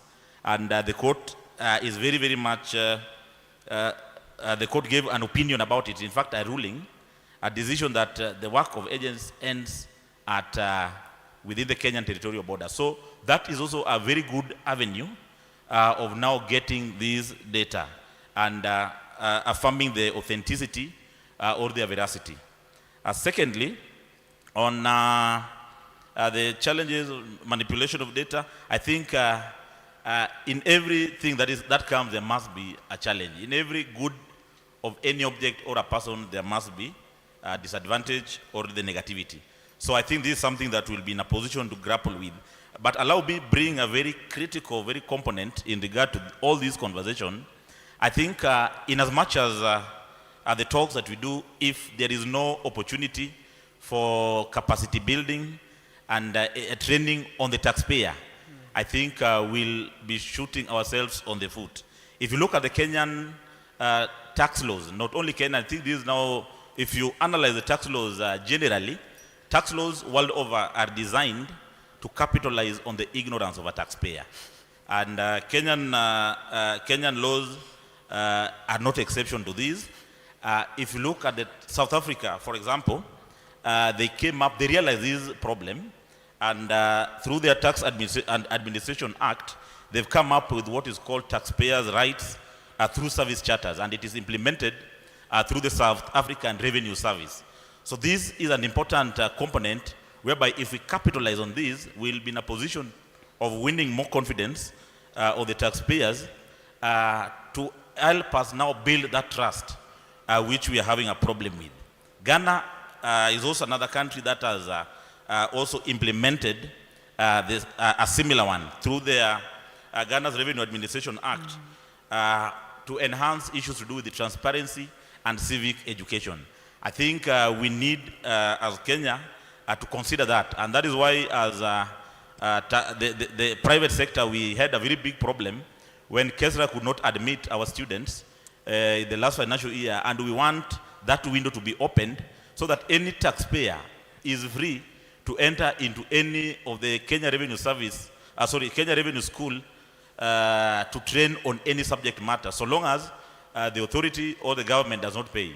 We are very much ready to pay from our pocket. So I think on that one, I think the KRA leadership needs to address that. Second last, Mahatma Gandhi said that do not ask what your country has done for you, but also ask what have you done for your country.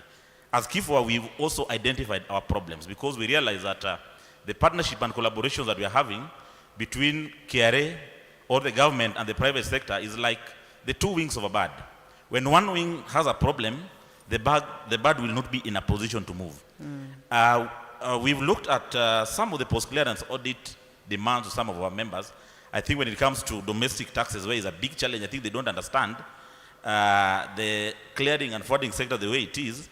I realize somebody has transacted business of 35 billion Kenya shillings, maybe in a 7-year span, in terms of the total CIF, but their income is less than 20 million Kenya shillings. So one of the things that we identified is that in as much as we declare entries, importers, exporters, they make the payment instantly, whether it is 10 million, they make payments to the shipping lines, the shed operators, instantly. Clearing agents, I think we've been suffering with the issue of now the fee, where undercuttings is a problem. When there's serious undercutting, it means even the revenue, the VAT component gets down. KIFO, we are coming up with a very robust system that has the components of all these AI things, all these the ICT jargons that we've discussed here from yesterday. And one of these things is also going to help us in self-regulation.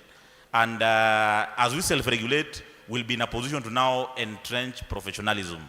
So this is something which is there, very ready, Madam Commissioner. I think in the course of the week, you'll see our request maybe to have a conversation on this, because when an agent, a clearing agent, is not properly supported, the problems will keep on persisting. It does not matter the initiatives that KRA will be undertaking. Lastly, I think we also need a conversation on the government agencies, because it does not make any sense. I'll give an example for a product like coffee. Coffee, if you make a declaration of coffee, you will require around 17 documents. Why should we be submitting the documents 17 times? When in those countries that we said, they act on a single principle of one submission for multiple use. So I think that is something that we need to do. We need to think about it.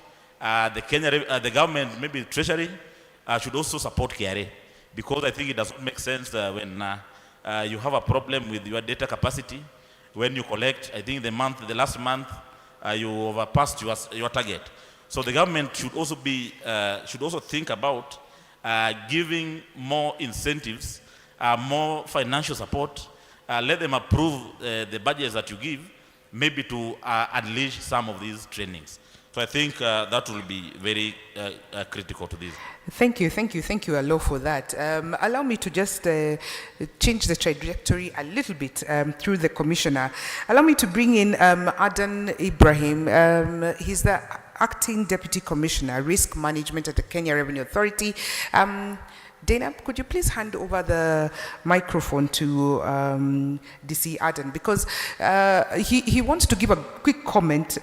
He's in charge of risk management at Customs and Border Control at the Kenya Revenue Authority. Adan, please go ahead, share your comment with us. Thank you very much. I think mine is just to put something into perspective, correct figure.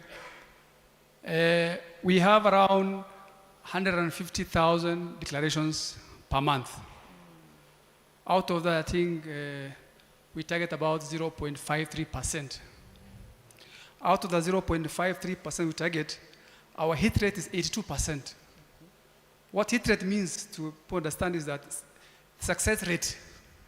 For every 10 entry we target, for example, we more than 8.3 to 8.5 of the entries out of the 10 entries we target, is successful in terms of what we intend to achieve. What is this call for? As a department, I think, and our leadership, is that we have a compliance. Most of the revenue comes through compliance, which means 95% of our collection comes through compliance. So interventions are very minimal, but we want to do away with them. And that technology comes in handy. That's why the discussion here is very handy for us. But it does not mean that it is very so bad to the extent that it requires certain interventions. What we need is this. All that customers, I think, Alan, we call our customers, our taxpayers, customers these days, which is very important for us.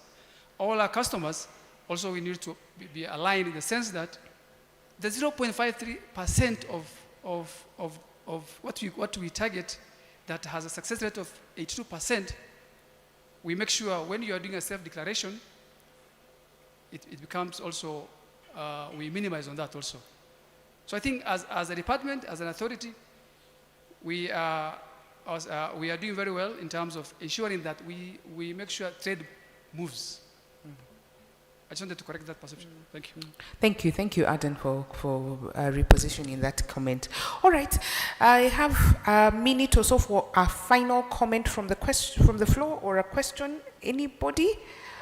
Okay. All right. Is your hand halfway up? I don't know, madam. Do you want to put it up? Okay, please. Let's have that final question from the floor. Please tell us your name, tell us where you are coming from, and who your comment is directed towards. Good afternoon, everyone. Good afternoon.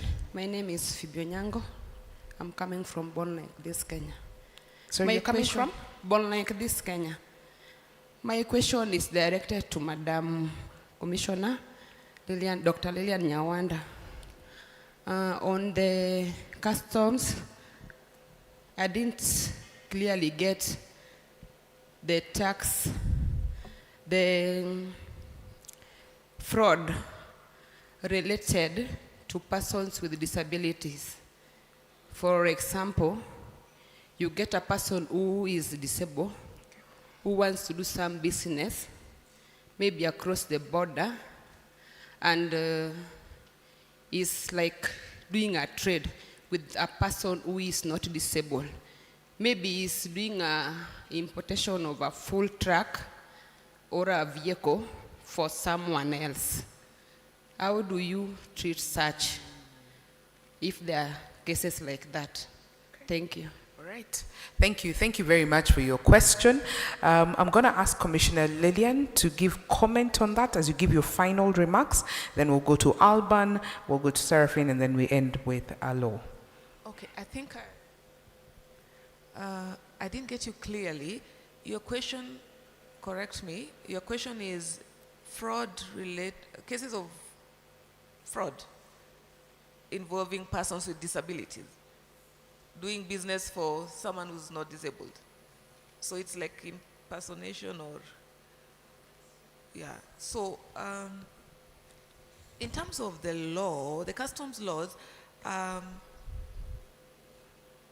think the rules are the same, right? In terms of compliance and the requirement for compliance. Persons with disabilities have now privileges under the law, both customs and under the Persons with Disabilities Act, and also under the Domestic Income Tax Act. So they have specific privileges which they should enjoy. So I may not, I think maybe we need to have a conversation so that I get the context of it. Maybe we can catch up after this so that I get the full context on it. So I can... All right. No, that's fine. I think, is that okay, madam? All right. Okay, you can do a side chat with her, but give us your final comment. Okay, so my final comment is data is only as useful as to the extent to which it is utilized. Correct. Yeah. So from a KRA perspective and even from a customs perspective, our focus is to ensure that we utilize the data that we have as we work and collaborate with other jurisdictions to get more data that will translate into useful information. And our ultimate goal is to ensure that we easen, the process, the clearance process, the trade process, basically to provide a platform where our customers are able to do their businesses seamlessly. And any interceptions or interventions that we need to do will be done way early. You may not even notice the interceptions we've done. So that's the end game. Yeah, yeah. Thank you. Thank you. Thank you, Commissioner. Alban? Thank you very much. It was an honor to be here. And two things I would want to conclude with. One is to applaud KRA. I think KRA has been very progressive in the past couple of years towards this mindset of creating a data-driven organization that is really making decisions based on what the data is telling them and not based on personal experiences. So I have one bad experience with that trader and I victimize everyone.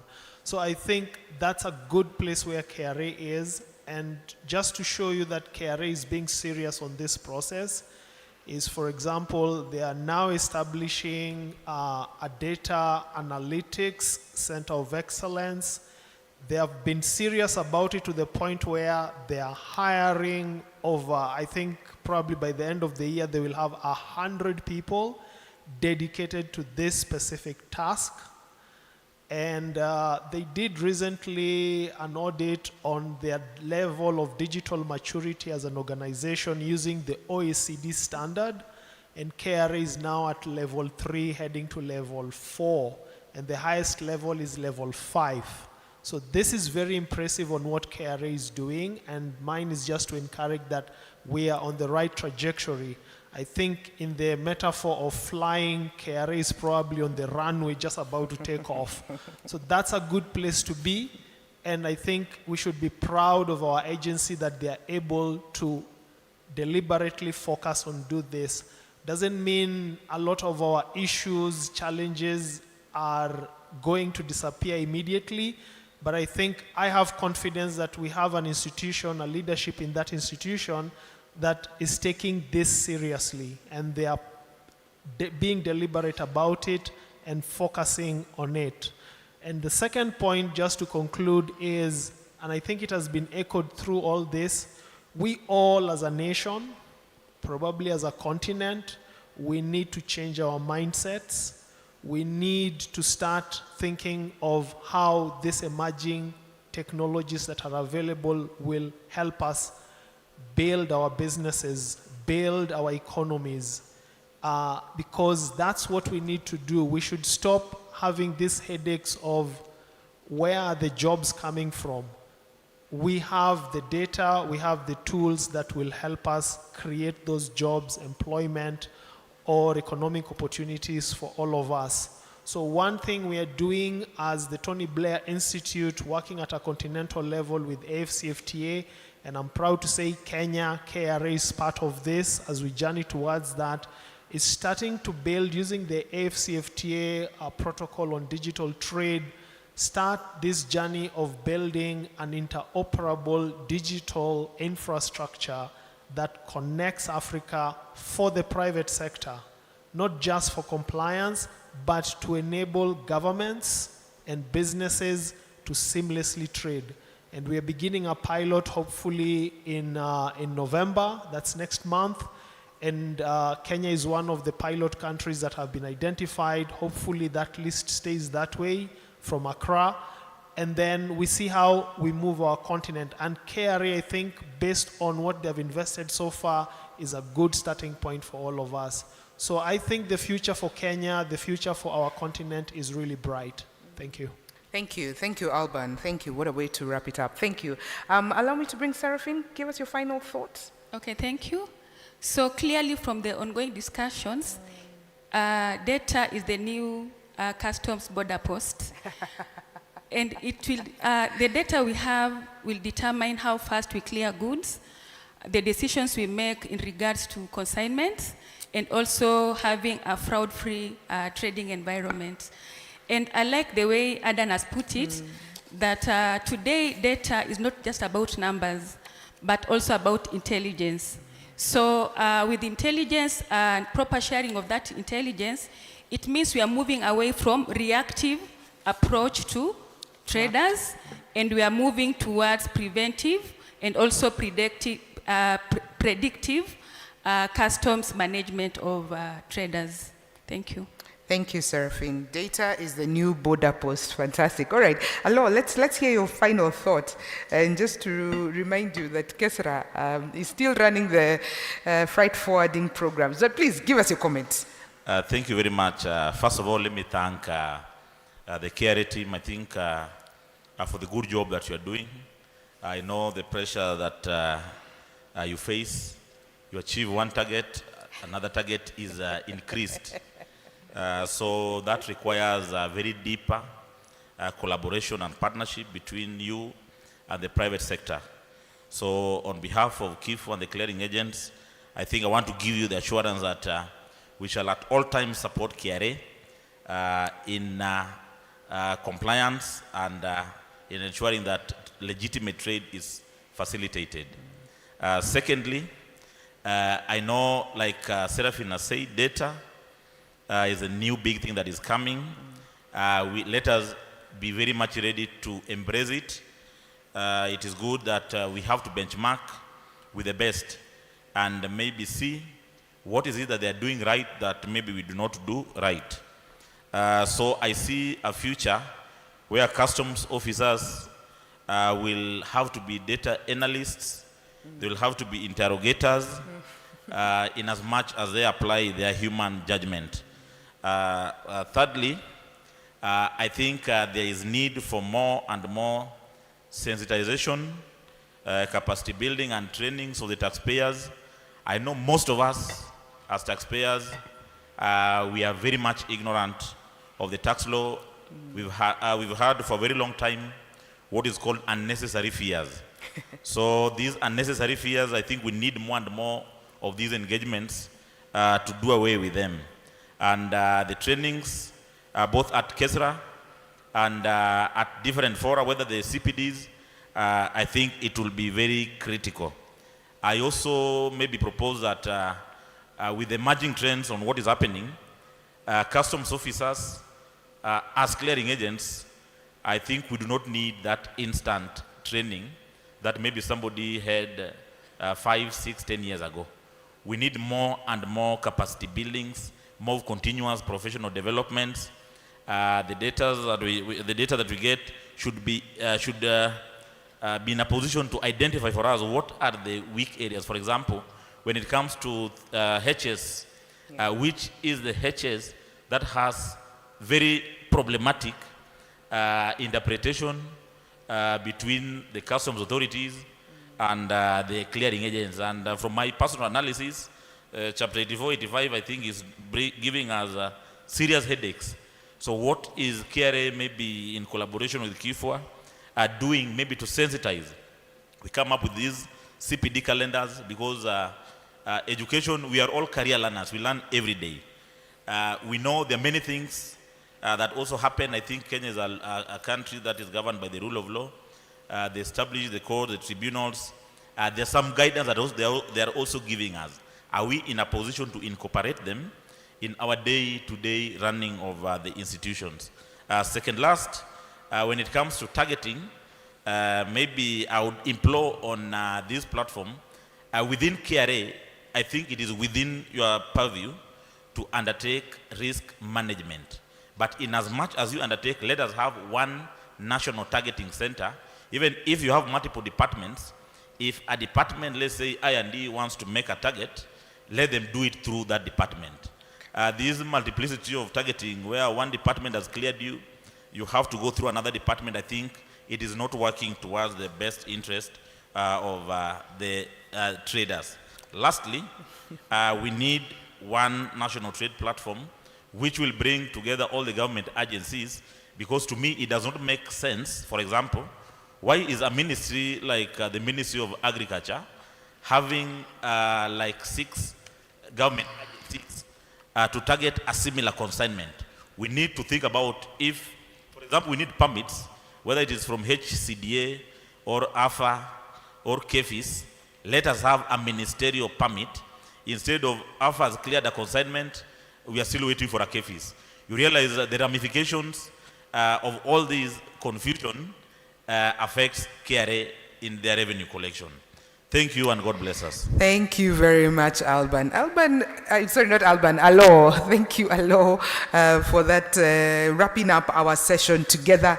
I think the day you will become our kili, sasa utakuwa alama ya dukuduku. All right, thank you very much. Panel number 5, please let's appreciate the panel that has led us into our lunch break. Please take a stand, come to the front. Would like to take a picture with you. We were discussing digital infrastructure across agencies and borders, leveraging big data for smarter customs, enhancing risk assessment, trade facilitation, and fraud detection. The challenge is that customs does not operate in isolated borders. Perhaps data is the new border post. Our panelists Frederick Alo, National Chairman of KIFWA, Serafin Anaminjia, Senior Manager at Ernst & Young, Dr. Lilian Nyawanda, Commissioner for Customs and Border Control at the Kenya Revenue Authority, and the presentation was by Alban Odhiambo, Director of the Tony Blair Institute. Delegates, I believe we're now ready to go for our lunch break. And we shall have our lunch at the usual place where we had it yesterday. We shall be issuing you, or perhaps you've already been issued with a lunch voucher. Our hostesses and hosts of the day will guide us how to go for lunch. Can I see Dana, Daisy, and Festus? Where are you? That's Daisy. And Festus, and there's Festus. Festus, please lift your hand. I am guided that we shall be guided on how to go for lunch to avoid the long queues. We don't want you to queue for too long. Like yesterday, we are a listening and caring organization.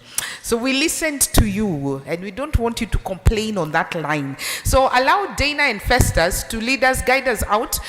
They will be guiding us row by row to take our lunch so that you don't have to queue. Meanwhile, you're allowed to network. If there's someone you've not seen for a long time, please go say hello to them.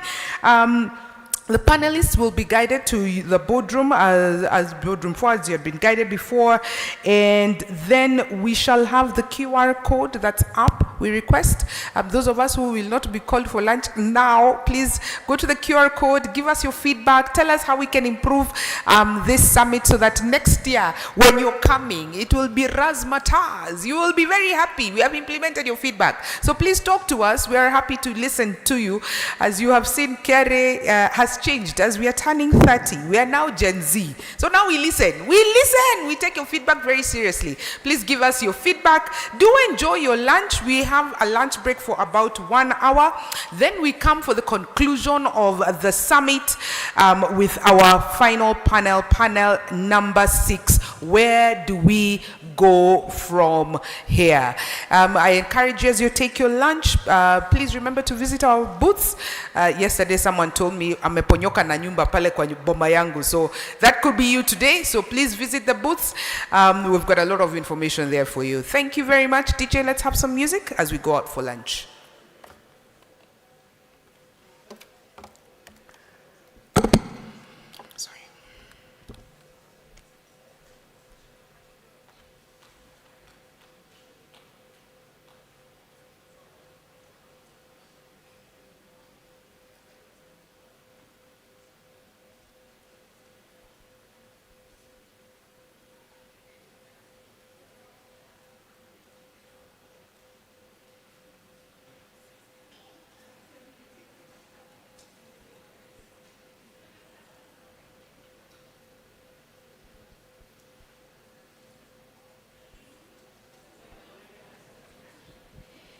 Hello everybody, so we can begin with this row and this row, these 2 rows, so you can start exiting. You'll get the meal cards just outside this door. Yeah, this row and this row, this row and this row. These 2 rows, we can begin with them. The meal cards will be given just outside the door.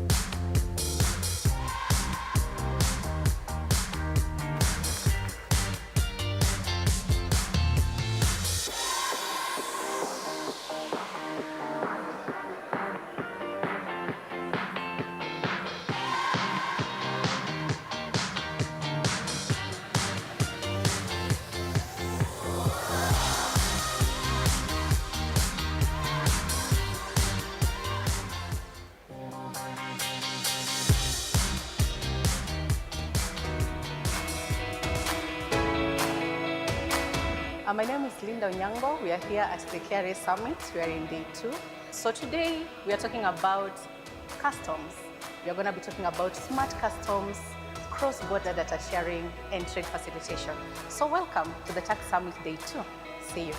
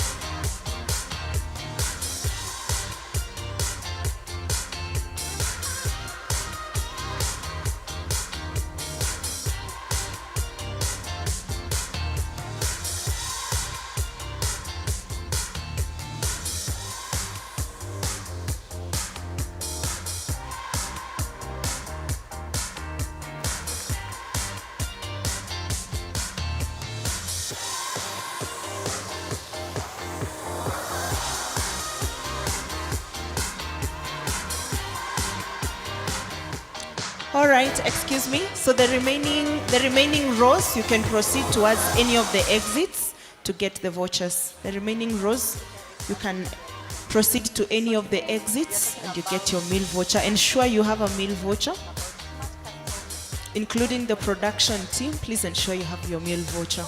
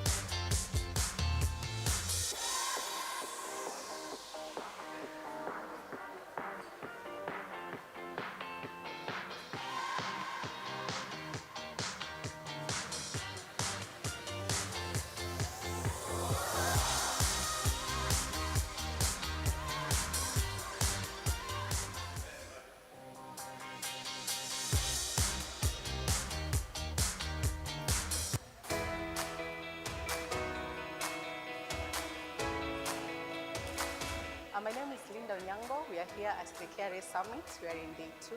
So today we are talking about customs. We are going to be talking about smart customs, cross-border data sharing, and trade facilitation. So welcome to the Tax Summit Day 2. See you.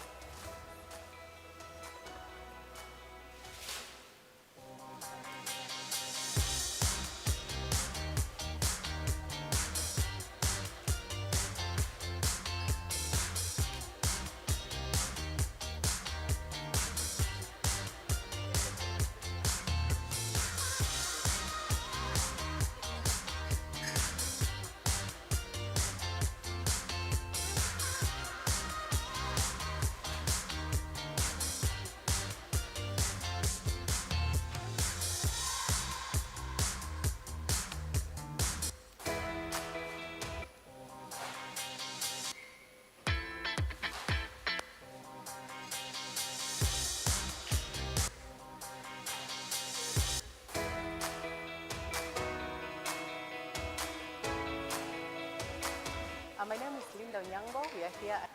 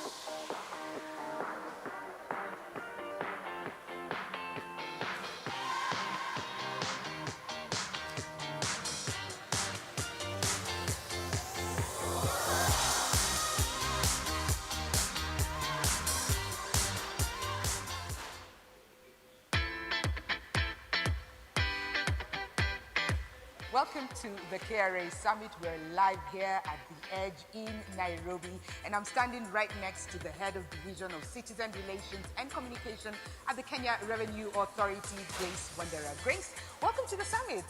Wageni, thank you. I'm very happy to be here. Yeah, months of planning, months of putting the story together. What's the highlight of this year's summit? I think for us as an organization, we are so focused on tax base expansion. We are focused on using technology to ensure that we have smart tax collection. The reason we have the summit is to ensure that we have conversations with our stakeholders on the plans that we have. We believe in co-creation. We believe that we can learn from others, and therefore we bring in stakeholders, policymakers to debate these issues so that tax administration is incorporated with people's views, so that then we are able to achieve voluntary compliance. This year, Kra has done something different. They called it the Citizen Assembly. You went to about 6 towns, Nyahururu, Nakuru, Mombasa, Kisumu. What is the one thing that stood out for you, and how does that connect to this year's summit? So let me step back. I think the last year we really wanted to do a citizen assembly, but I guess an idea comes at its right time, and this year really is when the citizen assembly took off. And for us, just the fact that we could gather in different towns and people would come to the room and want to have a conversation with a taxman.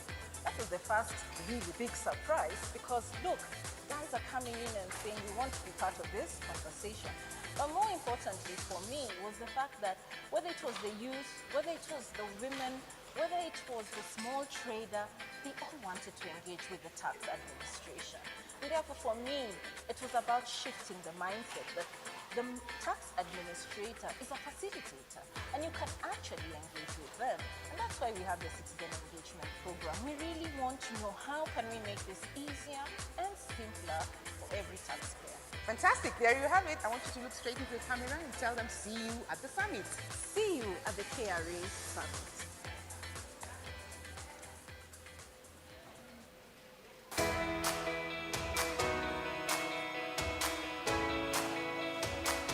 My name is Linda Onyango. We are here at the KRA Summit. We are in day 2.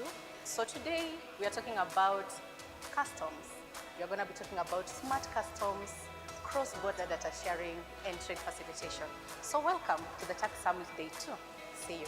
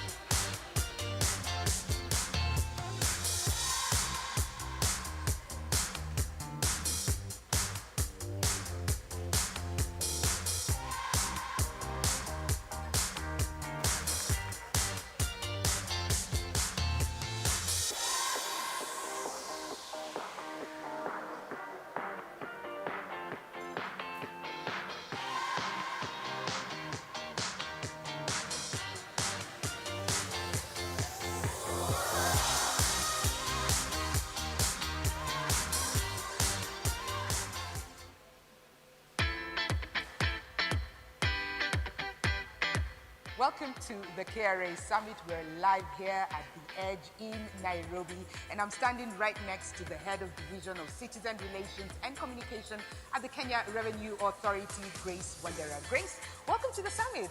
Wagadi, thank you. I'm very happy to be here. Yeah, months of planning, months of putting the story together. What's the highlight of this year's summit? I think for us as an organization, we are so focused on tax base expansion. We are focused on using technology to ensure that we have smart tax collection. The reason we have the summit is to ensure that we have conversations with our stakeholders on the plans that we have. We believe in co-creation. We believe that we can learn from others, and therefore we bring in stakeholders, policymakers to debate these issues so that tax administration is incorporated with people's views so that then we are able to achieve voluntary compliance. This year, KRA has done something different.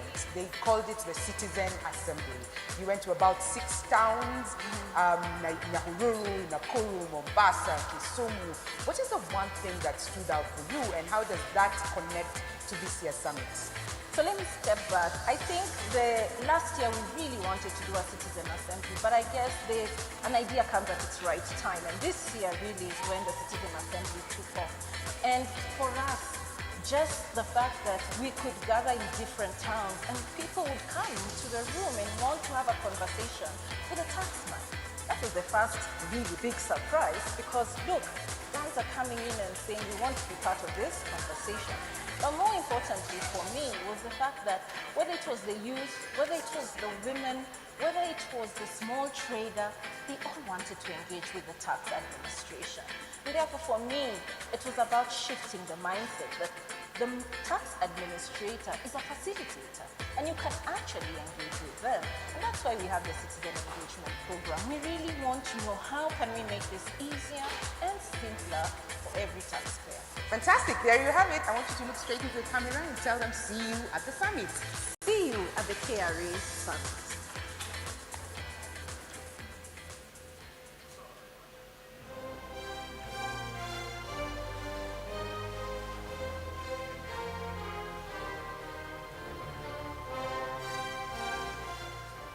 Hello, Team KRA and our esteemed taxpayers. This July, we mark 30 years since the founding of the Kenya Revenue Authority, an institution born to unify and professionalize revenue collection in the service of our republic. Since 1995, KRA has evolved from manual registers to fully digital systems, from regional fragmentation to nationwide integration, from being collection-focused to being citizen-focused. We've built tools like iTax and ICMS, launched M-Service, and embraced data and automation to improve efficiency and service to our customers. And throughout, we have remained grounded in our mandate to mobilize revenue that builds this nation and secures our country. Our Pearl Anniversary is more than just a celebration of time. It is a symbol of what we have become. A pearl is not born perfect. It is shaped over time, layer by layer, through friction and endurance. It symbolizes resilience under pressure, inner strength, and refined value. So too is KRA, tested, strengthened, and continually refined. But none of this will be possible without you, our staff, and our taxpayers. Your dedication to service and your trust are what sustains our progress. Let us carry forward this legacy with integrity, innovation, and national pride.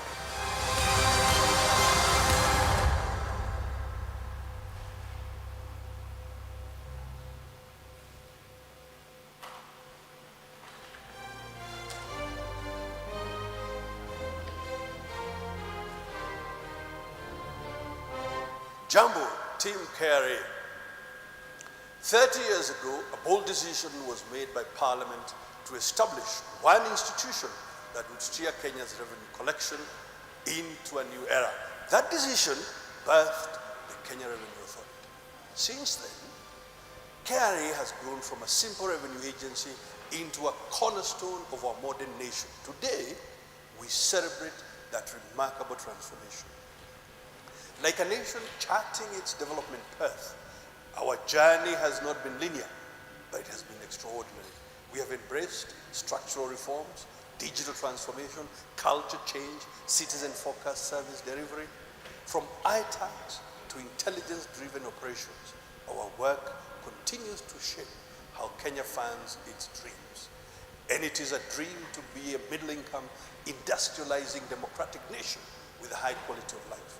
That means more and better health services, modern, efficient infrastructure, quality education, opportunities for both young and old. Each shilling we collect brings us closer to that future, strengthening our economic independence through domestic revenue collection and less dependence on borrowing to sustain our growth.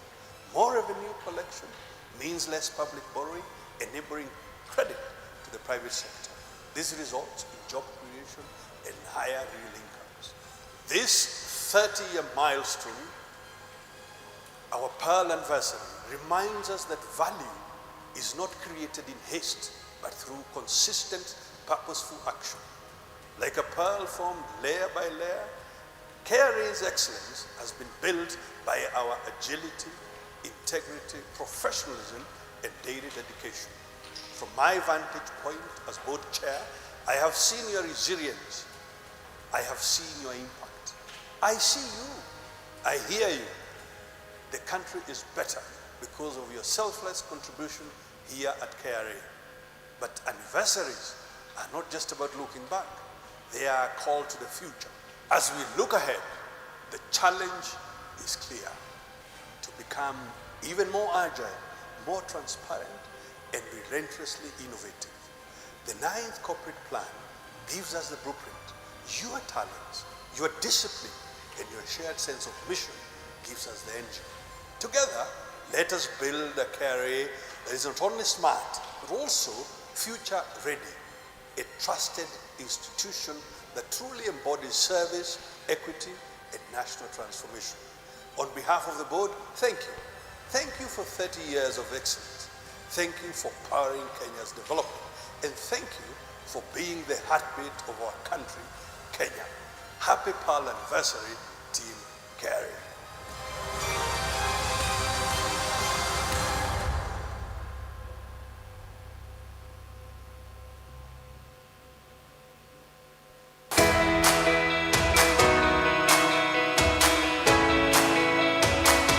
My name is Linda Onyango. We are here at the Kra Summit. We are in day 2.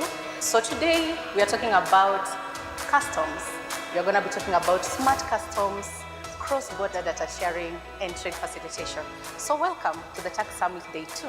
See you.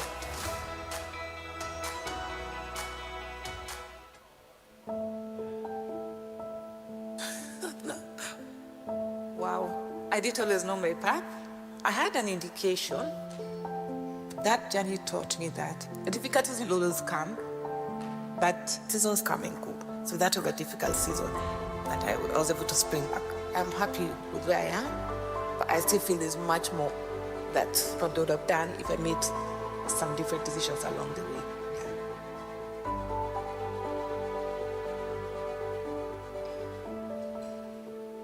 Choma Yala Feld.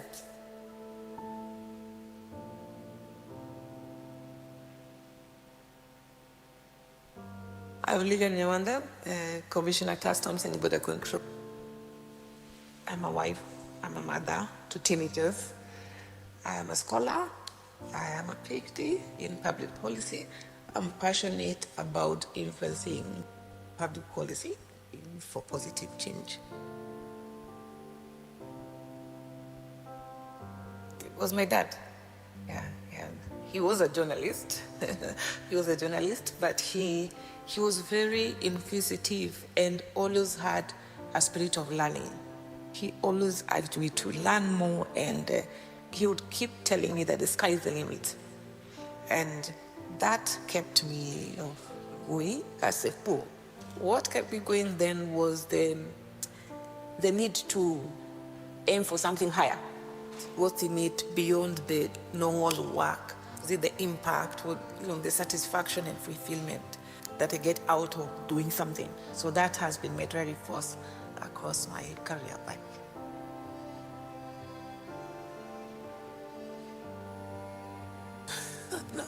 Wow, I didn't always know my path. I had an indication, I had a sketch, but I'm really not surprised. I'm happy with where I am, but I still feel there's much more that probably would have done if I made some different decisions along the way. There's a lot of things that, opportunities that came across that I shied away from. And yet, just looking at those that I was able to take a risk on, they turned out quite well. So if I took a bigger chance on maybe other opportunities, I think the results would have been much greater.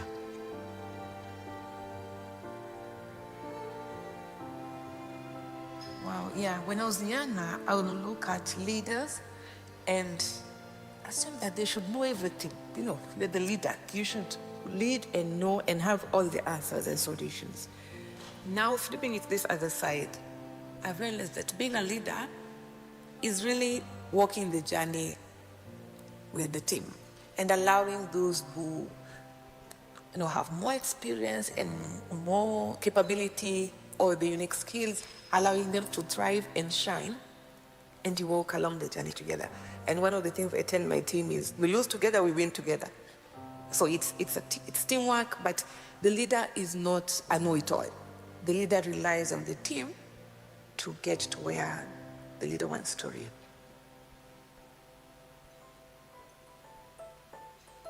One thing I've learned is, do not assume. Do not assume that your leader knows what you want. Do not assume that the journey will be straightforward. Be courageous enough to reach out for help, to ask the questions, to seek solutions, seek answers, and be very inquisitive. Do not assume.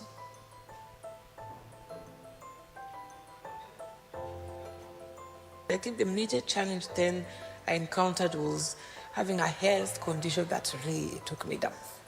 I had a back issue that really affected my work and my social life and everything. And yet I had responsibilities in terms of work, community, society, and everything.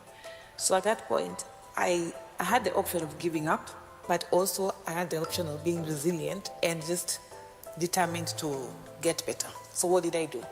Sought support from my boss then and the organization I was working in terms of seeking medical attention abroad, and also the resilience and determination to get better and bounce back. And in a span of a year or two, I got surgery and got better. I was able to get back on track in my career. But that journey taught me that difficulties will always come, but in that process, it's good to appreciate the season you are in, but also seek solutions and help. Reach out to ask for help and get like a support system to help you journey through that season. And seasons come and go. So that was a difficult season that I was able to spring back.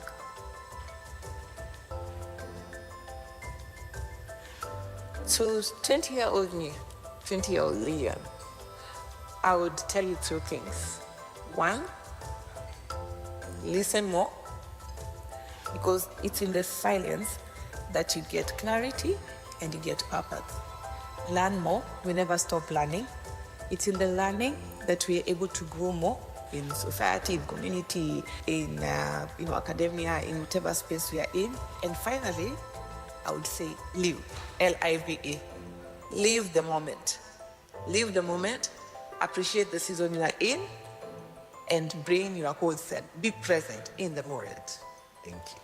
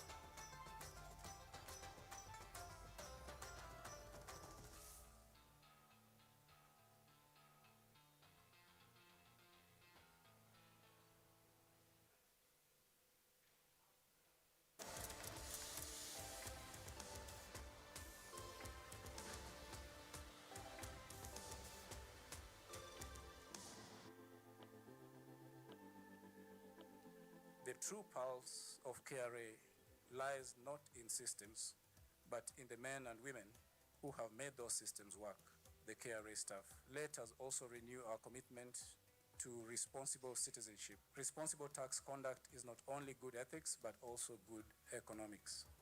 During my time, when I started KRA, our collection was less than $500 million. Now we are talking of 2 trillion and above.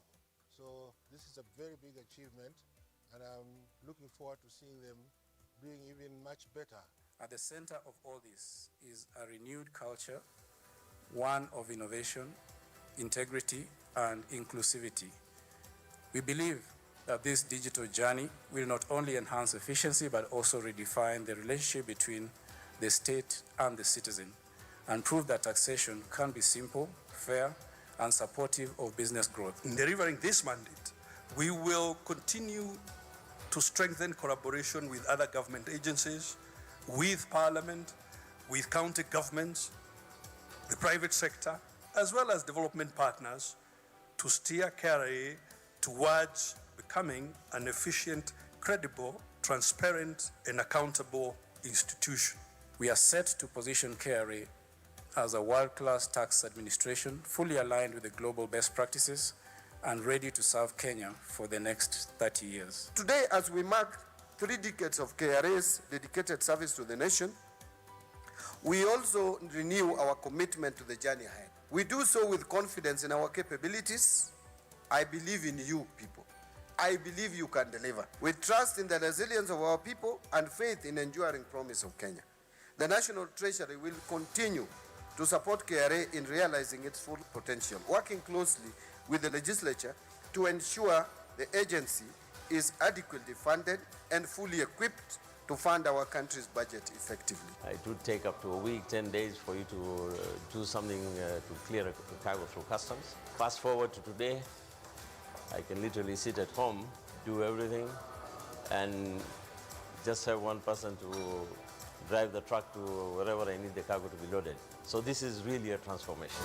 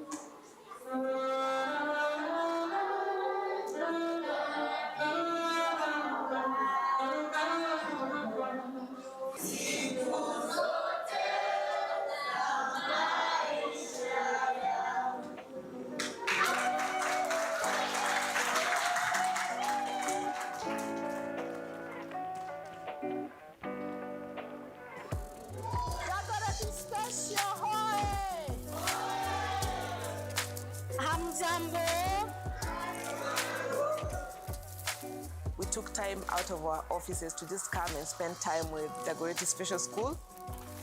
This is a special school for children with intellectual disabilities, autism, cerebral palsy, and physical impairments. Most parents believe that these children don't have any future at all, and that working alongside them is a waste of funds, wasting of resources. But we want to tell them very candidly that they are not right in that perspective. If anything, these are the children who need most of their assistance, most of the help, so that they can become very, very productive members of the society. It's been a very wonderful moment, taking time and just engaging with the children, celebrating with them, singing with them, interacting with them. You are beautiful children, wonderful children, and we love you. And seeing the beautiful piece of work they're doing. Beads, they're doing mats, they're doing beautiful artistic work, and just taking time to understand the level of education, the different stages of education, the investment the teachers are doing, the support staff here. There's a lot of work that goes on here that we really, really appreciate. So yes, we got some feedback even here that the perception about KRA is, the lion. And we are viewed as just taking and not giving. So we are here to just say that KRA is not just about collecting taxes. We play a primary role of collecting taxes and, for the government, being part of government. But we also have the softer side of KRA where we interact with people. And we do a lot of activities. We plant trees, we engage with schools, we have our tax clubs. And there's a lot of work that KRA does. We've partnered with many institutions to just make sure that we impact society for the good. Yeah. I would say kudos to KRA. Kudos and kudos again. We want to thank them for identifying our school, and we want to tell them that let this relationship that starts today continue for the benefit of this child that is looked down upon, this child that has nowhere to go, this child that we want to get back to the community to live like any other human being. KRA has shown that passion. Wow, it's been awesome. It's been real life eye-opening for us, and especially even for my team. We've been really, really challenged to, take time just to learn and understand what's happening in our society. So this is something we look forward to doing more frequently, and we look forward to the next 30 years of KRA demonstrating and portraying this softer side of KRA. And to the school and the principal, kudos, brilliant job. Clean environment, the children are bubbly and happy, the staff seem motivated despite the challenging job. We are really, really appreciative of the job done by this school. Thank you. Thank you. Clap for yourselves.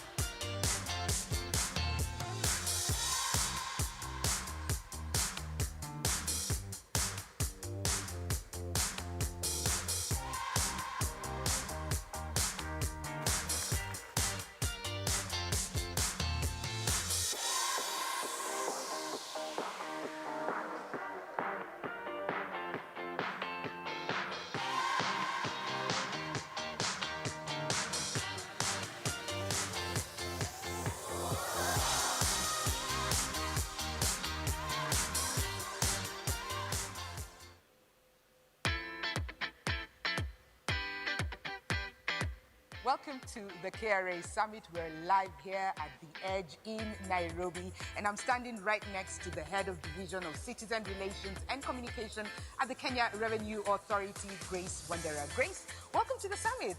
Wageni, thank you. I'm very happy to be here. Yeah, months of planning, months of putting the story together. What's the highlight of this year's summit? I think for us as an organization, we are so focused on tax base expansion. We are focused on using technology to ensure that we have smart tax collection. The reason we have the summit is to ensure that we have conversations with our stakeholders on the plans that we have. We believe in co-creation. We believe that we can learn from others, and therefore we bring in stakeholders, policymakers to debate these issues so that tax administration is incorporated with people's views so that then we are able to achieve voluntary compliance. This year, KRA has done something different. They called it the Citizen Assembly. You went to about 6 towns, Nyahururu, Nakuru, Mombasa, Kisumu. What is the one thing that stood out for you, and how does that connect to this year's summit? So let me step back. I think last year we really wanted to do a citizen assembly, but I guess an idea comes at its right time. And this year really is when the citizen assembly took off. And for us, just the fact that we could gather in different towns and people would come into the room and want to have a conversation with a taxman. That was the first really big surprise, because look, guys are coming in and saying we want to be part of this conversation. But more importantly for me was the fact that whether it was the youth, whether it was the women, whether it was the small trader, they all wanted to engage with the tax administration. And therefore for me, it was about shifting the mindset that the tax administrator is a facilitator and you can actually engage with them. And that's why we have the Citizen Engagement Program. We really want to know how can we make this easier and simpler for every taxpayer. Fantastic. There you have it. I want you to look straight into the camera and tell them, see you at the summit. See you at the KRA Summit.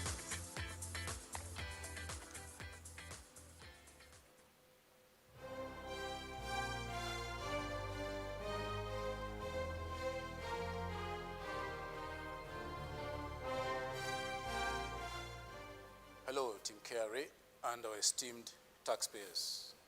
This July, we mark 30 years since the founding of the Kenya Revenue Authority, an institution born to unify and professionalize revenue collection in the service of our republic.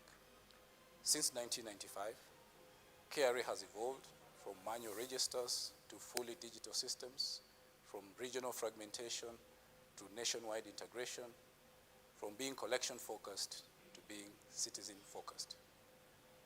We've built tools like iTax and ICMS, launched M-Service, and embraced data and automation to improve efficiency and service to our customers. And throughout, we have remained grounded in our mandate to mobilize revenue that builds this nation and secures our country. Our Pearl anniversary is more than just a celebration of time. It is a symbol of what we have become. A pearl is not born perfect. It is shaped over time, layer by layer, through friction and endurance. It symbolizes resilience under pressure, inner strength, and refined value.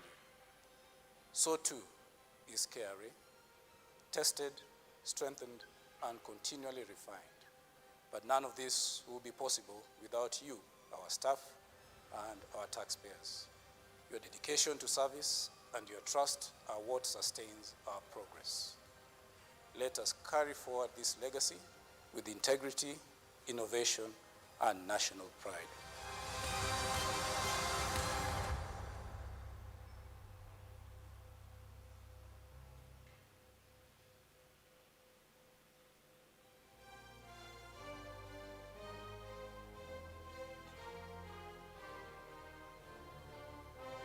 Jambo, Team KRA. 30 years ago, a bold decision was made by Parliament to establish one institution that would steer Kenya's revenue collection into a new era. That decision birthed the Kenya Revenue Authority.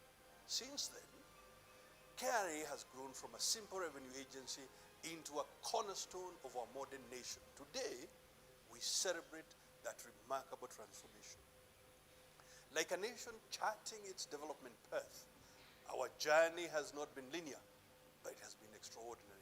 We have embraced structural reforms, digital transformation, culture change, citizen-focused service delivery. From ITACs to intelligence-driven operations, our work continues to shape how Kenya funds its dreams. And it is a dream to be a middle-income, industrializing democratic nation with a high quality of life. That means more and better health services, modern efficient infrastructure, quality education, opportunities for both young and old. Each shilling we collect brings us closer to that future, strengthening our economic independence.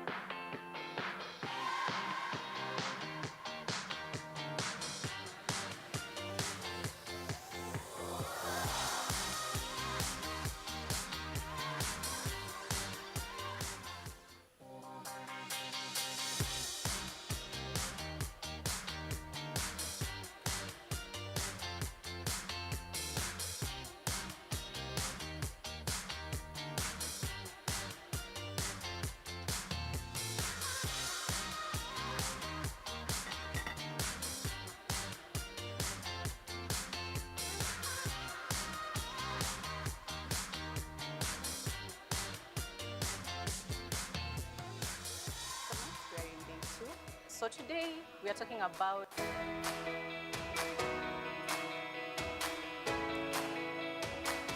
my name is Linda Onyango. We are here at the Kra Summit. We are in day 2.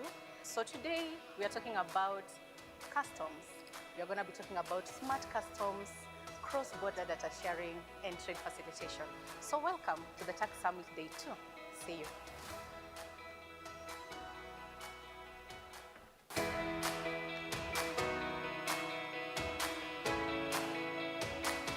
My name is Linda Onyango. We are here at the Kra Summit. We are in day 2.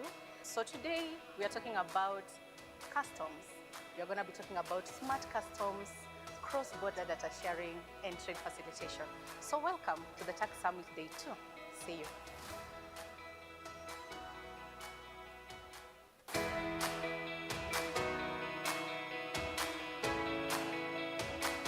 My name is Linda Onyango. We are here at the Kra Summit. We are in day 2. So today we are talking about customs. We are going to be talking about smart customs, cross-border data sharing, and trade facilitation. So welcome to the Tax Summit Day 2. See you.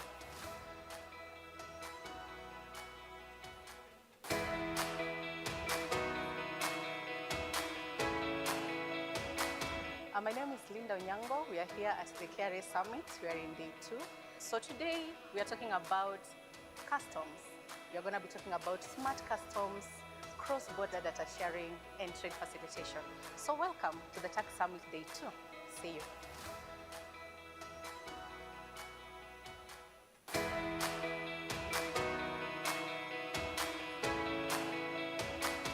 My name is Linda Onyango. We are here at the Kra Summit. We are in day 2. So today we are talking about customs. We are going to be talking about smart customs, cross-border data sharing, and trade facilitation. So welcome to the Tax Summit Day 2. See you.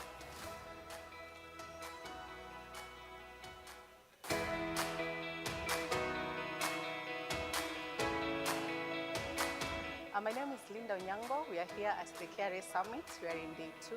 So today we are talking about customs. We are going to be talking about smart customs, cross-border data sharing, and trade facilitation. So welcome to the Tax Summit Day 2. See you.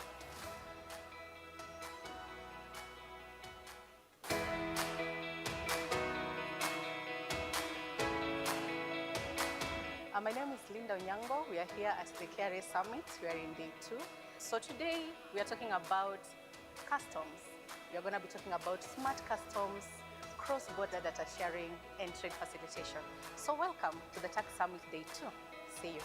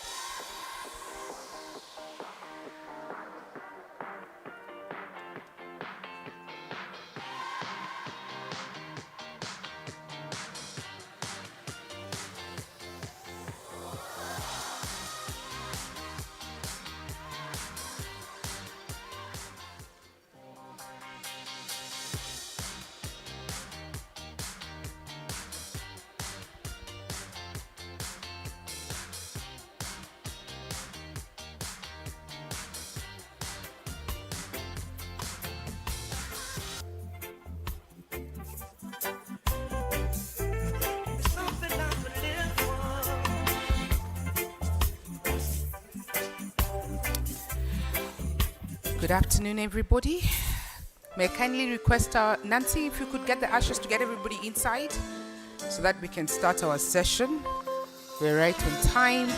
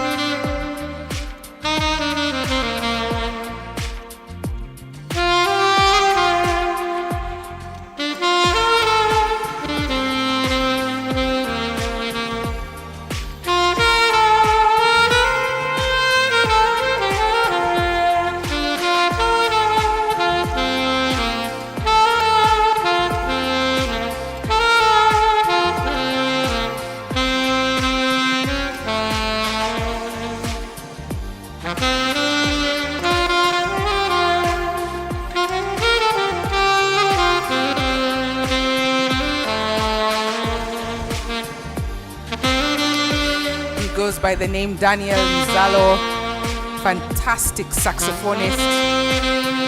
He's the proper Gen Z as KRA turns 30. Daniel is around 30. So when we want to remember how KRA would look like if KRA was 30, we just look at Dan and we see the energy and the passion and we say thank you, Dan. I do hope you've enjoyed your lunch. I hope it's teremkad nicely and you're ready for the final plenary number 6 of the KRA Tax Summit. Thank you so much for staying with us. Thank you for engaging with us. Thank you for giving us your feedback, your thoughts. Thank you for just being part of this whole process. We always look forward to the KRA Summit because this is where we generate ideas of how to improve our systems, our processes, and we're excited that you have chosen to partner with us. As KRA celebrates 30 years, we say thank you, asanteni sana. We now want to finalize our summit, our 2-day meeting here together with our final crispy session discussing where do we go from here. We've had a lot of things that we need to do as KRA, we need to do as taxpayers, we need to do as Kenyans, we need to do as partners, but where do we go from here? To discuss the role of behavioral insights in encouraging voluntary compliance, using data to improve voluntary compliance. Ladies and gentlemen, why don't you help me welcome our presenter of this session, Dr. Kendi Mushungi, who is the Manager, Education and Technology. She's a specialist, Strategic Partnerships Development, Brain and Mind Institute at the Aga Khan University. Dr. Kendi, please come. Dr. Kendi holds a PhD in computational neuroscience. I didn't even know. Is that offered in Kenya? Is that offered in Kenya? No. Okay. All right. We had some hope. All right. Dr. Kendi holds a PhD in computational neuroscience and has extensive expertise in technology, pedagogy, partnerships, and also co-founded the Nikola Energy, a waste-to-energy startup. We have saved the best for last. Dr. Kendi, please come and give us your presentation. Karibu sana. A round of applause for Dr. Kendi, please.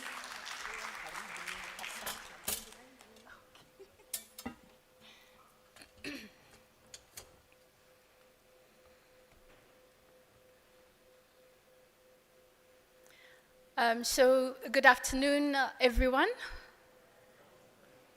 In true Kenyan fashion, I will say that twice because we never say our greetings once. So good afternoon, everyone.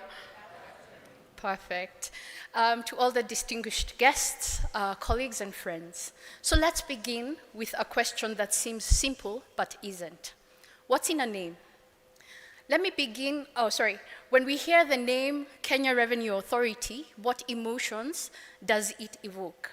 For many, the word authority conjures command, enforcement, even perhaps fear. Yet language is never neutral. Names carry intent, history, and identity. I'm from Meru, and for their Meru, we give names with meanings, and my name Kendi means is derived from the word love, and so it means the one who loves and the one who's loved. And so names tell stories. They describe not only who we are, but who we are called to become. So when we name an institution or authority, we're also naming the kind of relationship it will have with its people. The name signals hierarchy, not partnership. And that matters because behavior follows perception.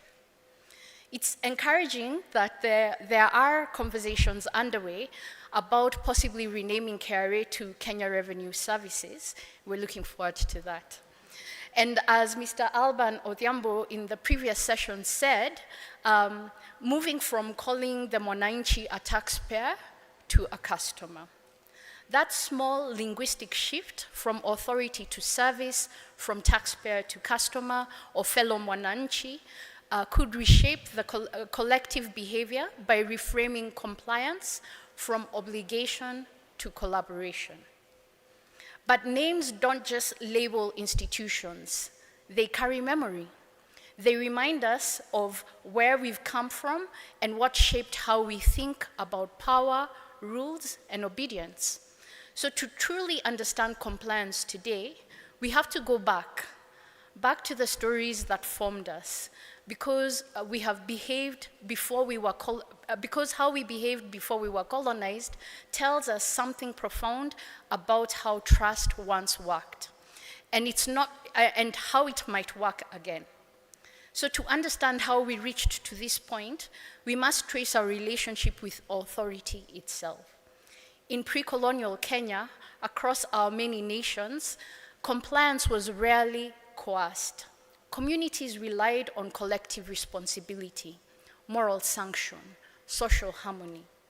Elders guided by shared values ensured fairness and reciprocity. Behavioral compliance arose not from punishment, but from belonging. Colonial rule disrupted this balance. Authority became synonymous with domination, a power imposed, not a trust earned. The bureaucratic systems we inherited kept much of that structure intact. Our institutions learned to speak the language of control, not cooperation. Yet this Swahili saying, "Mwachamila ni mtumwa," lets us know that if we leave the culture that we once beheld, then we are slaves. Reclaiming our cultural logic of cooperation is essential if we are to build truly voluntary compliance. And if our traditions tell us how we once built trust, then our systems of learning tell us how that trust was passed on. Before colonialism, learning was lived through doing, through watching, through relationship. So colonial education changed that intent to produce obedience, not understanding. We learned arithmetic, but not why arithmetic mattered. In taxation today, many citizens know that taxes must be paid, but not the why compliance sustains their own well-being. The move towards competency-based curriculum education in Kenya is therefore not just a pedagogical or an andragogical reform, it's a philosophical repair. Imagine if, from early schooling, children learned what taxation means, how it builds hospitals, roads, and opportunity. But by the time they are adults, compliance would not be enforced, it would be second nature. This is the essence of behavioral insight. It shapes the environments that make the right actions the easy, meaningful choice. So if education has always shaped behavior, then understanding behavior itself becomes essential. This is where the science comes in. Behavioral science and neuroscience gives us language for what our ancestors already practiced intuitively. That people respond not only to rules, but to how those rules make them feel. And this emotional foundation, this chemistry of trust, is what modern compliance truly rests upon. So behavioral science and neuroscience together reveal that compliance is not simply a legal outcome, it's a psychological state. When people perceive fairness, their prefrontal cortex, the seat of judgment and self-control, activates. They feel safe, valued, and cooperative. When systems are opaque or punitive, then the amygdala is the one that fires, and we feel fear, avoidance, and resistance. So voluntary compliance then is cultivated by design through fairness, predictability, and belonging. And this brings us back to naming, because language shapes emotion, emotion shapes trust, and trust shapes behavior. So once we grasp that compliance is emotional, not merely procedural, we start designing systems that speak to the heart as much as to the mind. Behavioral insights give us the science of influence. Technology gives us the tools. As was so eloquently put in the previous session, tools allow us to fly, especially the tools that we have today. But the bridge between the two, the piece that gives both meaning is co-creation. Because when people help build a system, they no longer resist it, they believe in it. Behavioral insights show that small contextual changes, what we call nudges, can dramatically improve cooperation. So technology allows us to scale those nudges ethically. But technology is only as human as its intent. If digital systems replicate hierarchy, they digitize mistrust. If they embody empathy and partnership, they democratize access. That's why co-creation must be our guiding philosophy. When systems are designed with citizens, when feedback loops are open, when language is local and intuitive, people feel seen. Compliance becomes a shared investment, not an imposed rule. This is what genuine buy-in looks like. Not persuasion after the fact, but participation from the start. And yet, even as we innovate, even as we digitize and automate, we must ask what holds all this together. Technology can optimize processes, and behavioral insights can predict choice, but neither can sustain cooperation on their own. The real glue is trust, and I think we've had that all through the last 2 days. Trust that systems are fair, that leaders mean what they say, and that citizens matter. And so before we go any further, I want to pause here and talk about the moral and neurological foundations of trust, what I will refer to as the philosophies of trust. You know, when we talk about trust, it can sound abstract, almost poetic, but trust is both moral and measurable. Trust isn't just a feeling, it's a system, one that exists in our minds. Hence the need for a mindset shift, as was so aptly put by Mr. Alban in the previous session, in our cultures and even in our brains. So let me share the 8 philosophies of trust. The first is integrity, or truth as alignment. Integrity is doing the right thing even when no one is watching. Aristotle called it the highest virtue, the point where character and action meet. In the context of taxation, integrity means that when the government what the government says, what it does, and what the citizen or the mwananchi experiences must align. When people see their taxes reflected in working roads, clean water, hospitals, functioning schools, they see that the words and the deeds are consistent, and that consistency creates belief. In neuroscience, we know that when people perceive fairness, the prefrontal cortex, the part of the brain responsible for judgment and trust, becomes active. It sends a signal of safety. You can relax here. You can cooperate. Integrity then isn't only an ethical principle, it's also a biological pathway to trust. The second philosophy is transparency, truth as light. Immanuel Kant said that moral action must be universal. If you cannot make your motives visible, they probably aren't ethical. When citizens can see how taxes are collected and spent, suspicion gives way to understanding. Tools like open data dashboards, participatory budgeting, and public expenditure reports are not just bureaucratic exercises. They are instruments of trust building. Because when people understand where their money goes, they stop feeling done to and start feeling a part of.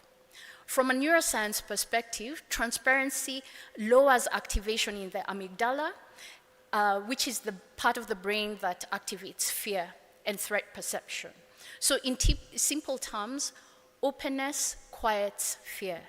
When people are not afraid of what's hidden, they become more willing to cooperate. The third philosophy is reciprocity, or trust as a social contract. The social contract theory from thinkers like Locke and Russell reminds us that people willingly give up something of their own only when they believe they are getting something meaningful in return. In our Kenyan context, reciprocity is experienced when systems are efficient, respectful, and responsive.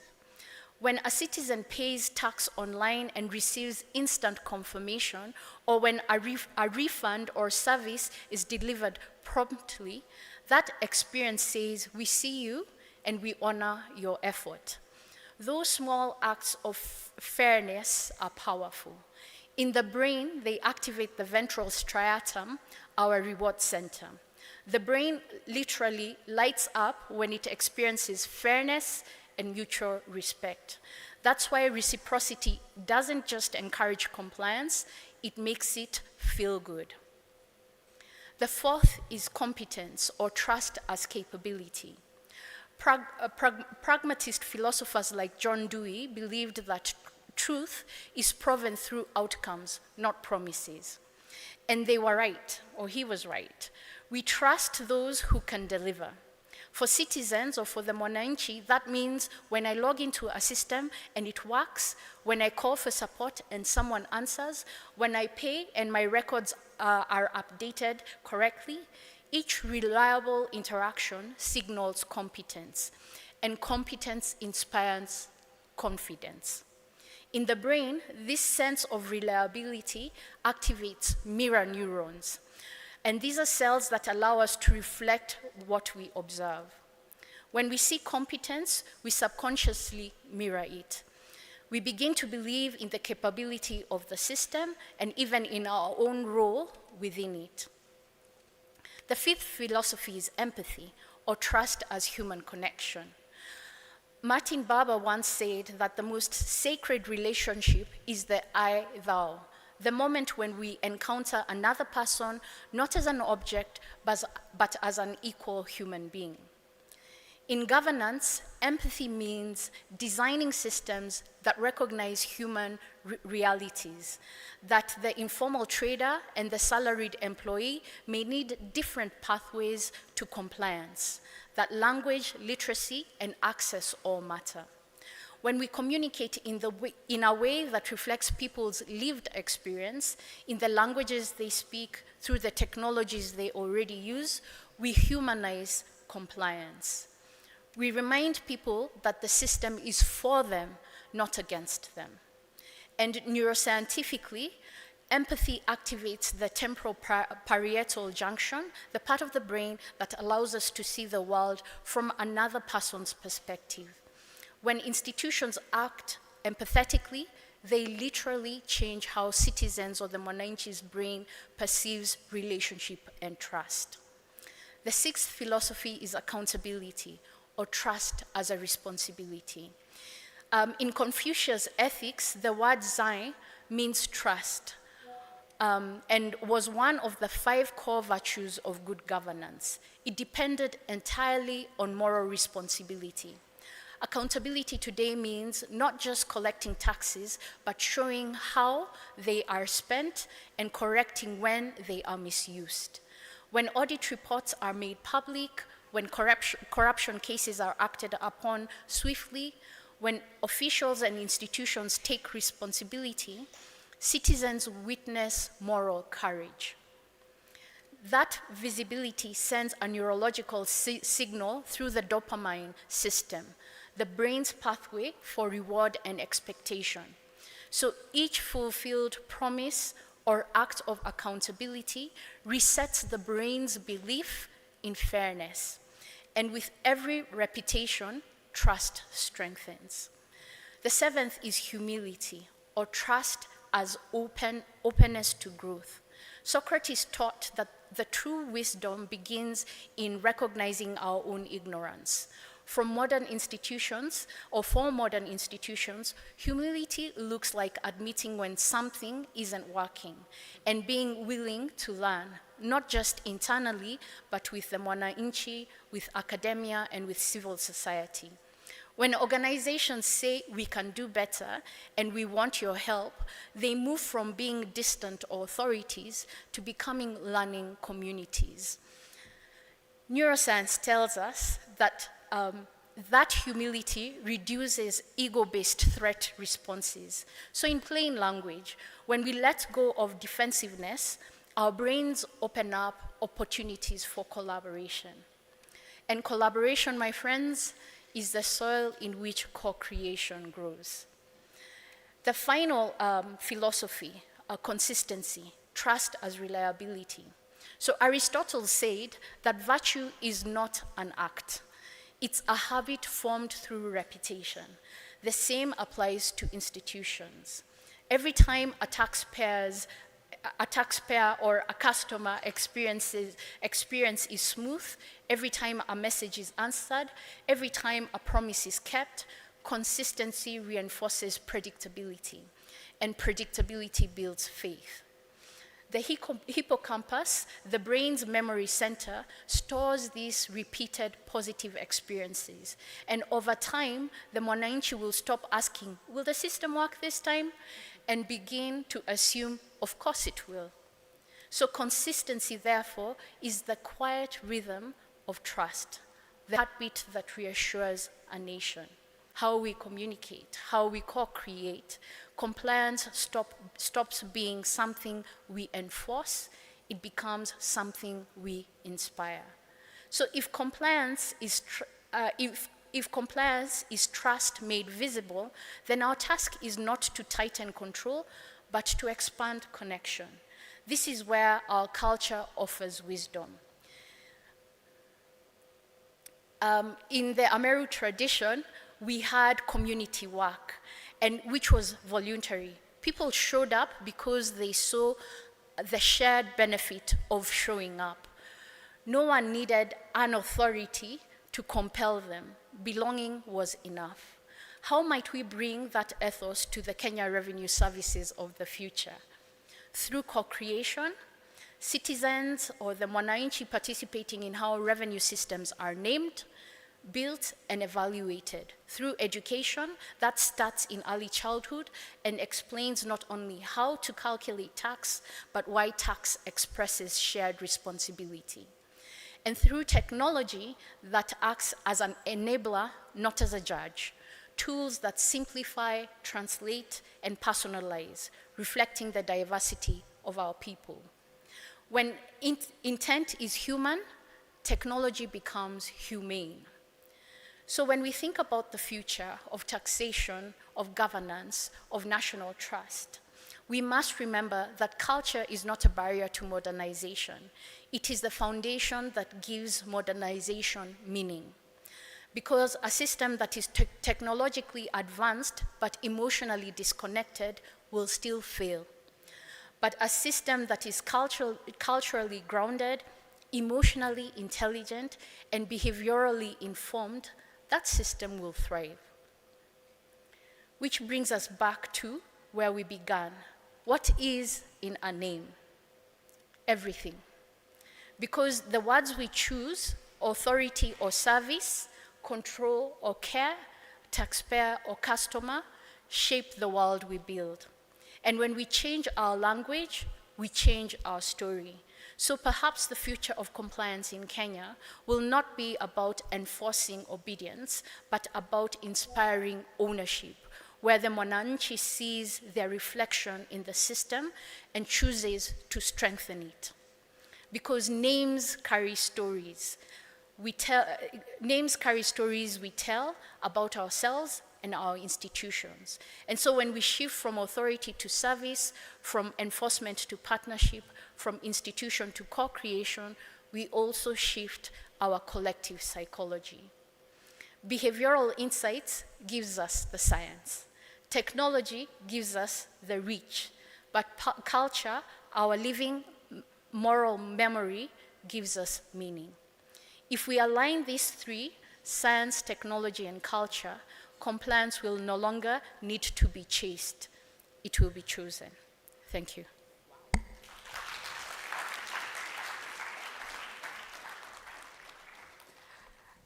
Wow, why don't we give her another round of applause? Thank you, Dr. Kendi.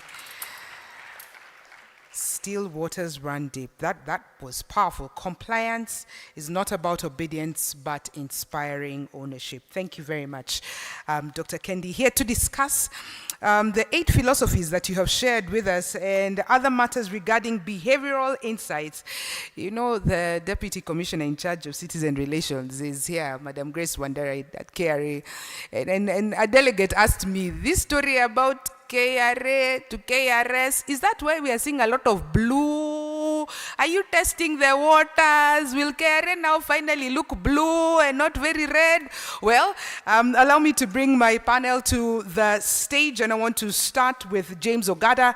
James is a Senior Engagement Director at Busara Center for Behavioral Economics in Nairobi. He leads a team applying behavioral science to advance development goals. He builds partnerships across private, public, and philanthropic sectors. Wow. Talk about triple P. All right, to design inclusive financial products and markets that align with people's real needs and local contexts. Karibu sana Ogada. Next to him is soon to be Dr. Patrick Nyangweso. Daktari Mtarajiwa, all right. Nyangweso is the CEO of the National Taxpayers Association, is a seasoned project and policy management expert with over 20 years experience in strategic planning, budgeting, and M&E. He is a PhD candidate at the University of Nairobi and has led major institutions fostering governance, efficiency, and sustainable development across sectors. Next to him is Anne Nalo. Anne comes to us as an economist and economic advisor at the British High Commission in Nairobi. She has over 14 years experience spanning public finance, trade, taxation, and economic diplomacy. She's worked with KRA. You've worked with KRA? Okay. CMA, IFC, and NEPAD, and is currently chairing Kenya's PFM donor partner group. She holds economics degrees from Daystar and Nairobi universities. And finally, Catherine Ngina Mutava, who is an associate director at Strathmore University Tax Research Center and tax partner at LexLink Consulting. She's got 15 years plus experience in tax policy research and advisory. She is a former tax appeals tribunal member and has shaped tax jurisprudence and policy across Africa through her work on fiscal justice and reforms. A great panel we have for you as we conclude. Yes, thank you for that one clap. I appreciate. All right, as we conclude the Tax Summit day number 2, talking about behavioral insights and the impact on compliance, my panel. A powerful presentation we've just heard from Dr. Kendi. What resonates with you regarding that presentation, regarding behavioral compliance? I want to start with you, Ogada, and then we can come down. James, please go ahead.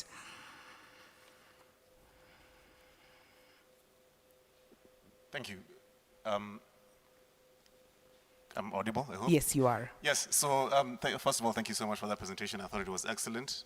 Just in brief, some of the aspects that you mentioned as the KRA is in transition towards more digital transformation, we want to be careful that during that transition, we take advantage of the power of analytical capabilities, but also structurally and how people perceive and how people feel and how people assimilate and integrate with the KRA, especially in the midst of efforts to increase the tax base, is that some of these behavioral considerations are kept in mind in the overall structure to ensure its success in transition. Okay, thank you, Ogada. I think the volume should have gone to that microphone, not this one.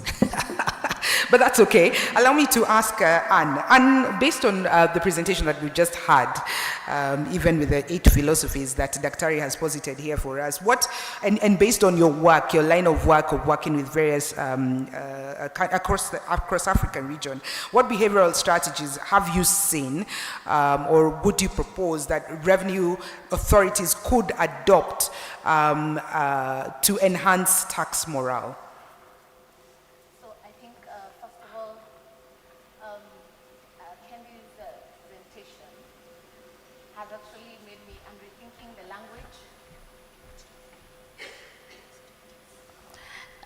She was very forthcoming with the fact that language matters in promoting voluntary compliance.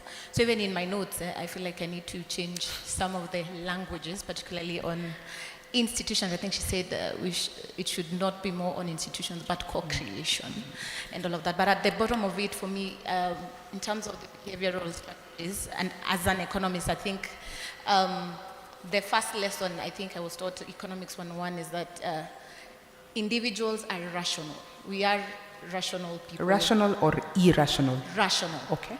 So there is the rational choice theory that is at the back of every taxpayer.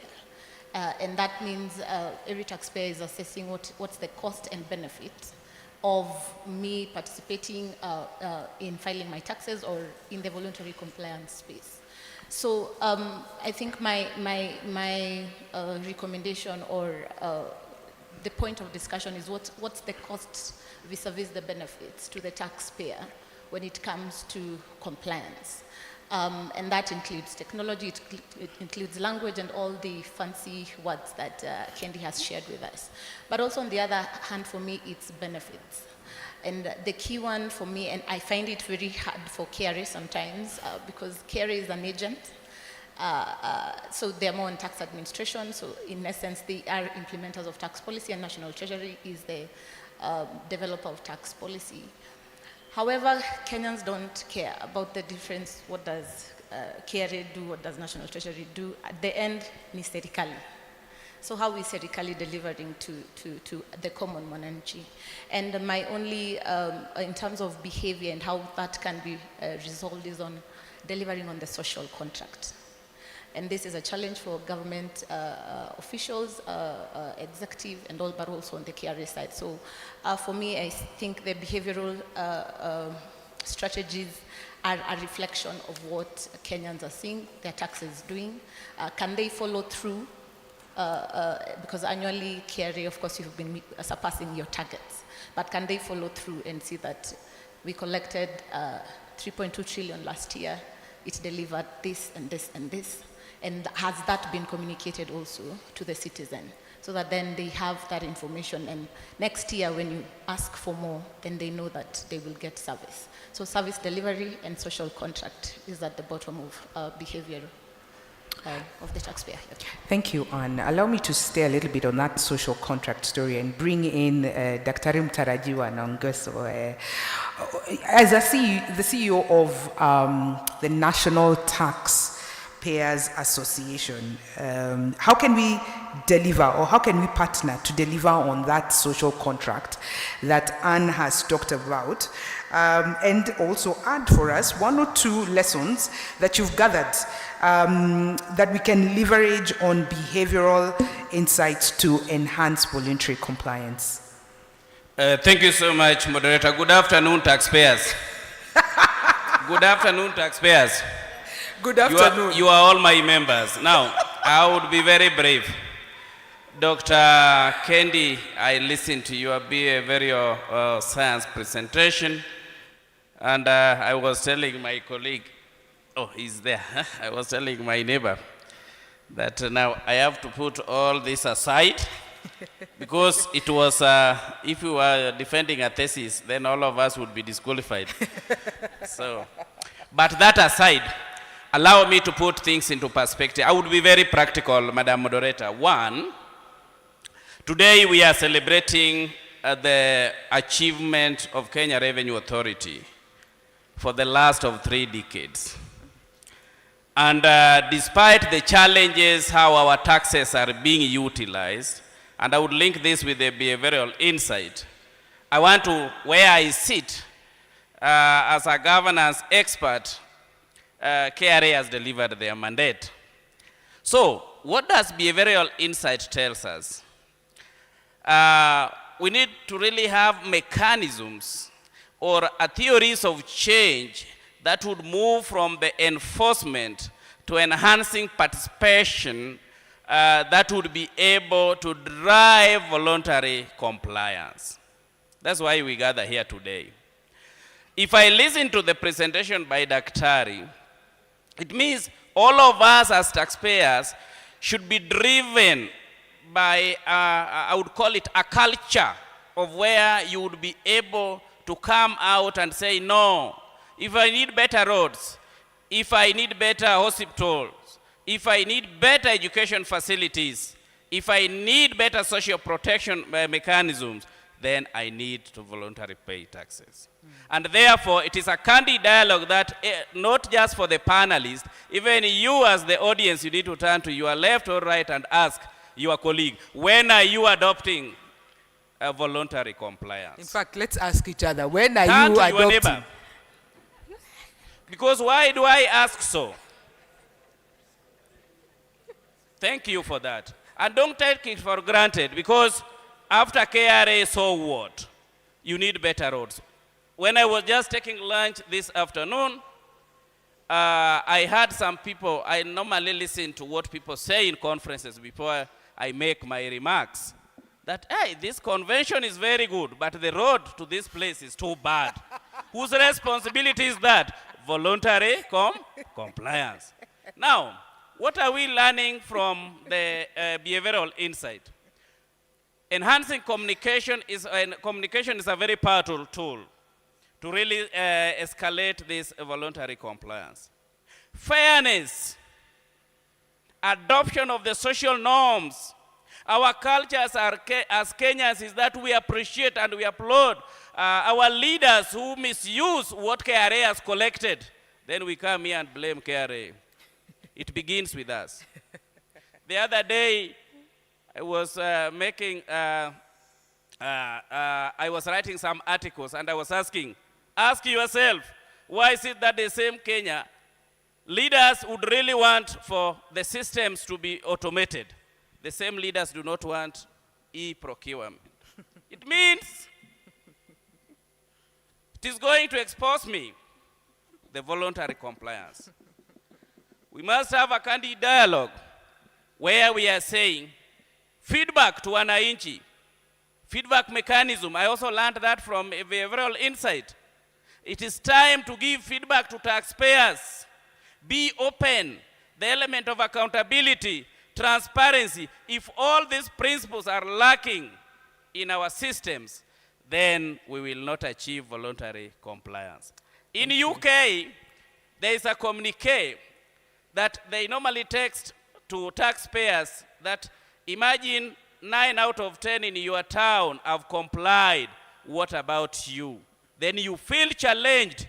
We need to have such kind of feedback, such a kind of communication, such kind of provoking thought process, so that Kenyans would ask their neighbors, have you complied this year?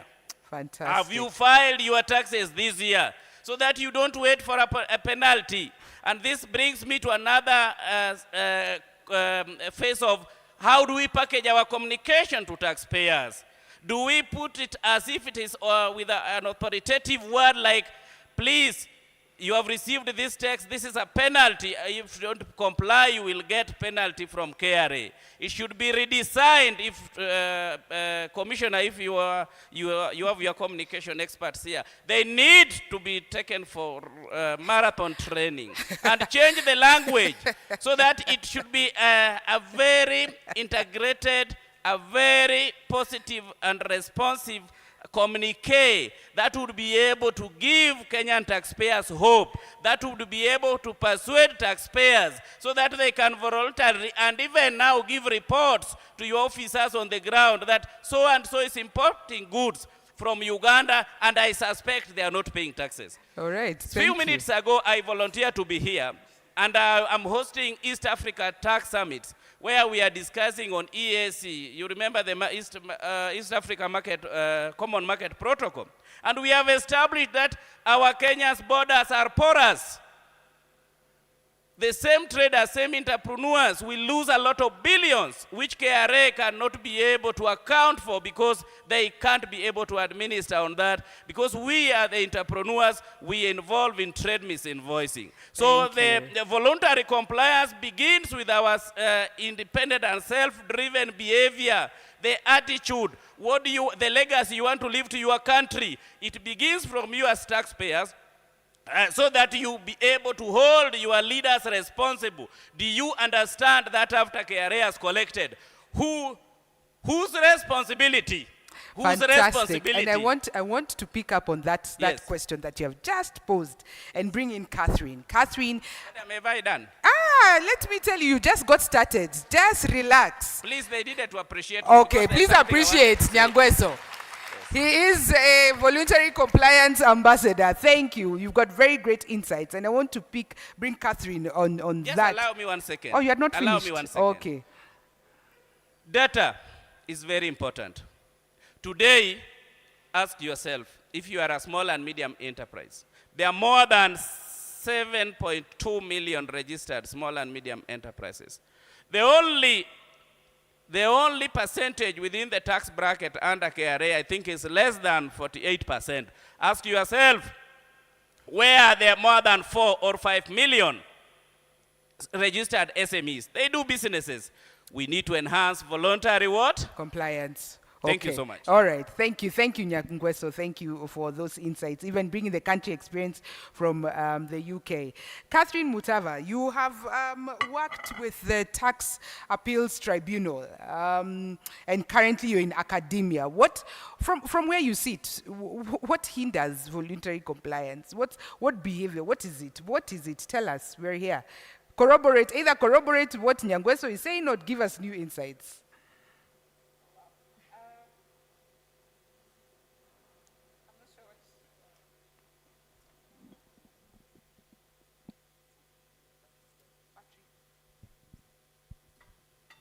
All right. I'm not sure what new insights to give, but what I will ask is, because I am a teacher, so I'm going to ask people a few questions, and then I will ask the Revenue Authority to please close their eyes for a few minutes. How many people here, just raise your hand, how many people here think that the government has a right to levy taxes? Just raise your hand. I think the people It's at the not back a trick didn't hear question, you. and I promise the Revenue Authority will not punish you. How many people think that the government has a right to levy taxes? All right. How many people think that Kenyans pay our taxes are too high? Okay. How many people here think that the government is accountable for their taxes? Okay. The reason why I'm doing this is when you look at the data from even all the other countries, it's an organization that collected data, I think, over a period of about 10 years, and they asked people these questions. So when Kenyans were asked these questions, a majority believed that the government has a right to levy taxes. They don't have a problem with that. About 70% of the ones who were asked said, yes, we believe that you have a right to levy taxes. There are other ones who, now when it came to the other questions of, do you think that we are too overburdened? One of the things that you will always hear when you say, I do tax, the first thing you'll hear is we are the most highly taxed country in the world. Like, it's a statement that Kenyans say with such conviction. I must wonder whether or not we are told that when we go to class 1. Like, Kenyans are the most highly taxed country in the world. Now, what that tells me is people don't think that the burden is fair. We believe that we're paying much more than what we're getting. So there are a number of things, and which I think Dr. Kendi touched on. So there is the issue of trust. One, we don't trust that our government, once we give them the money, that they're going to give it back to us. So when you look at the services, when you go to the hospital, do you trust, for example, that the hospital is going to have the medication based on the amount of money that you have paid? There's the issue of, do you trust that when you go even to the Revenue Authority, for example, that you're going to be treated fairly? Do you believe that they will handle your case fairly or not? Again, that was an issue when you look across. When you think about other issues such as, is there increased inequality? Do you feel like the rich are are getting richer and the poor are getting poorer? When that increases, when inequality increases as well, people begin to feel as if there's no point in me paying taxes, because what it's doing is that it's taking care of the rich while the poor suffer. So there are very many aspects when it comes to trust, which is the reason why people are unwilling to volunteer their taxes. They don't want to, because they're not seeing what their taxes are giving them. Now, this becomes a problem, of course, because the Revenue Authority's work in this case is just to collect taxes. It is not to spend the money, which is where the divide sometimes doesn't work very well for them, because it's a government's, the executive, who have the role of spending the money. Now, when people don't have any faith when it comes to the executive, when you hear about the corruption scandals, when people don't even have, in fact, they went down to the level where they said, if people don't even have faith in the ruling party, not even the executive, not even the civil servants themselves, but if they also don't have faith in the ruling party, then people again will not pay their taxes. So all of these things work together. So there's the culture, are the people around me paying taxes? I don't know if any of you has ever been asked by your neighbor, do you pay your taxes? There was a time when I remember I made a payment, a voluntary payment of tax, and the strangest thing happened. First I thought it was completely unprofessional, but someone from my bank called me, and they asked me why I'm making a payment to the government. First, of course, I was very shocked, because why are you calling me? Then he said, do you not know that why would you voluntarily give the government money? And I thought, first of all, you should be fired. First of all, for looking into my account and then finding my number and then calling me to ask me about this. But it made me wonder that he felt so strongly about it that he actually called me after hours to ask me, why would you pay the government money? First of all, it was not a lot of money to begin with. Secondly, I am not a priority client, so it's not like he was seeing a significant amount moving. So, but the fact that he felt the need to call me to ask me that tells me that even as a society, we believe that paying taxes voluntarily is a problem, and that it is our duty to inform others to not pay their taxes. That's where we're at. We're not, Dr. Mtarajiwa here wants us to remind each other to pay taxes. I was reminded that I really not ought to pay taxes. So anyway, suffice it to say, the reason I was asking you all those questions to show you that the studies are indicative that the reason why no one is paying taxes is because of the breakdown in trust between the government and its people. And as I think someone said here, it doesn't matter how much innovation you do or how much compulsion you put in or how many penalties you put in, if you do not heal that mistrust, every single thing that you put in will just be effort that will be met with resistance. And Kenyans are the masters at resistance. They don't tell you no, but they just won't do it. Yeah. Yeah. Breakdown of trust between the government and her people or his people. Dr. Kendi, you've given us a philosophy with 8 principles of how we can do this. And so that it doesn't sound very superfluous and up there in the sky. Is there one, based on your studies, is there any revenue administration or any government that has actually implemented even 50% of these philosophies or principles? And has there been any yield? Because you're calling us to a paradigm shift. Yeah. If we implement even 50%, is there going to be a change, especially around voluntary compliance? I really love that question because I didn't have time to include this in my talk. On Monday, we were at the United Nations AfriLabs conference. And we had, I think it's Dr. Irungu Kangata, the governor for Murang'a. It is actually being done in Kenya. I was so impressed, I left inspired. What is he doing? He has a dashboard, because I was in the health sector component, but he has a dashboard that showcases on the very day how many people have been to the hospital, what conditions they have, how much have they remitted, what have they paid. And he could drill down, that was for the entire Murang'a, he could drill down to each of the hospitals within Murang'a so that he knows what's going on in his county.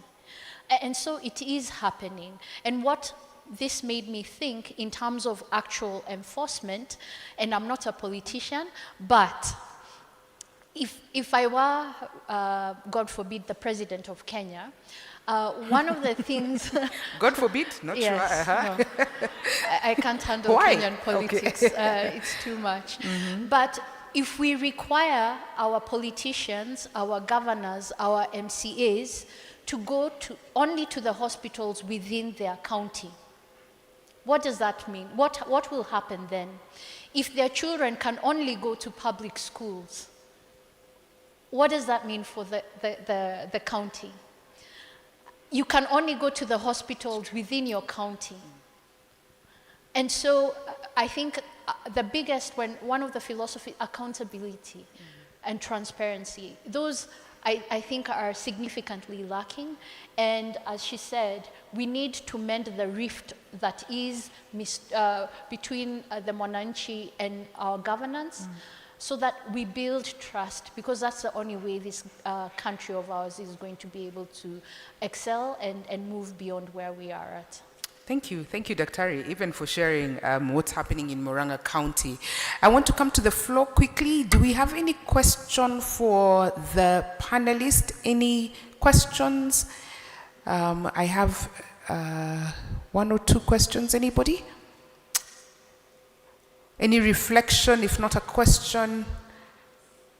Okay, I have a reflection. Right at the back. Do I have any other? Just a quick one as we bring our panel to a conclusion. And I'm going to be asking for you to reflect on your closing remarks. And I'm going to start with you, Ogada. And one of the things I want you to, okay, let's first hear the questions. Please remind us your name and who your question is directed to. Thank you. My name is Thomas Karaoke of Immunity Insurance. Mine is not a question, but a profound appreciation for KRA for bringing such a powerful, insightful panel yesterday and today. And I'll be honest, to culminate it, this particular behavioral insights part has blown the socks off, because it has answered the questions that we had all, personally prepared. And what I've seen, I can summarize by saying you just confirmed that all the solutions that we are trying to achieve are natural. They are in our brains, and they are neurons, and like our brains can support it. But also what Madam Lecturer has profoundly demonstrated by 3 powerful questions has shown us where the work is to be done. And it's not by one party only, it's a collaboration. So kudos KRA for this summit, and we live inspired to do our part. Thank you, Thomas. Let's give Thomas a round of applause. Thank you for capturing our sentiments. We appreciate. We would love to continue this discussion around behavioral insights on voluntary compliance, because I think that is where the problem is. How do we change that culture? But hopefully that we can elevate this conversation to a next summit, maybe next year or maybe in the coming weeks, and have the same panel discuss the same things. But I want to hear your closing thoughts on this discussion. Where do we move from here? We've had a lot of abstract, also practical things, but how can we pick it up from there? James, please lead the conversation as you close up. Thank you very much. So I'll focus my contribution on the technology-enabled aspects of behavior, just to make it a little bit more concrete, especially for the analytically people-minded in the room. And I'll focus it on 3 areas. So segmentation, reduction of friction, and normalization. So on the first aspect of segmentation, which I think is very powerful, especially in the Kenyan context, we've had Dr. here talk about the informal sector and how big it is, and the activity we're seeing in tax compliance not being where it ought to be. This is a very heterogeneous group. In fact, the informal sector economy is not actually a sector, it's most of the Kenyan economy. So when we start to break it down and really segment it by business size, the different sectors, the locations, the filing history, is when we're able to really unlock the power of the data that the KRA already has.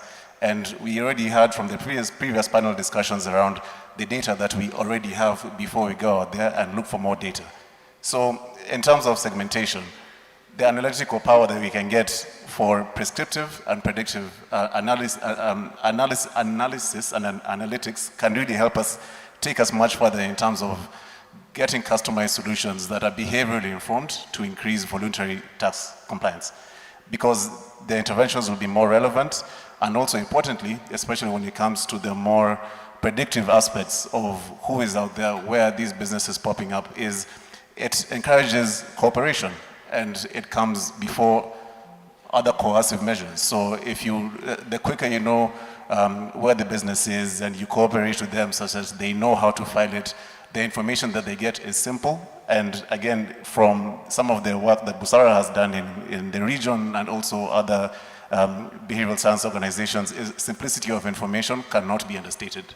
With some of the work we've done with policymakers here, especially in the banking industry, we see outcomes that are upwards of 20% in changes of behavior and people's willingness to exhibit behaviors that are in their own interest, but also aligned to policy imperatives.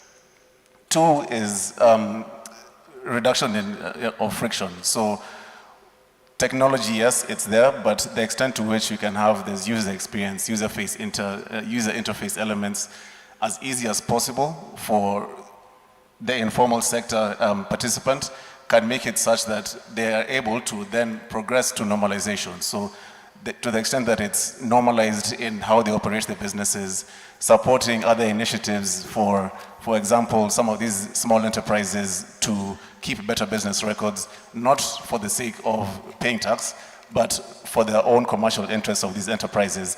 And also critically important, and I think this is from our research, is enterprises want credit, and formal records of the businesses are a critical way to get credit in a ways that empower their own businesses.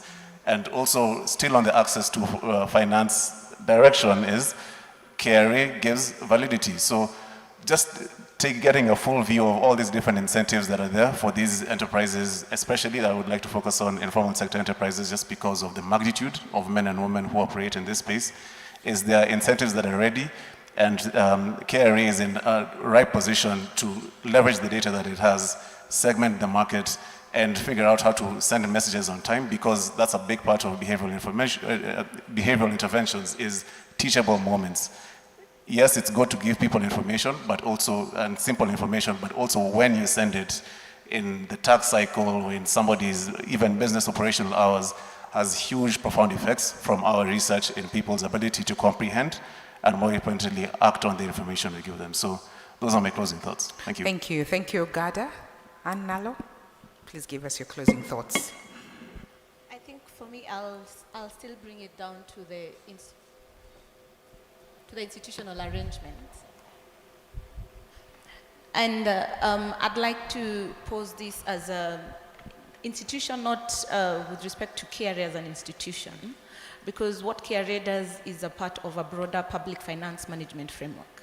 And we know the public finance management framework starts from planning to budgeting, and then we have expenditure management, there's revenue collection, there's procurement, there's auditing, there's reporting. And along that whole line in the public finance management cycle, there are different institutions with different responsibilities along there. And how I look at it is it's a loop. So KRA is not independent in its own. So no matter how successful KRA is in that loop, but then we have gaps in procurement and audit, and that cycles back to the question of trust. Because when a Kenyan is looking at their behavior towards voluntary compliance, it's the state against the citizen. So the state is encompassing of all institutions there. So whether it's KRA, whether it's the Office of the Auditor General, whether it's the legislature, parliament. So my recommendation is to look at a whole of PFM cycle kind of approach. Because like the CEO here said, KRA is meeting its targets. But if you follow through on implementation on the expenditure side, the Auditor General has its reports that are submitted to Parliament. What does Parliament do with those reports? And for this, I'll give an example of Rwanda. Rwanda is one of the countries that has actually, unfortunately or fortunately, managed to actually increase its tax to GDP ratio over the recent years. Overtaking Kenya, because of course we like to say Kenya is the head in the region, which is fine, yes, we lead on many fronts. But on revenue, I think Rwanda has been more adaptive even with their solutions, but also open thinking. Technology, I know, is one of the models that they're using to implement that. But if you look at, again, the social contract question and how they're incorporating new sectors of the economy into the whole revenue structure, Rwanda is hosting Formula One. Rwanda is hosting big directors from Hollywood. Rwanda is hosting basketball players from all over the world. Global phenomenons are choosing Rwanda over Kenya, but it's not, let's just look at the activity itself. There is a revenue generating cycle that is being created there. So the institutional framework, my challenge is on the tax administration and tax policy, the two have to go together. The two have to go together. And I know behind the scenes, I know KRA works closely with the National Treasury, but more of that should be done. Data, KRA has a lot of data, also leveraging on data from other institutions. So for example, the Kenya National Bureau of Standards produces the Kenya Household Survey, which has data collected across the country and can be incorporated into decisions around tax policy. So if all the institutions can work together, leverage on the data, and a challenge, I'll also want to throw a challenge, particularly on National Treasury, on new tax policies, and maybe to an extent to the KRA. I think sometimes we test a new idea with the population instead of sampling. And yet the effect of that, withdrawing such proposals, the cost of that is too high. So I agree there could be new areas of taxation, and I know KRA is looking at whether it's the digital space, whether it's rental income, all of that. If the ideas can be tested with a sample first, so that then in that sampling, you're able also to understand the behavioral aspects of the taxpayer, and then correct and firm up the solution or the policy proposal that you're forwarding. So that by the time you're introducing a new tax policy, it has taken that into consideration. But more often than not, you find a new tax policy proposal is being launched on the whole population. Then we rethink, we are like, oh no, we messed up, you know. Yeah. And that also has a risk on the trust on the institutions that are given the mandate to actually facilitate revenue collection. So it's both for government to or the state to maintain its integrity. It acts as a way of government maintaining its integrity, but also the citizen feel involved in that whole cycle. So that's my challenge. Thank you. Thank you for the challenge, Anne. Daktari Mtarajiwa, let me finish with you so that you can leave us on a high, okay? Let me come to Catherine, Dr. Kendi, then I'll finish with you, Daktari. Catherine.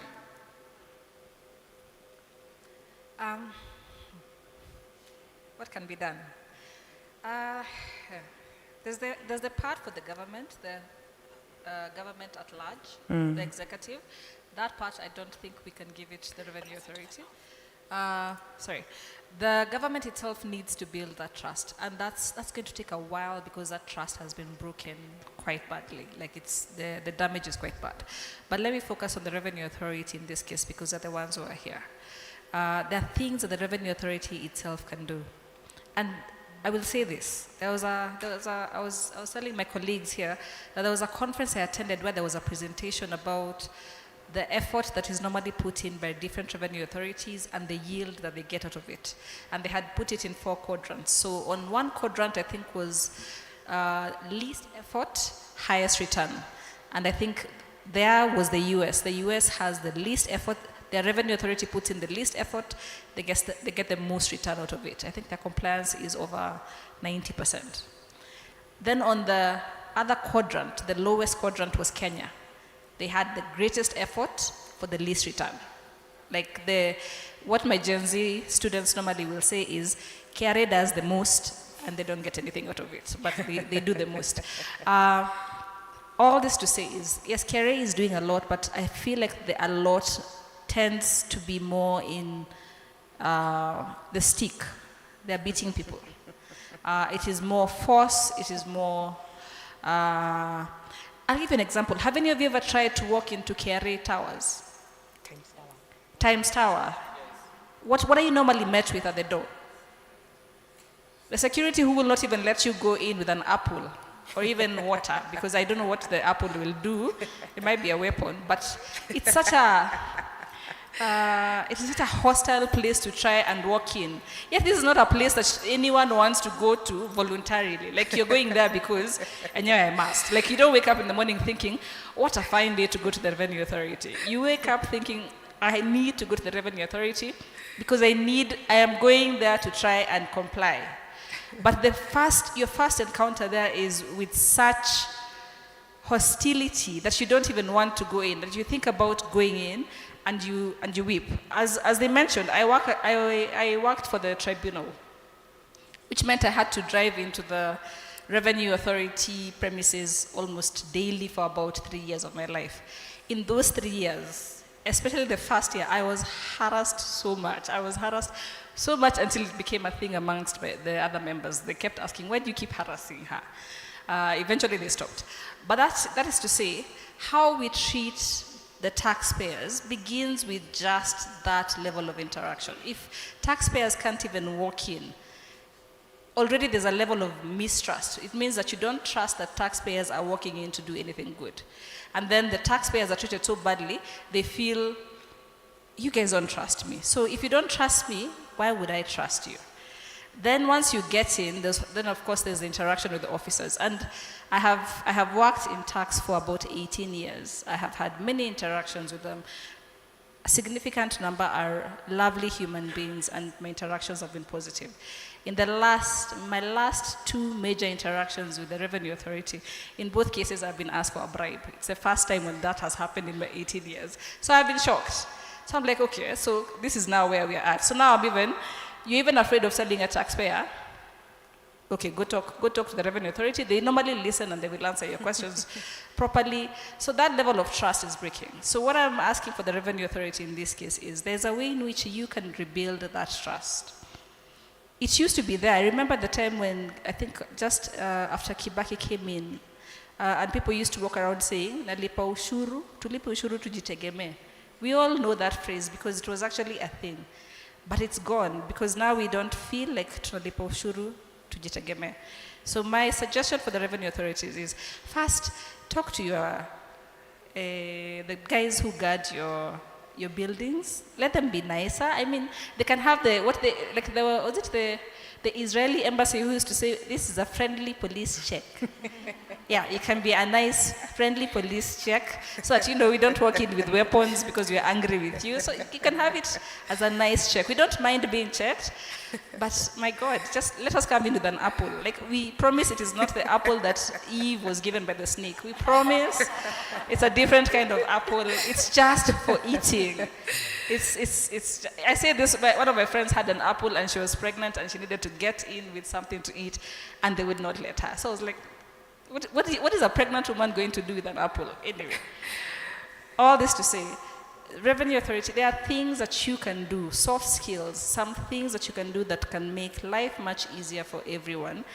That I understand why the position that the government has put you in, where you don't have much control over what is done with the money that you collect, but how you collect it, how you interact with the taxpayers can go a long way in building that trust. The experiment, I think she mentioned that Rwanda has increased its tax collection. There's an experiment that was done in Rwanda about how to increase tax collection. And they would send SMSs, and they sent, I think, about 3 kinds of SMSs. The first one was to remind you, just to remind you that your taxes are due, please pay. Another one was to tell you, your taxes have contributed to education, this is why this school has been built, this is why we have hospitals. And then the third one was, if you do not pay your taxes, we're coming for you, like just, threatening. And when they did the experiment, they said the one that yielded the most was the one for the reminder, and the one for this is what your taxes have done. The one for the threatening, nobody responded, nobody did anything, they just looked at it, they ignored it, and they moved on. So compliance increased with the other 2. All this to say is you catch more flies with honey than you do with, other things. Catherine, I thought Dr. Mtarajua there would leave us on fire. You have wiped us, but it's okay. Dr. Ikendi, give us your final quick thoughts. And if they are the same as Catherine's, don't give us. We have had. I wanted to repeat what Catherine said. No. I had a different speech coming in to today. But when I told one of my colleagues, he's called Michael, I was coming here, the first thing he told me was, can you just tell them to change their name from authority to service? And that got me thinking, and that's why I changed my speech to what's in a name, right? I think the idea about taxation, there's a mandate. Why are we taxed? Kenyans need to know why we're taxed. They need to see what their tax is doing. If they can't see how their tax translates to improving their day-to-day lives, then people will not be compliant. And intentionally, I agree with you, Kenyans can be so resistant, especially when they feel that they're being wronged. And so if that rift can be healed, if that rift can be mended between the tax authority or the tax service entity, the government and the mwananchi, I think things will change significantly. Thank you. Thank you, Daktari. Na sasa Daktari mtarajiwa. Thank you so much, moderator. One thing that we should not live in denial is that there is no country in the world that would exist and thrive economically, socially, politically without paying taxes. That one, you may not believe it the way I did not believe that Baba has died, but I've now come to believe. So believe that there is no country that can exist without paying taxes. So it begins with us. Number two, on voluntary compliance, I will tell you, Madam Moderator, recently, I launched a report. I know most Kenyans were busy in their schedule, so you did not get need to eat. But as a doctor, you can talk to me nicely to give it to you now. On the illicit financial flows status in Kenya. In Africa, Kenya is the second country to have the strength to undertake that study after South Africa. I was in South Africa just 2 days ago, and that report, the Kenyan report, really was a subject of discussion. I had opportunity to meet former President Thabo Mbeki, and Thabo Mbeki was like, look, the compliance of the taxpayers is driven by the belief, the trust, and what they see. Why do I bring that into this discussion? In that report, we highlighted that Kenya loses around 100 billion Kenyan shillings, not US dollars, annually. The breakdown is as follows, if you want to know. 243 from corruption, 11.15 from illicit trade, more so alcohol and also cigarettes. 763 B from trade misinvoicing. I will tell you, in the three, KRA is not falling in any. We lose a lot. So the voluntary compliance is a coefficient of how we behave, how we handle the taxes that has been collected. Kenya is a very rich country, ladies and gentlemen. The fifth in Africa, the richest countries. Yet we lose a lot. Today, the statistic has, because we are talking of data, behavioral data, how it can really transform or change our perception so that we have voluntary compliance. The current data that we have, over 16% Kenyans have invested in offshore. That money would have been here so that we have a lot of convention centers, just like Rwanda. Where are we standing? We have portals. You go to your villages, no Panadol. Nice medical centers, dispensaries. You buy equipment, no technicians. Look at the cancer survivors, no drugs for them, no technical expertise to handle their conditions, and many others. You wake up, you pay school fees, your daughter, your son is at the university, after paying the tuition fee over 200,000 plus, depending on where your kids are, they come back and consume a lot. So if you used to consume 1 crate of eggs per month, you will be forced to budget for maybe 2 in a month. So this drives the perception and culture, madam, that Kenyans now start saying, no, they drive themselves away and say, why must I continue paying taxes? Okay. So this is the point of touch where the taxpayer and KRA meets. But we need to really ask ourselves, for us to enhance on this voluntary compliance, let's enhance on tax education at the village level. Madam, 2 days ago I met your team in the civic education department. And we were just suggesting you need to enhance more as KRA on regional or sub-county level, what we call the tax clinic. How many Kenyans understand your tax systems? Me, I'm learned, I can understand your tax systems. How many can interpret if you go to the village in Muoroni huko, you go to the village in Kwale, how many? Second to last. Let's change our perception to enhance on voluntary compliance. There was a time I used to really support KRA, especially to spearhead on the SMEs sector. And I asked them a question. Can we change some of our norms and cultures and administrative strategies?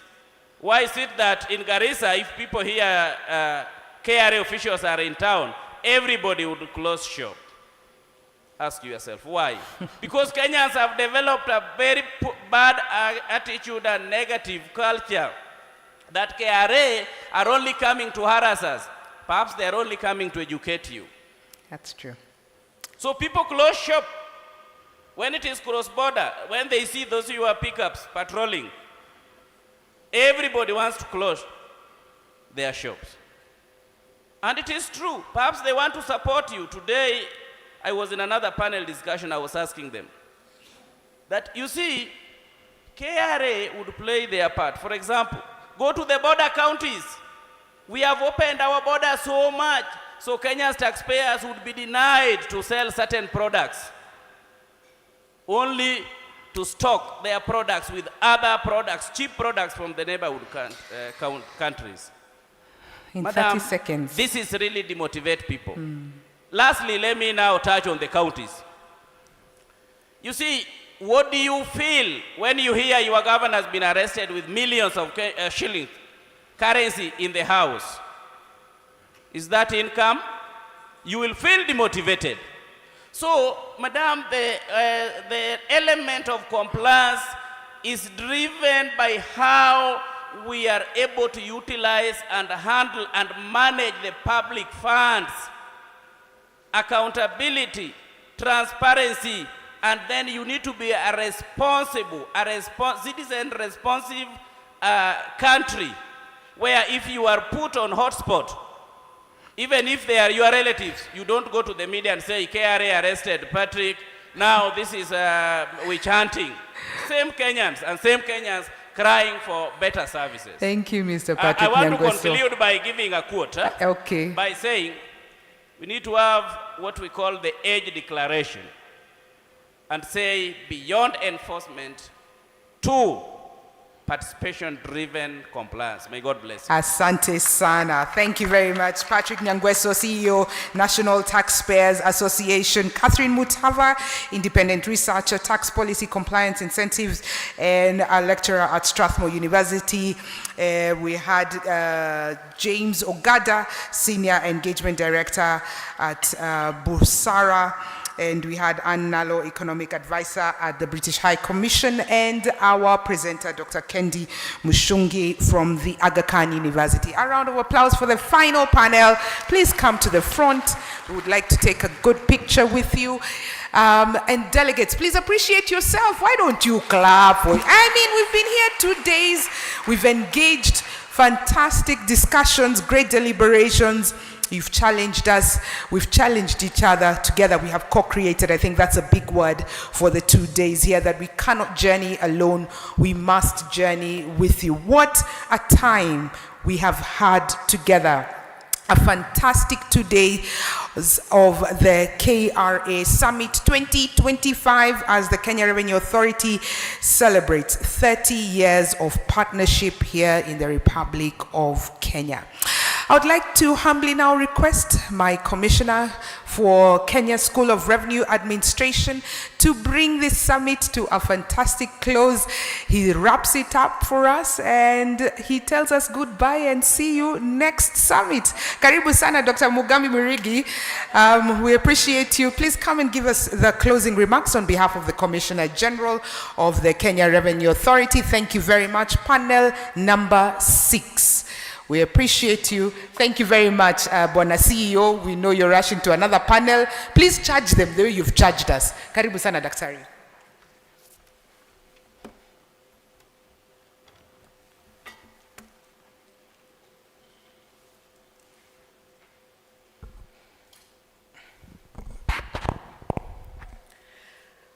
Our dear customers, good afternoon. Customers, good afternoon. Now, when we call you taxpayers, you're not responding. When we call you customers, you're not responding. Which one do I use? And so, ladies and gentlemen, it has been an absolute pleasure for the Kenya Revenue Authority to host you for this very important summit.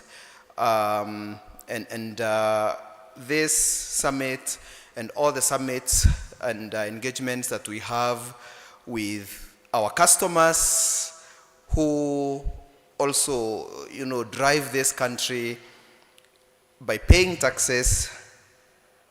These engagements are not just a mirror to us, but they offer opportunities for us to engage with you, to listen to you. And as you might have noticed, during these 2 days, we listened more than we talked. What you might not have realized is that there was a whole team of secretariat seated behind there taking notes. And these are not just notes on paper. These are notes that will turn into policy decisions, into changes in our processes, and into a better experience for all Kenyans, because like one of the panelists here said, we are shareholders in all your organizations, in all your businesses. But one thing that I think it is important for all of us to remember is that Kenya Revenue Authority staff are also taxpayers. And when Kenyans say they feel a pinch, Mugambi here also feels the pinch. But there is a price that we must pay for us to move this country forward. And so I have 2 simple duties here. The first one is to appreciate all of you. I want to appreciate all our guests, led of course by the chief guest, the head of public service, who was represented by the deputy head of public service, His Excellency Josephat Nanok, all our guests, panelists, and all the attendees to this very important summit. I want to very specially appreciate the ladies and gentlemen who have been operating behind the scenes, the secretariat, the people who have made this event, come together.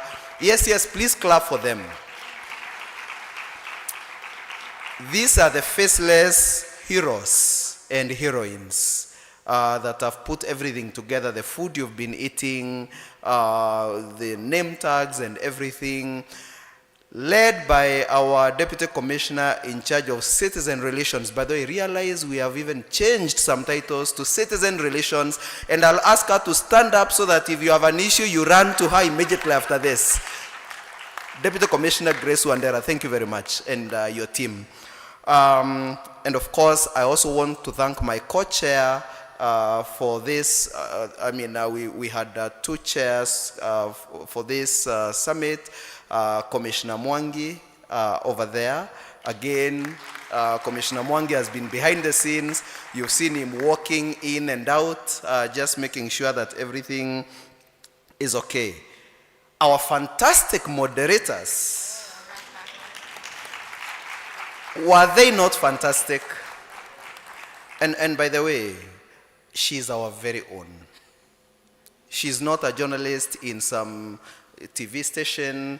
Wageni is a fantastic moderator. Of course, we had her core moderator yesterday. We want to say thank you very much. Of course, our board and everybody else who, participated to make this event a fantastic event. This is not the last that you're seeing of us.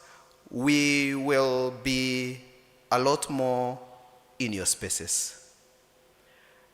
And we will be coming to co-create, not just systems, but to co-create the KRA of the future with you, because we are your servants. You are our employers. You are the reason we exist. And so now, on to my second duty.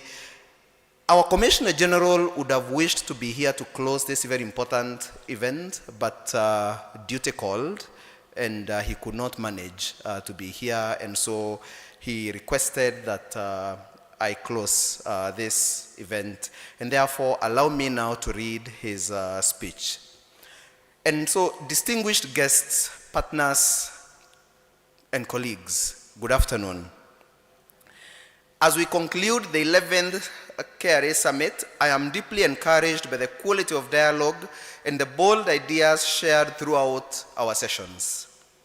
What began over a decade ago as a modest internal workshop has now evolved into a flagship platform shaping the national and regional tax agenda. This year's summit has reaffirmed the power of partnership, innovation, and trust in driving compliance and growth.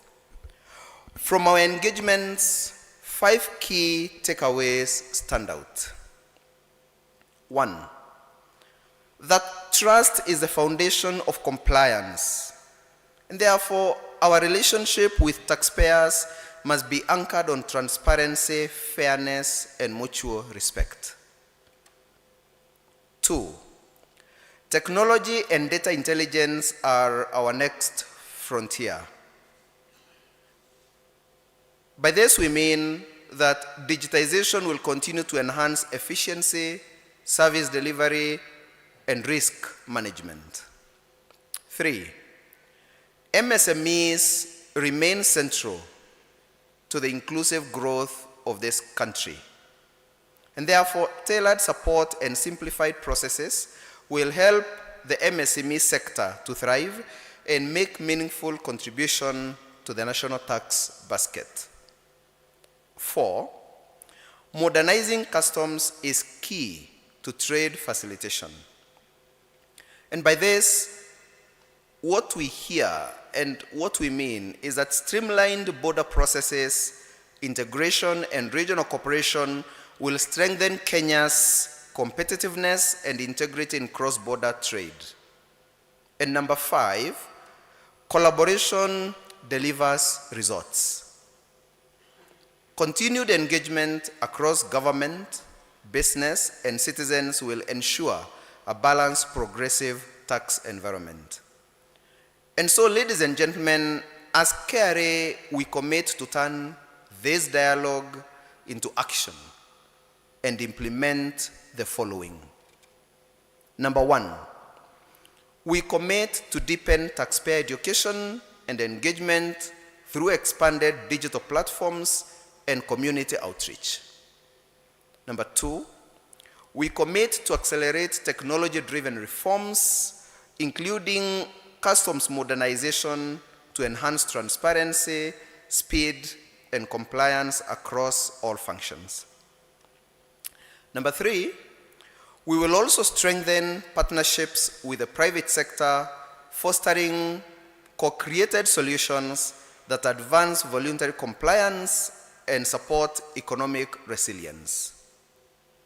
And therefore, ladies and gentlemen, together let us build a tax system that fuels our nation's growth and reflects the integrity and ambition of our people. Thank you for your participation. It is now my pleasure to declare the 11th KRA Summit officially closed. Signed, Humphrey Watanga, Commissioner General, Kenya Revenue Authority. Thank you very much.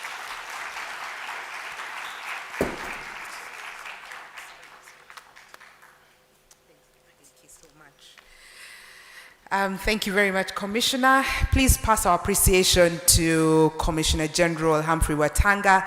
Thank you very much, everybody. I want us to do one quick thing. Let's stand. Where's the camera guy? You see that roving thing we just do? Bye, bye, bye, bye, bye. Then you do a nice pan. I don't know, those razzmatazz you do. Okay. And then you can give us, the Gen Z music is called what? Afro? It's not Afrobeat. It's what? That one from South Africa. Huh? No, Kwaito is our age, please. Commissioner! Yes, Amapiano. Give us an Amapiano beat. Hey, men Gen Zs who go on the decks. Give us an Amapiano beat, and then our camera guy here, we will stand and wave. Then you'll see how that video will chomoka. Just wait for the KRA platforms. You'll see a very nice video. All right, guys, we're waiting for, I don't know which bit. Just give us. Meanwhile, we were challenged in the morning. We are not praying, so we're going to pray. I'm going to ask Ido, would you want to come and pray for us, DC? Adan, sorry, not Ido. Adan, would you want to come and pray for us? If that's okay with you? Okay. Once we say goodbye, we will have an Islamic prayer to close our summit. We were challenged in the morning that we didn't pray. It's good that we end with prayer. Yesterday we started with prayer. It's good we end with prayer. Where is the beat? Glenn? Is that the one? Okay, camera guy. Guys, let's stand. We've sat for long. You know, in our age, we are not supposed to sit for long. Exactly. The way our deputy is doing, like this. All right. So tell us where to start. Okay. So he'll do like a pan. Fantastic. Yeah. Dance to the beat, Nini. Shake kidogo. Please don't follow me. I will lead you in the wrong direction. Mimi sijuangi kudance. Welcome to the KRA Summit. We're live here at the Edge in... Do you have the beat? Are you okay? Okay. One more round. There's a dance we were shown yesterday.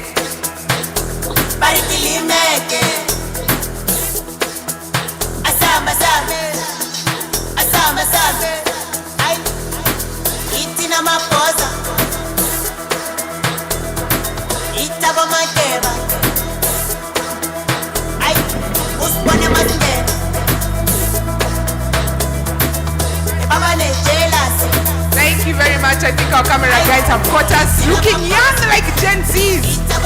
Fantastic. Thank you very much, everybody. Let's remain standing for the final prayer. The Amapiano beats can continue after the prayers. DC Aidan, please lead us in prayer. Thank you. Let's pray.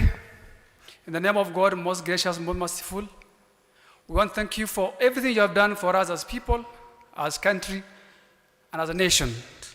Without you, this nation will not progress. We thank you for everything. And we thank you for everybody who came here today.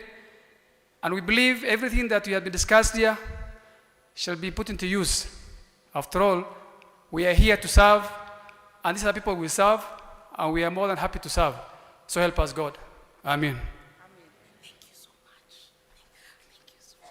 You're free to leave. There's a cup of tea. There's more interaction. There's music as well. Please, you're free to... The KRA Summit. We're live here at the Edge in Nairobi. And I'm standing very much. See you next year. Division of Citizen Relations and Communication at the Kenya Revenue Authority, Grace Wandera. Grace, welcome to the summit. Wageni, thank you. I'm very happy to be here. Yeah. Months of planning, months of putting the story together. What's the highlight of this year's summit? I think for us as an organization, we are so focused on tax base expansion. We are focused on using technology to ensure that we have smart tax collection. The reason we have the summit is to ensure that we have conversations